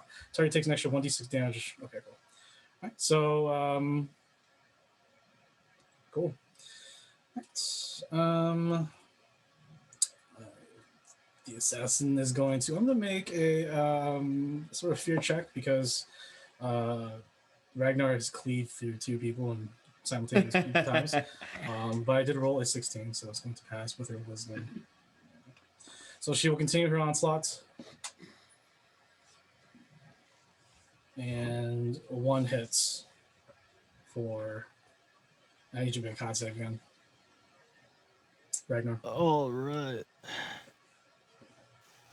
I have advantage because it is poison. That's really good. 30, 20. Oh yeah, I got a dirty 20 and then a 29. I crit on that. You take 4 points of piercing. All right. Or slashing. And these people are going to move towards the tavern. Bunch of goblins with mud all over them. Droop guys and go. They're going to make their way towards the keep. One sees you peek, fires upon you, misses. I think as a crossbow goes right next to your head, and you're like, shit. Do they see me with my head check? They came around the corner. Ah, right. Okay. And I believe that is all. And on Portia, advantages from the 2 assassins miss still. Second one, that's for sure. And that's going to be 8 points of slashing on Portia, and then the other one misses. 8 points of slashing on Portia. Okay. Real quick, yeah. I would like to. No matter you're on deck. Bonus action bestow wound, or reaction bestow wound. Sure. On the guy who hits, so I spell slot and he takes half that damage. Awesome. Perfect. Yeah. In necrotic. Nice. So necrotic, I take 8, sure. He takes 4. Sure. Sounds good. Yeah. Awesome. As the sort of ward takes hold and singes somewhat the same damage, like a cut appears where you cut, where the person cut you, and the enemy staggers. Like, what the fuck? Okay. All right, that would be Nemea and Nathaly's turn. Nathaly's still chained. am trying to bust out of here with his strength. I'm going to summon Medeas. Medeas? Okay. This is the just here for a moment. He's not here for 24 hours, but yeah. You summon for the 10 minutes or whatever that he is. Summon Medeas. I'll go ahead and pull up a guy for you. But yeah, he appears. It seems that you are in quite a pickle. Yes, quite bullshit, I should say. Hundred looks back. You couldn't summon this guy earlier? I glare at he turns his head real quick. He continues trying to pull the door out or the bars. And then I tell Matthias to protect Nathalie. And then I point through the door. Over to she is in the next chamber over there. And then I'm going to have him Misty Step over to it. Okay. I'll take care of it. Just keep doing. Yeah. And then I'm going to summon Harvester, and then I'm going to tell Hunter to move, and I'm going to cut down those bars. All right, real quick. As Modiaz bows his head, he's like, "Of course, I will protect the servants." As he turns to the door, these very eldritch-like scrapings, these chicken scratch glyphs appear in front of him in a very half semicircle, or like a semicircle in front. Dark portal appears, and the specter, this dark ghostly figure, just simply steps through and disappears, closes behind him, and reappears. And you hear a scream in the other room, like, "Oh my god, what the hell are you?" Modiaz appears. And Modiaz just, for Nathalie's sake, Modiaz just literally puts his hand, like the spectral hands, to the green thumb and just absorbs every ounce of soul in this person's body, and it falls to like a rubbery husk, like a chicken toy, like a rubber chicken. I love it. This is amazing. Yeah, and Modiaz looks at Nathalie, and Natalie's like, no, freaking the fuck out. I'm a good girl. I'm a good girl. I'm on your side, please. I don't like you, but please don't hurt me. Okay. Can we get Modiaz some chains to rattle as he does that? I am the spirits of Christmas. I am the ghost of Christmas past. Colin just steps away. He's just like, all right, go ahead. All right. Do I automatically hit or? Yeah, you automatically hit. Just give me how you just like cut aside at the bars and stuff like that. Yeah, because I don't know if the bars are going to be more sturdy than the actual wood itself that are going to be around the bars, or it's actually all iron. Like it's like it's actually all iron. Okay, pure iron. Yeah. Yeah, I'm just going to cut at the bars. Sure. At first, when you first immediately summon Harvester, like Honja's eyes go even brighter red, and he's like, oh god, this again. And like you hear like some screams out into the chambers, like, oh, what is that? I hear voices. Oh my god, Mom, you're alive? Like, because like sometimes spectral forms and after echoes appear when you summon Harvester. It's a gruesome, very ancient potent weapon. And yeah, you actually just take one swipe, and the bars just drop. You can fit through there. Honja has to calm down before he can fit through it, but you are free to go over here. Okay, darling, let's go. Give me a second. I gotta put it down real quick. He's sort of just like standing there. In the he turns around in the corner and you just see his arm move just give vigorously. me a second, Nemi. Just give me a second. All right. You gotta flex your muscles in the parts. It doesn't work when you talk. Okay. Well, just. I pat him on the shoulder. It's like, no, it doesn't. Come on. You're touching. I'm sensitive making right it now. Worse. Just go outside real quick. Just go outside. All right. All right. So yeah, you go outside. I hippity hop and skip out. Honja will join you shortly. Sure. And do I need to make a check to climb through, or no? It's dude. The window is literally like 4 feet, or 3.5 feet. Like, don't tear your dress. It's too late. I have my armor on. Come on. Okay. You are free. You still have some movement left, and then yeah, I have the 5, 10, and you can peek around here. 20. Yeah. You notice that there's a ridge over here, like you remember. And you're saying, oh fuck. The window. You do see the window right here on this side. Yeah. Okay. Then I'll be heading straight to that. Of course. Honja's turn. Honja's going to join you. He's like, I need to get a weapon. We will definitely find you a weapon, darling. And he will go ahead and hide in the tree. He climbs the tree. Find me a dagger down there. I'm the talking tree. Give me a dagger. I am the Knights of Knee. And for some reason he can't summon his dagger back to him. Come on, Honja. All right, that's gonna be it for me and Nathalie. Nathalie, Amadeus still has an action left. I'm just gonna have him free Nathalie from the chains. So Modiaz goes to the chains, and his hand goes through it, and Nathalie's just like, seriously, you thought that would actually work? Modiaz is just like, I could. You know what? He just backs away. I will wait for the lady to arrive. And Nathalie's like, Oh, great! I get to look at you. Done. So, all right. So Honja's hiding because he has nothing. He has nothing besides his armor. Portia, it's your turn.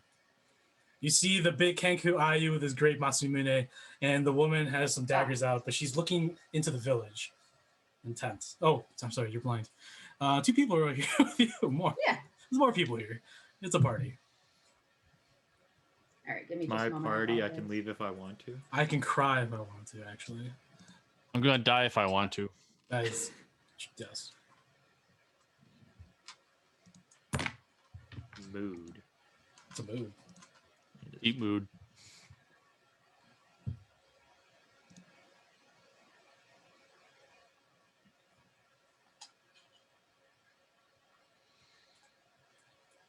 All right, sorry. Okay. The thing that I would like to do is to spend an action to disengage from the shit show. Of course, go ahead. This shit show. Yes, sir. Yes, sir.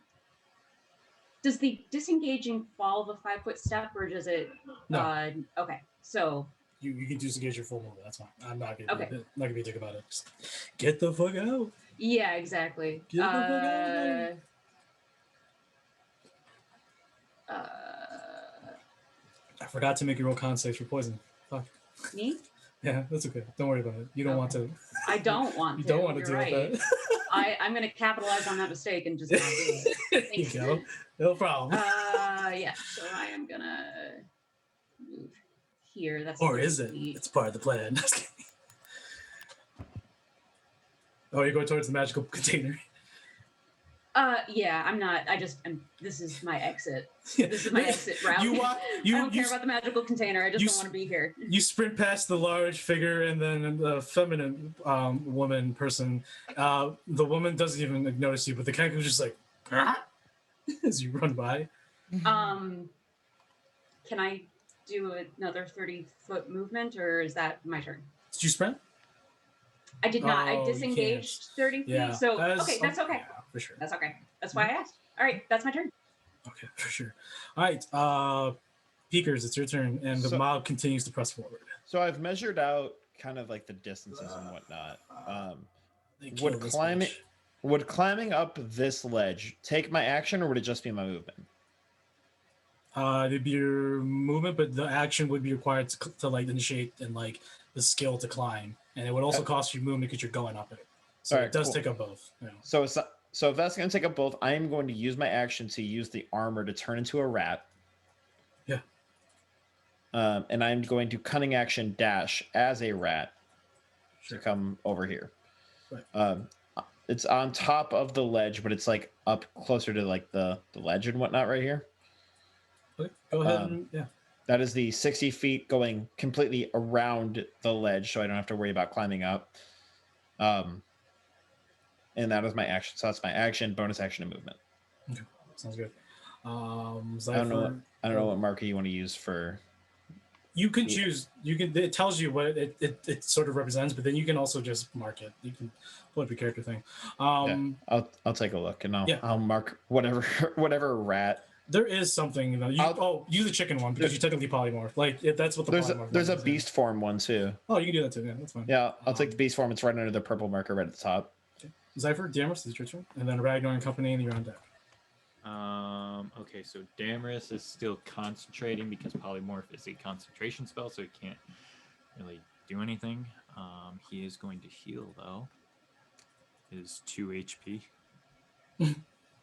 Hey, and I will do the same. Hey, yeah, 2 HP is 2 HP. It can come. Right. It can really. It has helped me enough times. I know. Yeah, for sure. So Damaris, I'm gonna have him kind of like try and hide in the shrubbery as best as he can.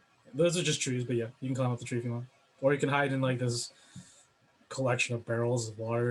Yeah, that actually makes more sense. Yeah, he's gonna go to the barrels, so at least he's not in the fire. Yeah, Damaris just like. Yeah, he's a little painful. Takes out the piece of the bolt. I'll have Bloodhawk still trying to peck out the eyes of that archer in the watchtower. What's going on with them in that hot box over there? The box. Oh, because the tower is on fire. Yeah. Oh, it's the end of the turn. So, the tower. I need to make a structural integrity, some sort of test, sort of roll. Roll a percentile for that, and I will also put some modifiers. And that is a 13 to hit with the Bloodhawk on the archer. Which archer? The woman? Yeah. She does not hit. She just swats Bloodhawk away with her bow. With her bow. Don't worry, Bloodhawk is just like, oh, next time I will peck your eye out. I really just want him to crit more than me. Ooh. So as Bloodhawk comes back around after an unsuccessful attack, you see the tower sort of, as the flames begin to catch and grow bigger and go upward. The green thumb on top is just like, oh god, and the Eldritch is just like, and she will Misty Step because she's. That's what I was hoping for. Yeah. Burn it now. Get me. There you go. She's gonna stealing that bow. She's gonna Misty Step, boom, all the way to here on top of the crates, and then this thing is on fire. Beautiful. The green thumb is just gonna jump 45 feet, and he's gonna break his leg. Yeah, he's probably gonna. You see him? He just lands on his feet. It was so bad, and he just breaks both his legs. He's just. Ah! And then can I use blood? Can I use Helltail to like circle around this the Eldrin to like identify it? Be like, yo, Cypher, it's over here. What do you want to do, sorry? I basically want Helltail to circle in the air as like a waypoint. Be like, yo, she over here. So come get her. Yeah, you've tested him before, and so whenever he marks, he lets out a specific screech, a specific sound up in the sky that can notify. And you've worked on it. So eventually, if you want to, like off stream, we can work on what kind of different sounds you can make to help you do that. So yeah, he makes this specific screech. We'll figure out after stream or right now, whatever you want. And you can look over in the direction and you see the Eldrin atop all these crates and barrels with her arcane bow at you. And then I will use 2 sorcery points to do quicken spell, so I can cast a spell as a bonus action. Sure. I'm going to cast Chaos Bolt at 3rd level. Sure. So let's first roll to hit. That is a 19 to hit. On the Eldrin? Yeah. Let me check real quick. Probably it hits. Cool. And now I will roll a d8 to identify the damage type. That is a 4, so that is force damage. Woot woot. And then that is...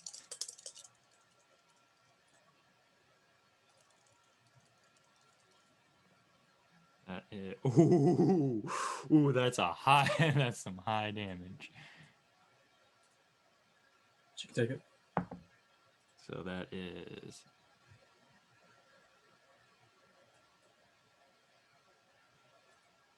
That is 18 points of force damage. Yeah. Nice. Yeah. The Chaos Bolt. What does the Chaos Bolt look like as you unleash it upon her? At the beginning, like since it's the using the arcane focus of the Ruby of the War Mage that is attached to a rapier, it basically just looks like the black ichor with the different element types, just kind of pulsating until it focuses on one element and then shoots off. Yeah, as it shoots off, being like pure white, just wind energy. Sure, yeah. She almost falls into this pile, but she managed to hold herself together. But she definitely was caught off guard with that.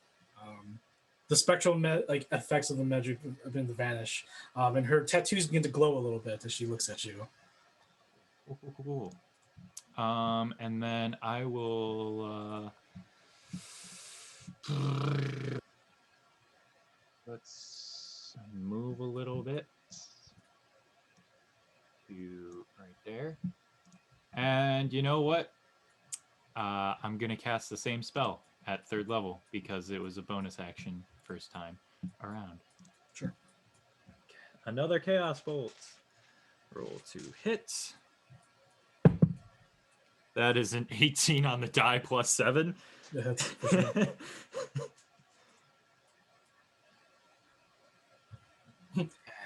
Helltail gets like a victory call. I'm gonna love Helltail. I'm gonna love Helltail. 2 is cold damage. What does a victory call sound like from a bird? Ooh, unfortunately not a lot.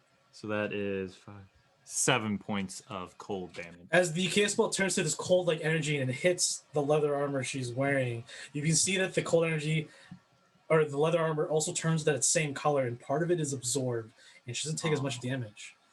So she takes half of 5. Boo. The 1 damage that she's resistant to because of the armor, dude. It's hilarious. She's an Eldrin, right? Yeah, but she's wearing magical armor. No, I meant like, doesn't her race give her a Not like resistance to something like? Oh, I thought Maxine had to charm and being frightened, but nothing elemental. I could have sworn Maxine, but then again, maybe not. Maxine had resistances probably for other reasons or something. But whatever. I believe Damaris? that is Damaris is still concentrating on the polymorph. Good for you. Okay. Yeah, he's still a. Can I make still a sloth? Can I make a concentration check for him? He was not hit. No, for the guy that hit was polymorph. Is he like that for duration? 'Cause I rarely use polymorph because I never take the spell in my games because I should, but I just don't. Well, that it's the 4th level spell? 5th level spell? Yeah, see, that's why. That's why I can get some. It depends on what I'm trying to play as, I guess.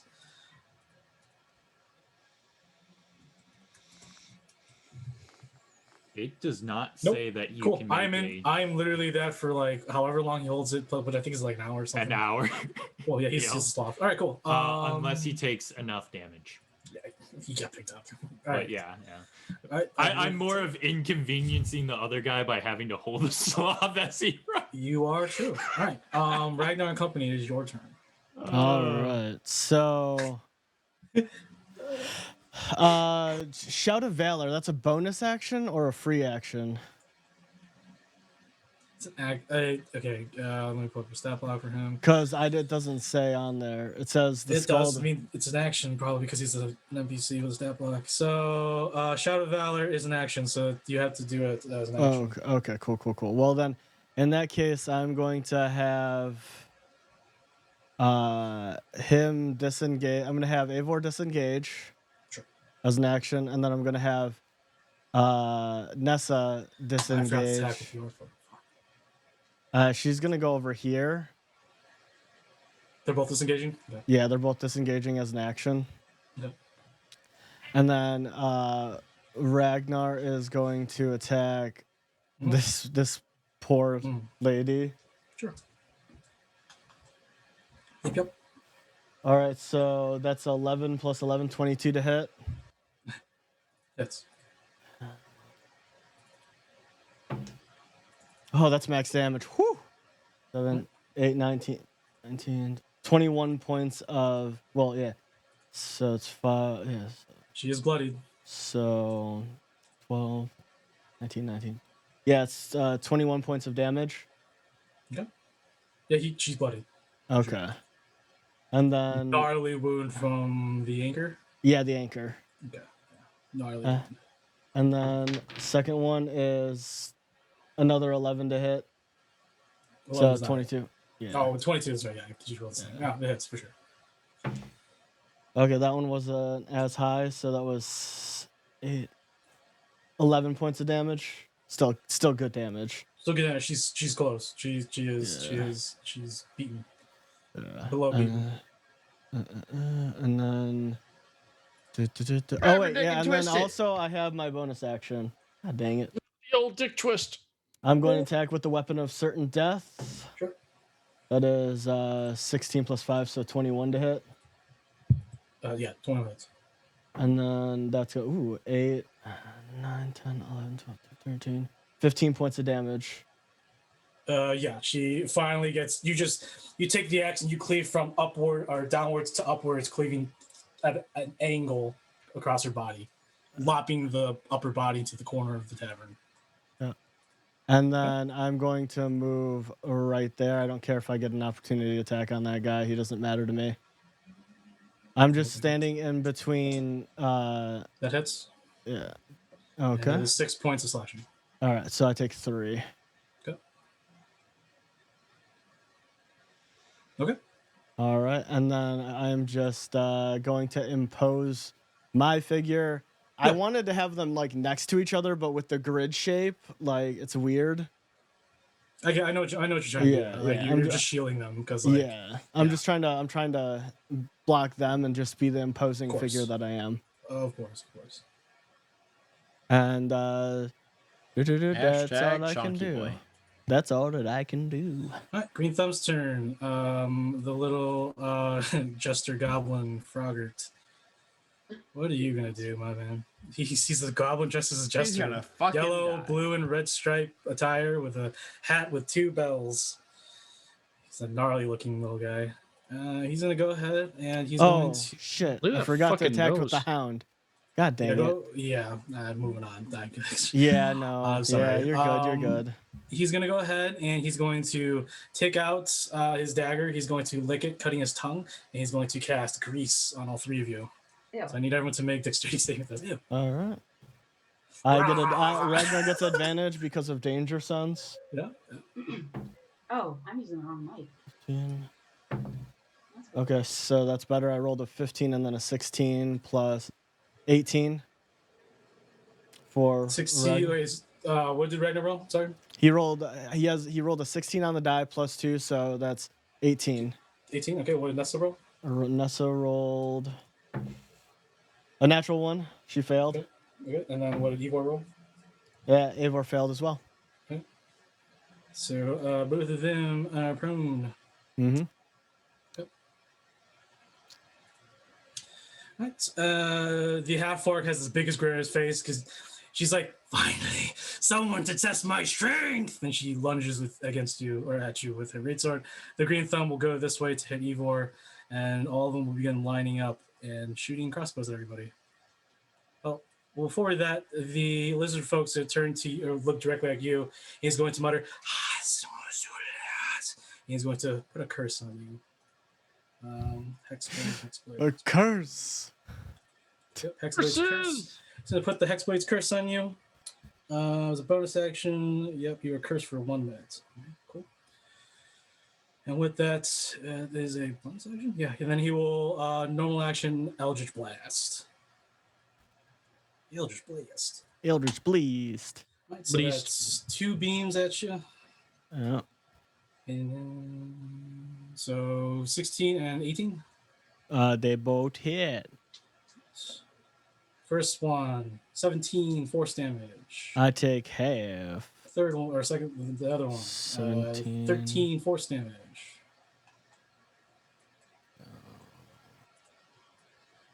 Right. The half orc is going to put all 3 attacks onto you.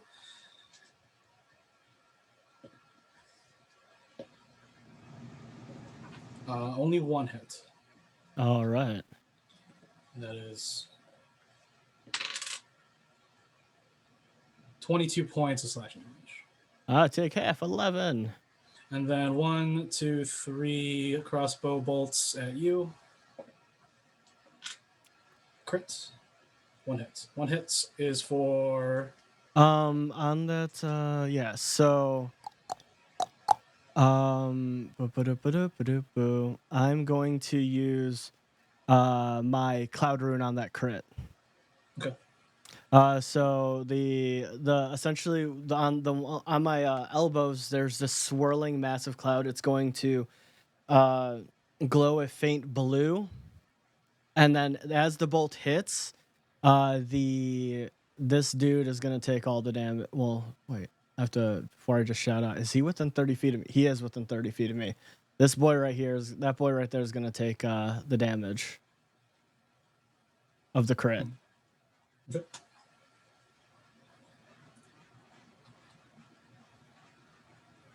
I'm just quickly confirm that ability real quick. Yep. Cheerio. I haven't thought about that song in like a decade. You're welcome. Cheerio.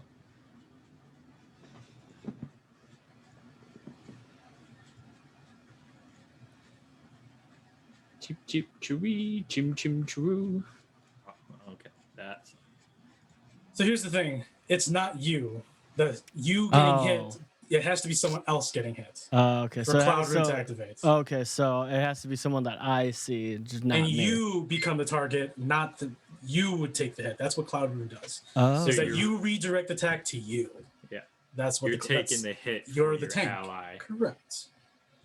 So that. Well, then why doesn't does it apply say you can choose a different creature within 30 feet of you to become the target of the attack instead, using the same roll? I'm looking at Cloud Rune right now. Once per short rest, when you or a creature. Oh, it's you. I see. Yeah, I didn't see that. you or a creature you can see within. And then, why is this? You hit by you can use your reaction to choose a different creature within 30 feet of you to become a target. Yes. Okay. Okay. I did not see you. All right. So same using the same roll. So tag the target, attack instead. Okay. Yeah. Okay. Cool. Yeah. So he takes that full damage. Okay.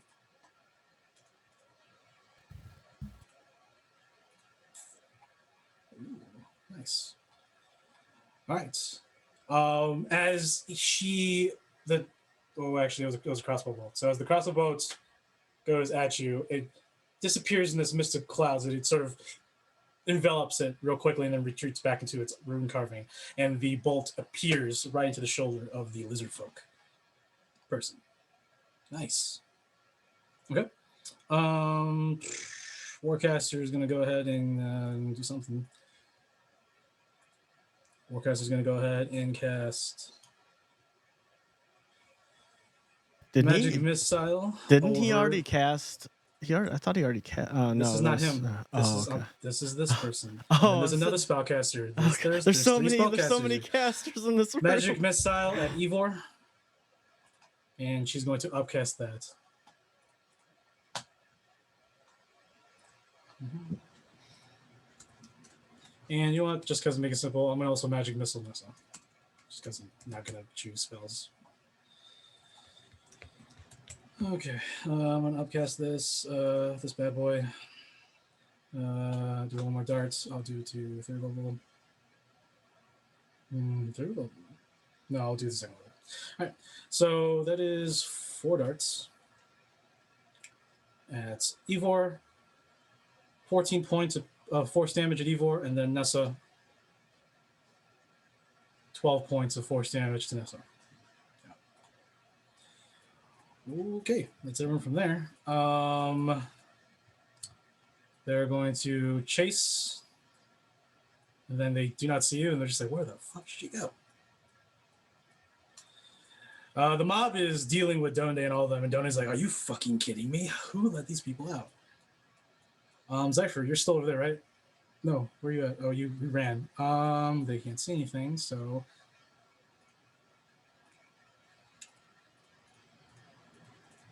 These people return to help.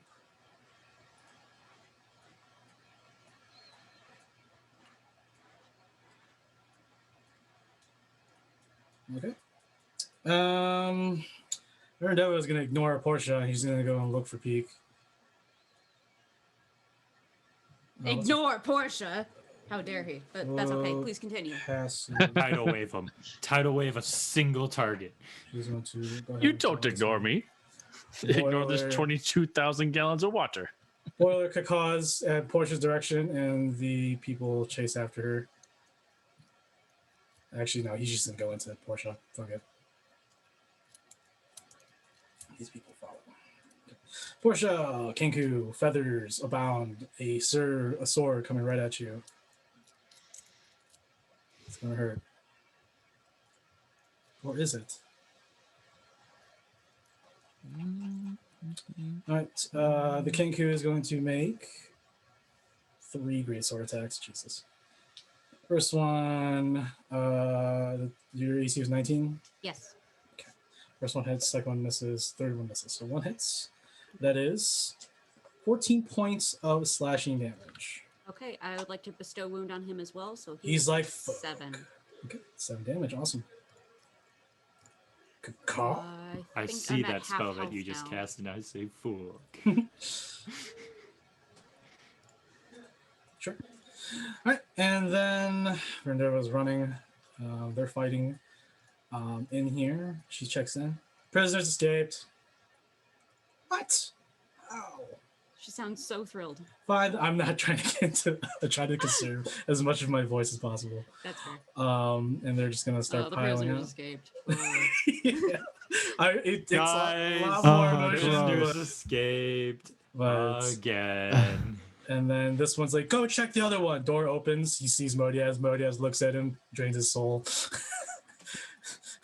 I just like that the door opens, soul drain, the door closes. Vitox is just like, what in Olari, what is that? And kill that thing.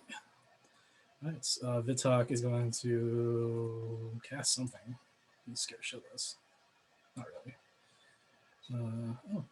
Pulls out a scimitar.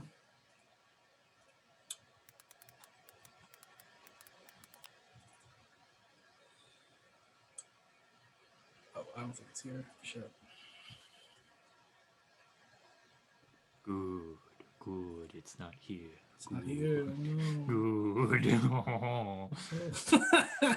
Jesus. Yes, do you Viva la Revolution show. Do you enjoy my French laugh? Very. It's very Monty Python-esque. Okay. That was good. Modius killed another person for you.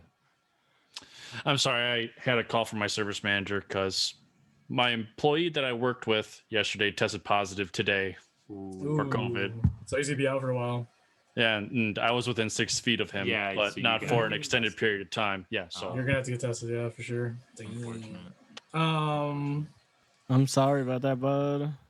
I'm not. I really don't care. It happens. This is what You're we do not- now. Well, Yeah, you that's get what's medical. happening. You get medical leave pay anyways. So even if the worst comes to worst, which I hope it doesn't. Nah. He's gonna go ahead and cast Chain Lightning at it. Ooh. Right on Modiaz. He's like, that is an entity I do not want to mess with. Just literally absorb the soul of this guy. Identify the badass in the room. It's Modias. He's taking the cake right now. Fine. Chain Lightning, yep. Dexterity saving throw from Modiaz. Give me 1 second to look up his stats. Yeah. Since he's a specter, does it even affect him though? If it doesn't, then he automatically fails and he takes the pure lightning. That's the thing. If you can't make the save, then he takes it. No. I'm saying wouldn't he be impervious as a specter to damage? It doesn't work like that. It's magical. Yeah, that too. Okay, I don't typically deal with specters and ghosts in D&D. In this world, there's a residue that they leave behind. They're malleable in this plane, so yeah. So they do have a presence on the plane. Well, also because his hands went through the chain, so I'm just like, can physical things touch him? Yeah, that's the thing. Like he can't be always like he's still a specter at heart. So like he can still do damage and stuff, but like can't physically meld with the world. If he could, then the world would be a lot scarier. Oh yeah, A lot scarier. Clerics of the death, like Portia, would be like the #1 job that would be required. Like everyone, like you would, you would conscript people. That time in Yolothus when we were Everybody doing needs the a death. Modius, I need a dex save if it can make a dex save. 17, sir. 17. What's this guy? 17 just meets, so he takes half. Good deal. Okay, that is.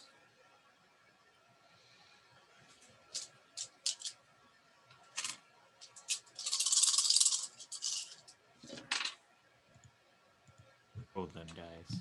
Oh wait, no. Mike's rolling. Don't roll them dice.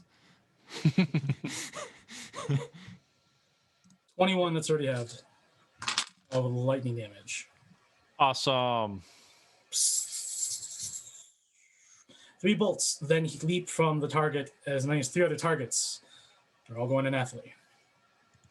She also takes 22 times 3, that much damage.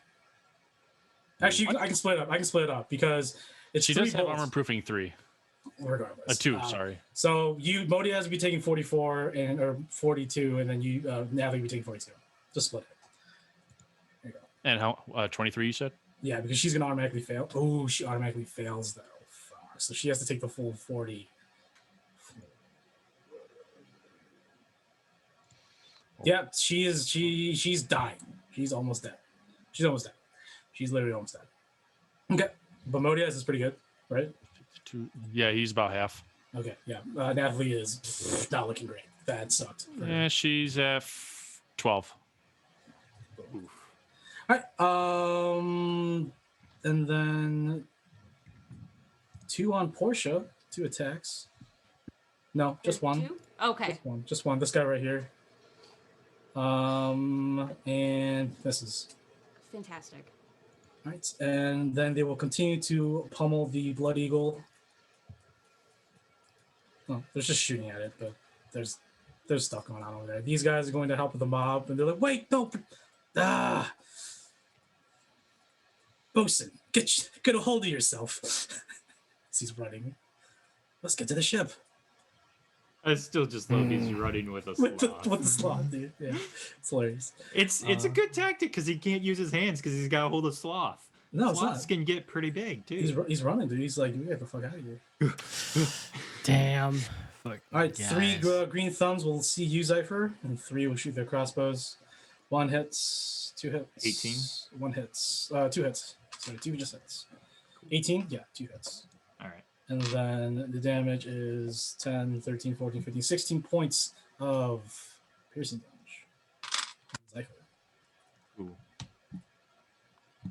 Where are you at right now, Zypher? I'm at 25. And then Luzia is going to... She eyes you. She's like, I could still shoot my bow. But... what does she have? I could just shoot a bow. Let's see how they go in close combat. She has a rapier. Okay.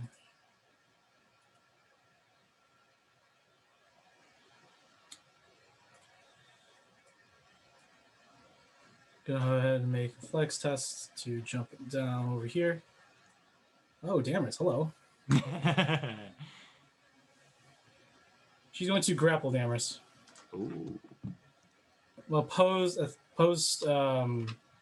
athletics. Yeah. Which is Rolled probably a 17. not going to be good. Roll 17. I think. Yeah. He has 10, so that's a plus nothing. Yeah, he's great. And she stands up with Damaris. His hands are right here, so she has her massive forearms around that and the neck, tightening the grip. And she has the dagger at his throat, looking at you. Come any closer and I will get him. And then a minstrel bard comes up. Do you need help? Ding. No, leave me. Ring a ding ding, ding ding ding ding. Moving forward. Actually, they're moving towards. Let's do the fork and the garbage disposal. Leaving and moving this way because there's a mob over there. Okay. Oh, are they their models? Are just on the same tile then? Damaris and the. Yeah. Okay. Little gobos are going to pour in over here. Nasty boogers. I did combat already with Ragnar, correct? Yeah. Pretty sure I did. Yeah, yes, you did. Yes, you did. So that means everything should be a good. We go to Nemea and Nathalie. Okay. Nemea will hip hoppity skip 30 feet down. Then I will cut open the bars. Stink. Okay. You see that Nathalie is singed so bad. Her hair is burnt. Part of her hair has been burnt. She's like, "The man, please." Modiaz just looks back. My lady. I told you to protect her. I am protecting her. As he points, he gestures to the 2 shriveled bodies on the ground. Oh. Very well. As you peer in, you see that the Red Dragonborn just casted some sort of lightning spell, and the big Goliath is lumbering towards the doorway. Both of them are. This is not good. Since I get 5, 10, 15, 20, 30. Hello. Interesting. Look at the spells real quick.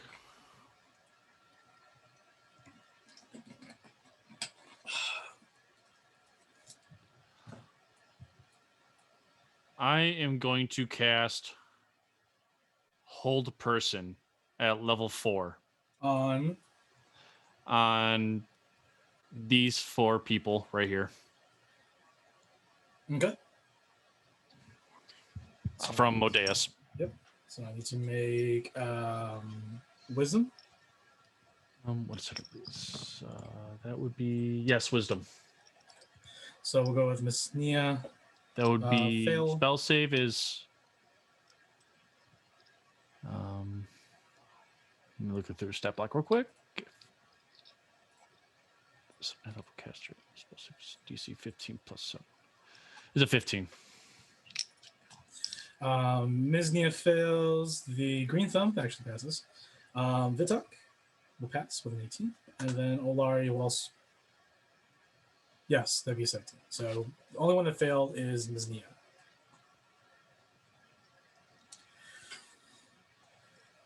Very well.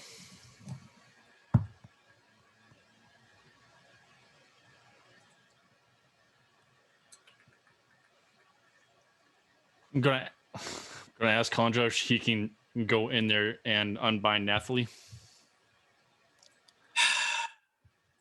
He does it. Oh, he'll do it on his turn, but yeah, he will do it. Yeah, so I can just have Nathalie move out of there. Yeah. And then as bonus action, nope. That will be it. Okay. Go ahead, Portia. Because Andre would have done that. All right. I understand that if I do this, I will take an attack of opportunity, but I can't just keep running. So I'm gonna wild shape into a warhorse. Nice. Super fast. Yeah. Action. Wild shape. All right. So I do that. I think the Kenku at least is gonna try, or maybe both of them are gonna try to. Yeah, both of them. So the Kenku will go ahead and he will hit. The other one misses. Okay. And you'll take 15 points of slashing damage. 15. Okay. So the warhorse's AC is 11. Does the other guy still miss? Okay. Let's get some miss. No. Okay, cool. So I'll take 11. So I've got 19 minus. I'm sorry. You good? How many points of damage? 15. 15. That's what I wanted to make sure. I thought 11. So 19 minus 15 is 4. That's fine. Okay. I have a movement of 60 now. So I'm going to 1, 2, 3, 4. I don't know that Peak is there. You can go ahead and make. What's your passive perception? As the horse, Yeah. it is 11. 11. Probably not. Doesn't your mental stats stay the same even in through wild shape? So you would still have your same. What's it say? Aren't you? I am. Yeah. That's true. I mean, so okay, so it's 16.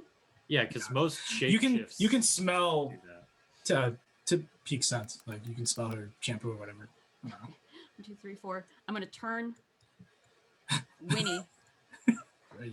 Okay. Yeah. A horse appears. I'm a story horse. Portia, darling, come to save you. I'm love the going meme. to end up here. Okay. Portia, he startled me.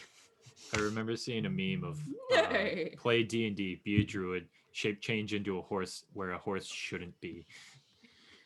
A horse shouldn't be here. I'm also a horse that is patterned like the night sky, so there's that. Oh, starry-eyed horse. Yeah. Yeah, you are a very noticeable horse. Yeah. But yeah. I'm not here for stealth. I'm here for speed. No, true. All right. Top order Peak, and then on deck is Zypher and Damaris. Cunning action, dash, move over here, action, turn back into Peak. Sure. Awesome. That's Zypher, Damaris, go. Ragnar and company, you're on deck.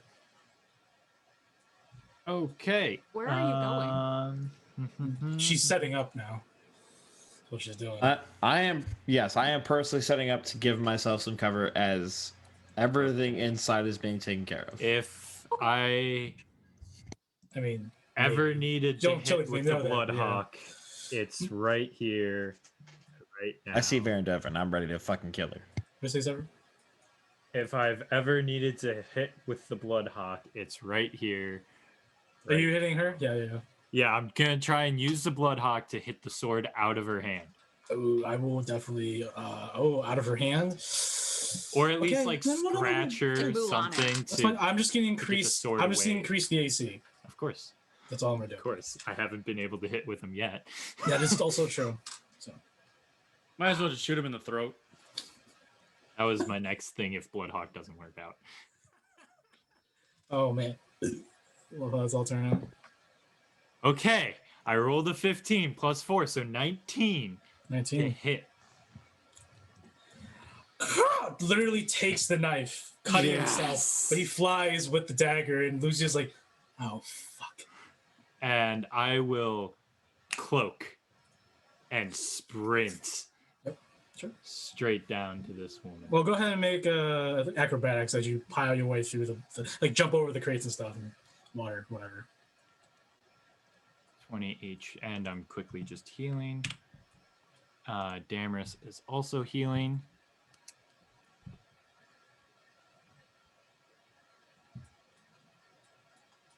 He is now at 31 HP. I am at 27. So I need to make an acrobatics check to get through the crates. Yeah. Well, yeah, I mean, I could have enough movement speed. I could probably. If you want, you can go around. It's fine. Yeah, I'll go. Okay. I'll go around. Yeah, cool, go.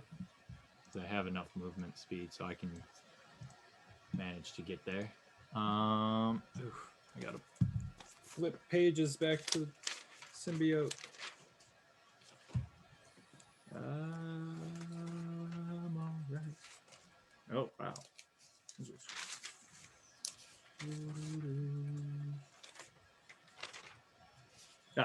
This is the proper page. Yay. All right, let's do 2 claw attacks.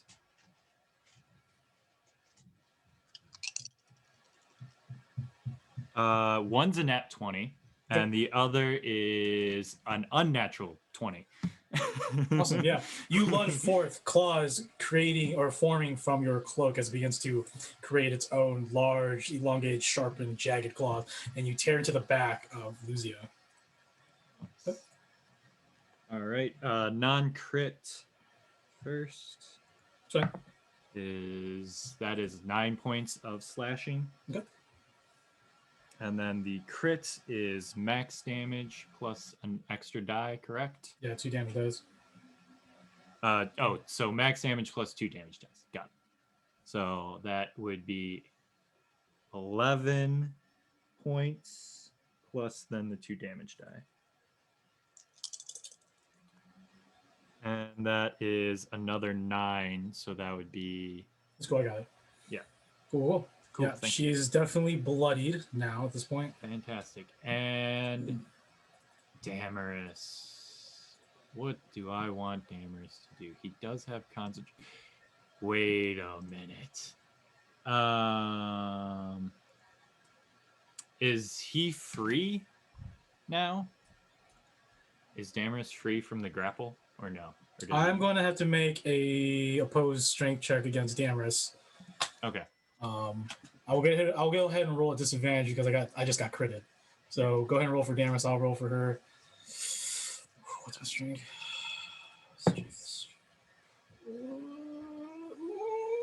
12. He rolled an 8, but he is going to reaction. Sure. Bend luck. Real quick on bend luck. Is it a recharge? He has 6. He can use 6. That's right. He has 6 charges. Right. And cool. then it's a recharge. Okay. Cool. All right. Yeah. Go ahead and reroll. No, it's you just add or subtract a d4. Okay. What are you? Oh, are you to himself or whoever? What are you doing? Sorry, you're right. I forgot. So Okay. D4 well, D4 I mean, to even if he does a d4, they're gonna meet. Yeah. So it doesn't really work out. Yeah, it doesn't. There, you guys still locked together. What damage is this? What was that? They're still locked together. Yeah. Can he cast a spell while he could have, but I did. Actually, he can because his hands aren't bound. They are still exposed. They're just like this, so he can do gestures still. Perfect. So you're gonna drop polymorph then? I am not. I'm gonna use a cantrip, which does not break Yeah, what are you using? Shocking Grasp. As I quickly look up the spell to make sure I know what it does. What I think it does. I think you have to make a melee attack, which would be a disadvantage, I think. Yes, it is exact. It's a touch spell, which is what I wanted. I want him to just be like, "Haha, you have me captured," but I really have you captured. Yep, make a melee spell attack with him. Yeah. Spell attack At disadvantage because he's grappled. But he has advantage in attack with the target wearing armor made of metal. She's not. She's wearing padded leather. Never mind. Okay. Sorry, my bad. So since it's still a spell attack, he uses a spell attack attack plus. That's a 19 on the die plus 6. That hits. And that is a D8. D8. Okay, yeah. D8 lightning damage. And she can't take reactions next turn. And that is 3 points of lightning damage. Nice. And she cannot take reactions next turn. Cool. Absolutely breathtaking. Awesome. Yeah, Dan was just like in the face, dude. In the face. All right. Anything else? No, that'd be my turn. All right, Ragnar and company. All right. Good turn. I'm Seeing some progress, y'all. I'm going to sit there and Ragnar is going to. I'm gonna see if I can get him down real quick. Sure. With the anchor. Okay. That would be a 9 plus 11, so dirty 20 to hit. Definitely hits. All right. And that would be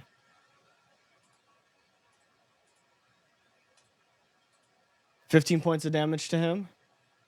He is almost dead. All right.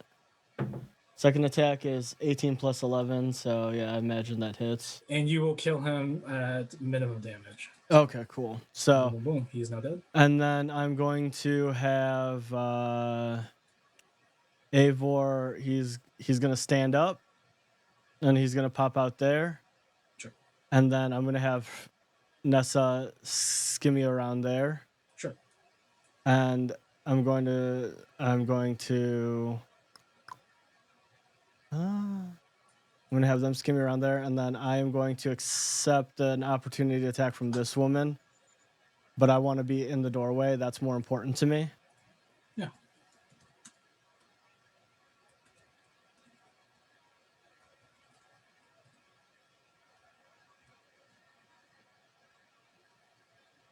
Roll a 14, missed.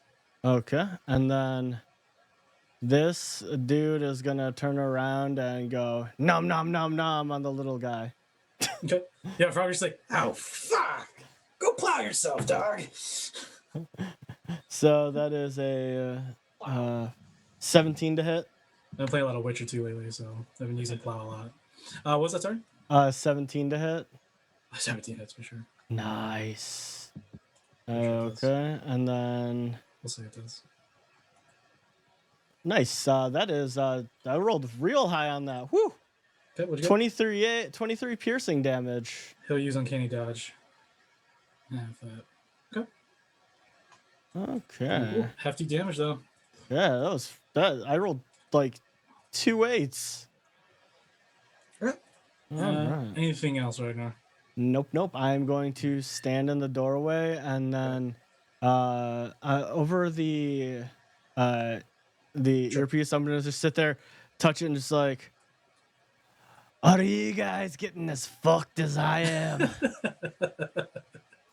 Nope, handling it pretty well. Yeah. What the fuck, a horse? Somehow the hoof manages all the way up to the ear. Where did the horse get How did this horse get on our line? This horse bend its leg backwards. Jesus Christ. You use your back hoof. Broke 4 of its bones just to tuck over the fucking ear. No, it headbutted Nemea, so it had contact with flesh, so he could. So just my ear is touching Nemea's ear. Yeah. It's just that cam where you just like you both squish your in the photo booth. You squish your faces together, but one's a horse. Why did I understand what she said? And then we'll go ahead with the green thumbs. If that's everything from Ragnar. Ragnar's gonna use action surge, and then that'll be all. You have 2 action surges already. Not action surge. Second wind. Sorry. Second wind. Sorry. To get up. Yeah, you're good. You're good. Sorry. We're at level 18. Yeah. Whatever it is. Eventually. I think it's. I could do so many It more is really things. high for a fighter to get a second action surge. It's like 16 per minute. Because that's like among the things on like the toppings of the cake is action surge with a fighter. Alright, then it goes to the green thumbs, who are just going to continue to just rabble around, rabble rouse. Rabble. The minstrel will go over here. Oh gosh. I need you to make a charisma saving throw as he attempts to taunt you, Zypher. Let's go, charisma boy. Flirt with death. Flirt with air. Charisma saving throw. All right. That's a nat 20. Okay. Yeah, it takes no effects. I just in symbiote cloak just look at him. Luzia will go ahead and she's gonna go and she's gonna swing because she has the strength to it. She's a big Eldritch woman. She's gonna swing Damaris into you to flee. It's not really an attack roll. You have the choice of either dodging or like saving, like grabbing Damaris so it doesn't fall. So it's up to you. But she's gonna use that to swing. But I need to first make a strength check, which I passed the 17 plus. And against Damaris. No, against you. She's throwing. Oh. She's gonna try and turn with Damaris in arm and just chuck it at you so she can leave. Which so is I need to action. make a straight. Dex, or you can choose to take the damage or half the damage and catch Damaris, or you can just evade. I will evade. Sure, of course. I'm gonna evade. Damaris is like, catch me. Oh, okay. I want to kill her. Sure, yeah. So dexterity saving throw. He's a big boy. Cool. I have a +8. Cool. He's a big boy. He can handle it. That's a 9 + 8 is 17. So you back away.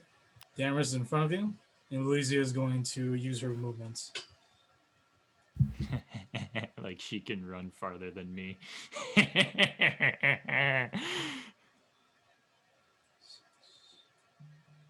Was that a cackle? Yes, it was. Okay. So Hustle will keep running to the ship. The horde is slowly dwindling at the green thumbs, but we already lost 15 civilians. Green thumbs are going to continue. She is going to evade all that bullshit. Go this way, follow behind. Here. Kenku is going to pursue. 6. And then he's going to just go ahead and dash around the tree to get into a better position. He's going to go here. Boom. Just going to dash. Move. Move down. All right. And then one will get on Portia, or the horse. Actually, no, it's a horse. So she's like, "Move the fuck out of the way." He's like, kicks you. Hey. Just donkey kick him right in the face. Get the fuck out of the way. Why is there a horse here? Break his jaw. Reaction, donkey kick. Olari will slam her maul on the ground. It begins to glow a faint green light, and she will attack Modiaz. Nay. I just got that. You just got that? I do. I'm sorry. Like, it's a long session with a lot of NPCs. Okay. Don't blame the DM for not getting all the jokes. Okay, so 3 attacks. Jesus. All right. Nat 20, 14, and a 16. They all hit. So I'll go with the nat 20. I'm assuming these are all magical. Yeah, her maul is magical. So that is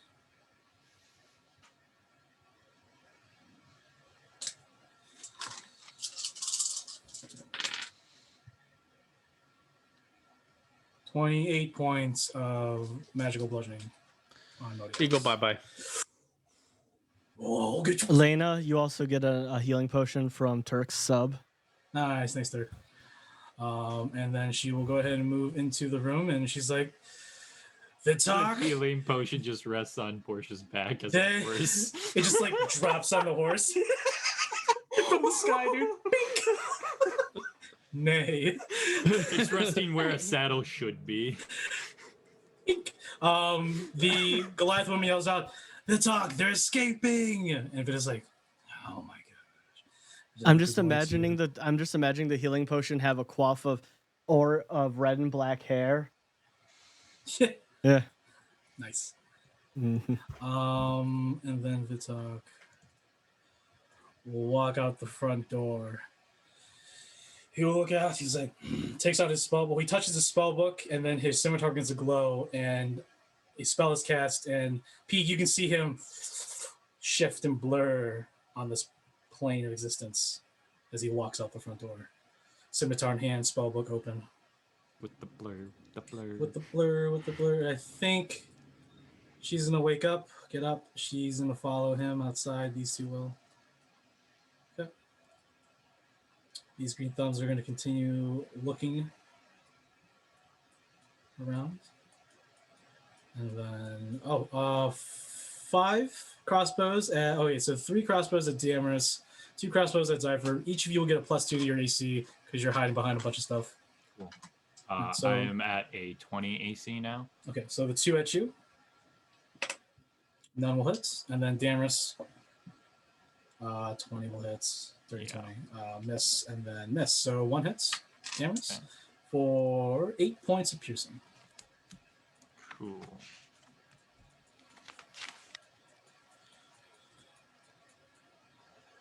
And lastly, we'll go up north. The Gobos will move. Don't let them escape. They will feel the wrath of the Green Table. Yes, sire. We will find them. The Green Table. We will You don't even turn- know their gang name. We will even turn them into fertilizer. All right, so. No, not again. Oh God. She will surge forward. These two will help out the Frogger. This Frogger, you two, get this! Whatever is attacking me off of me! Orcas to stay there. The Shadow, the Lizard folks to stay there. Lizard folks go to order. Who's gonna shout out, "Don't let them escape. Go out the front if you have to. Surround them in the forests." He's going to move this way. Warcaster's going to leave as well. Make the way around. Step forward. Eldritch Blast onto you. Noble, mighty Ragnar. 2 blasts. 1 will hit. And that is 8 points of force damage. All right, that will be down to 4. Warcaster is going to cast something.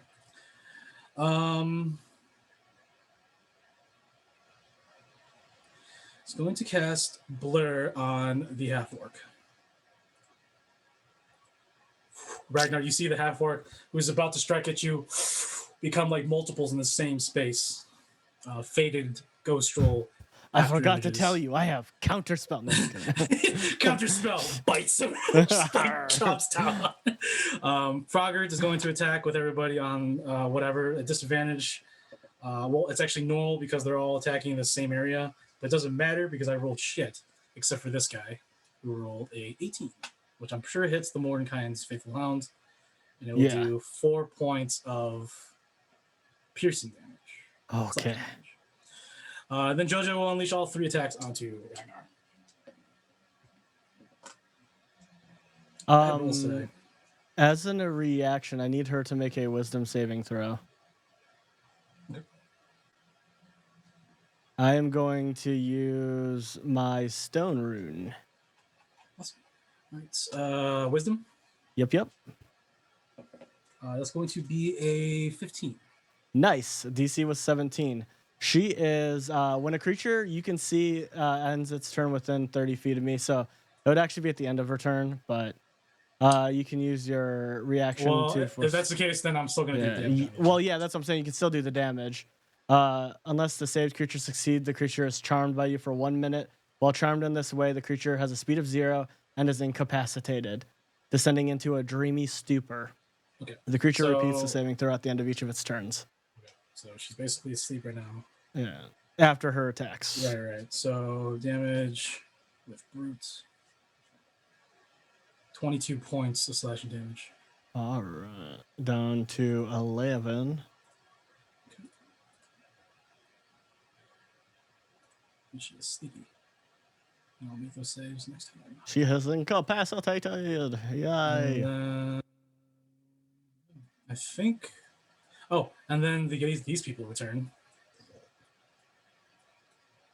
And they just start shooting their crossbows and fire bolts at the little goblins, and the druid's just like, what the heck?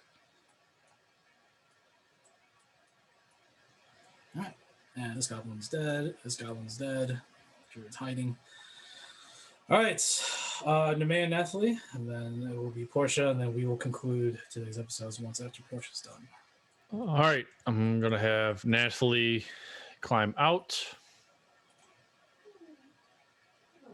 Okay. She will take an attack of opportunity from Olari.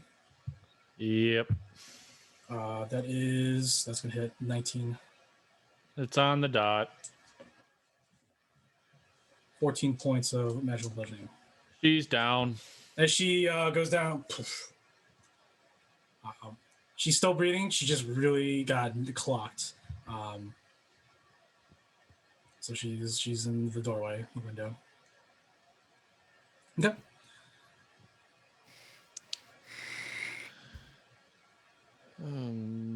She didn't get all the way through. I mean, you can literally just tap her and she falls through. So she's on the other side, but she's on the ground, obviously. Wait, so she's still inside? No, she's on the ground in front of you.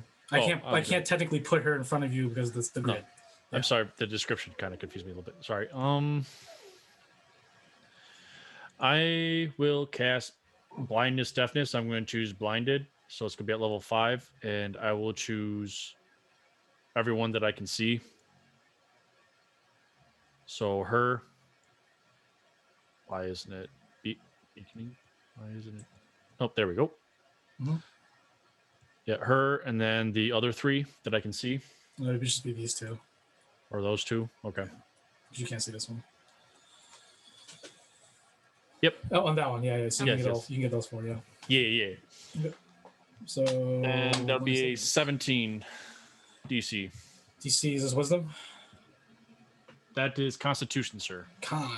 Larry rolled 24. 2 green thumbs below, 18, 14, and then Boiler at 20. This one rolled a 14.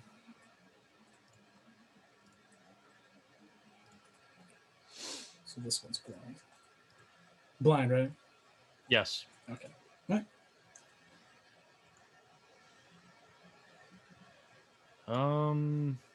Because I can't drag her. Well, Honja looks at you, he's like, fine. I'll try. We together.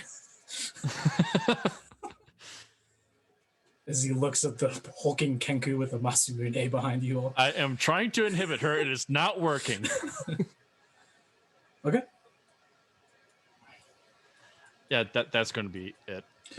Honja is going to start hauling Nathalie. Where do you want to haul Nathalie?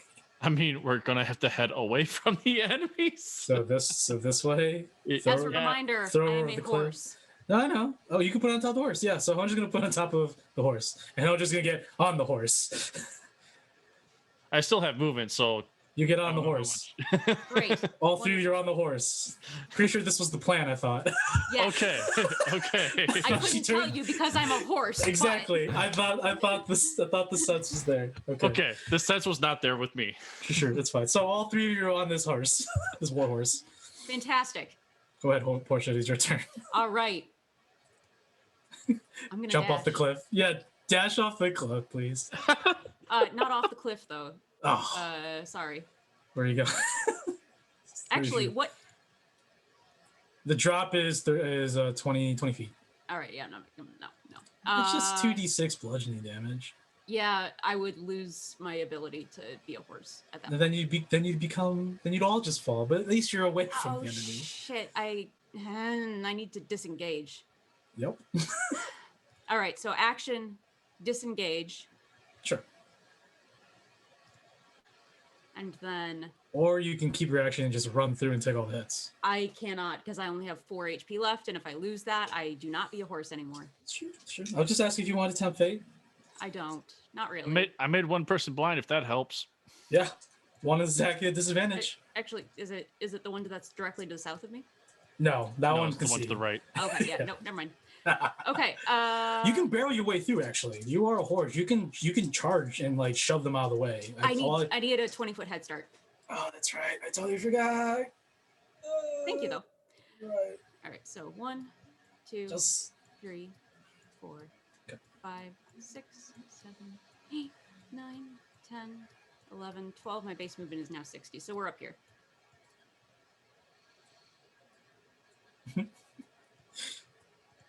The Kenku once again watches you. Caw? Nay. You give him just like that quick turnaround. Nay. Was that a sigh of a nay? Yeah, well, it's one of those things. You know how horses like do that sassy that sassy exhale. It's that. I can't do it, but yeah. Okay. As Portia in a starry warhorse makes a mad dash around the enemy, carrying Honja, a dying Nathalie, and Nemea away from danger. Peak preparing to unleash fury and hopefully figure out what to do next from here. Everyone is sort of isolated from each other. Zypher down south with a encroaching horde of Green Thumbs, along with Ragnar and company being completely enveloped. But unknown to most, actually all the group, the quote-unquote changeling sympathizers have returned to offer aid and help capture this village. Next Sunday, next Saturday is Dark Legionnaires. Next Sunday, I'll come back so you can finish out this combat and see just what's going to happen. I'm Mike. I'm with Semitic Opponents here on Sundays, and I'll catch you all next Sunday. Thanks, y'all. All right. Thank you guys so much for hanging out with all of us on this fine Sunday afternoon. Let's see if anybody is live that we can go in and ooh, you know what? There is a man's that I have not seen in a hot minute, and he happens to be playing Dungeons and Dragons. Let's go say hi to Alchemy Yeti. He is a partner streamer here on Twitch. He is a good bean. And for everybody that is on YouTube, if you would like to join us on these raids, please consider hitting the link in the description and coming and saying hi to us. So guys, gals, everything in between out of the spectrum, we are Semantic Components, and thank you for the most important thing, and that is your time. We'll see you next Sunday. Bye. Goodbye.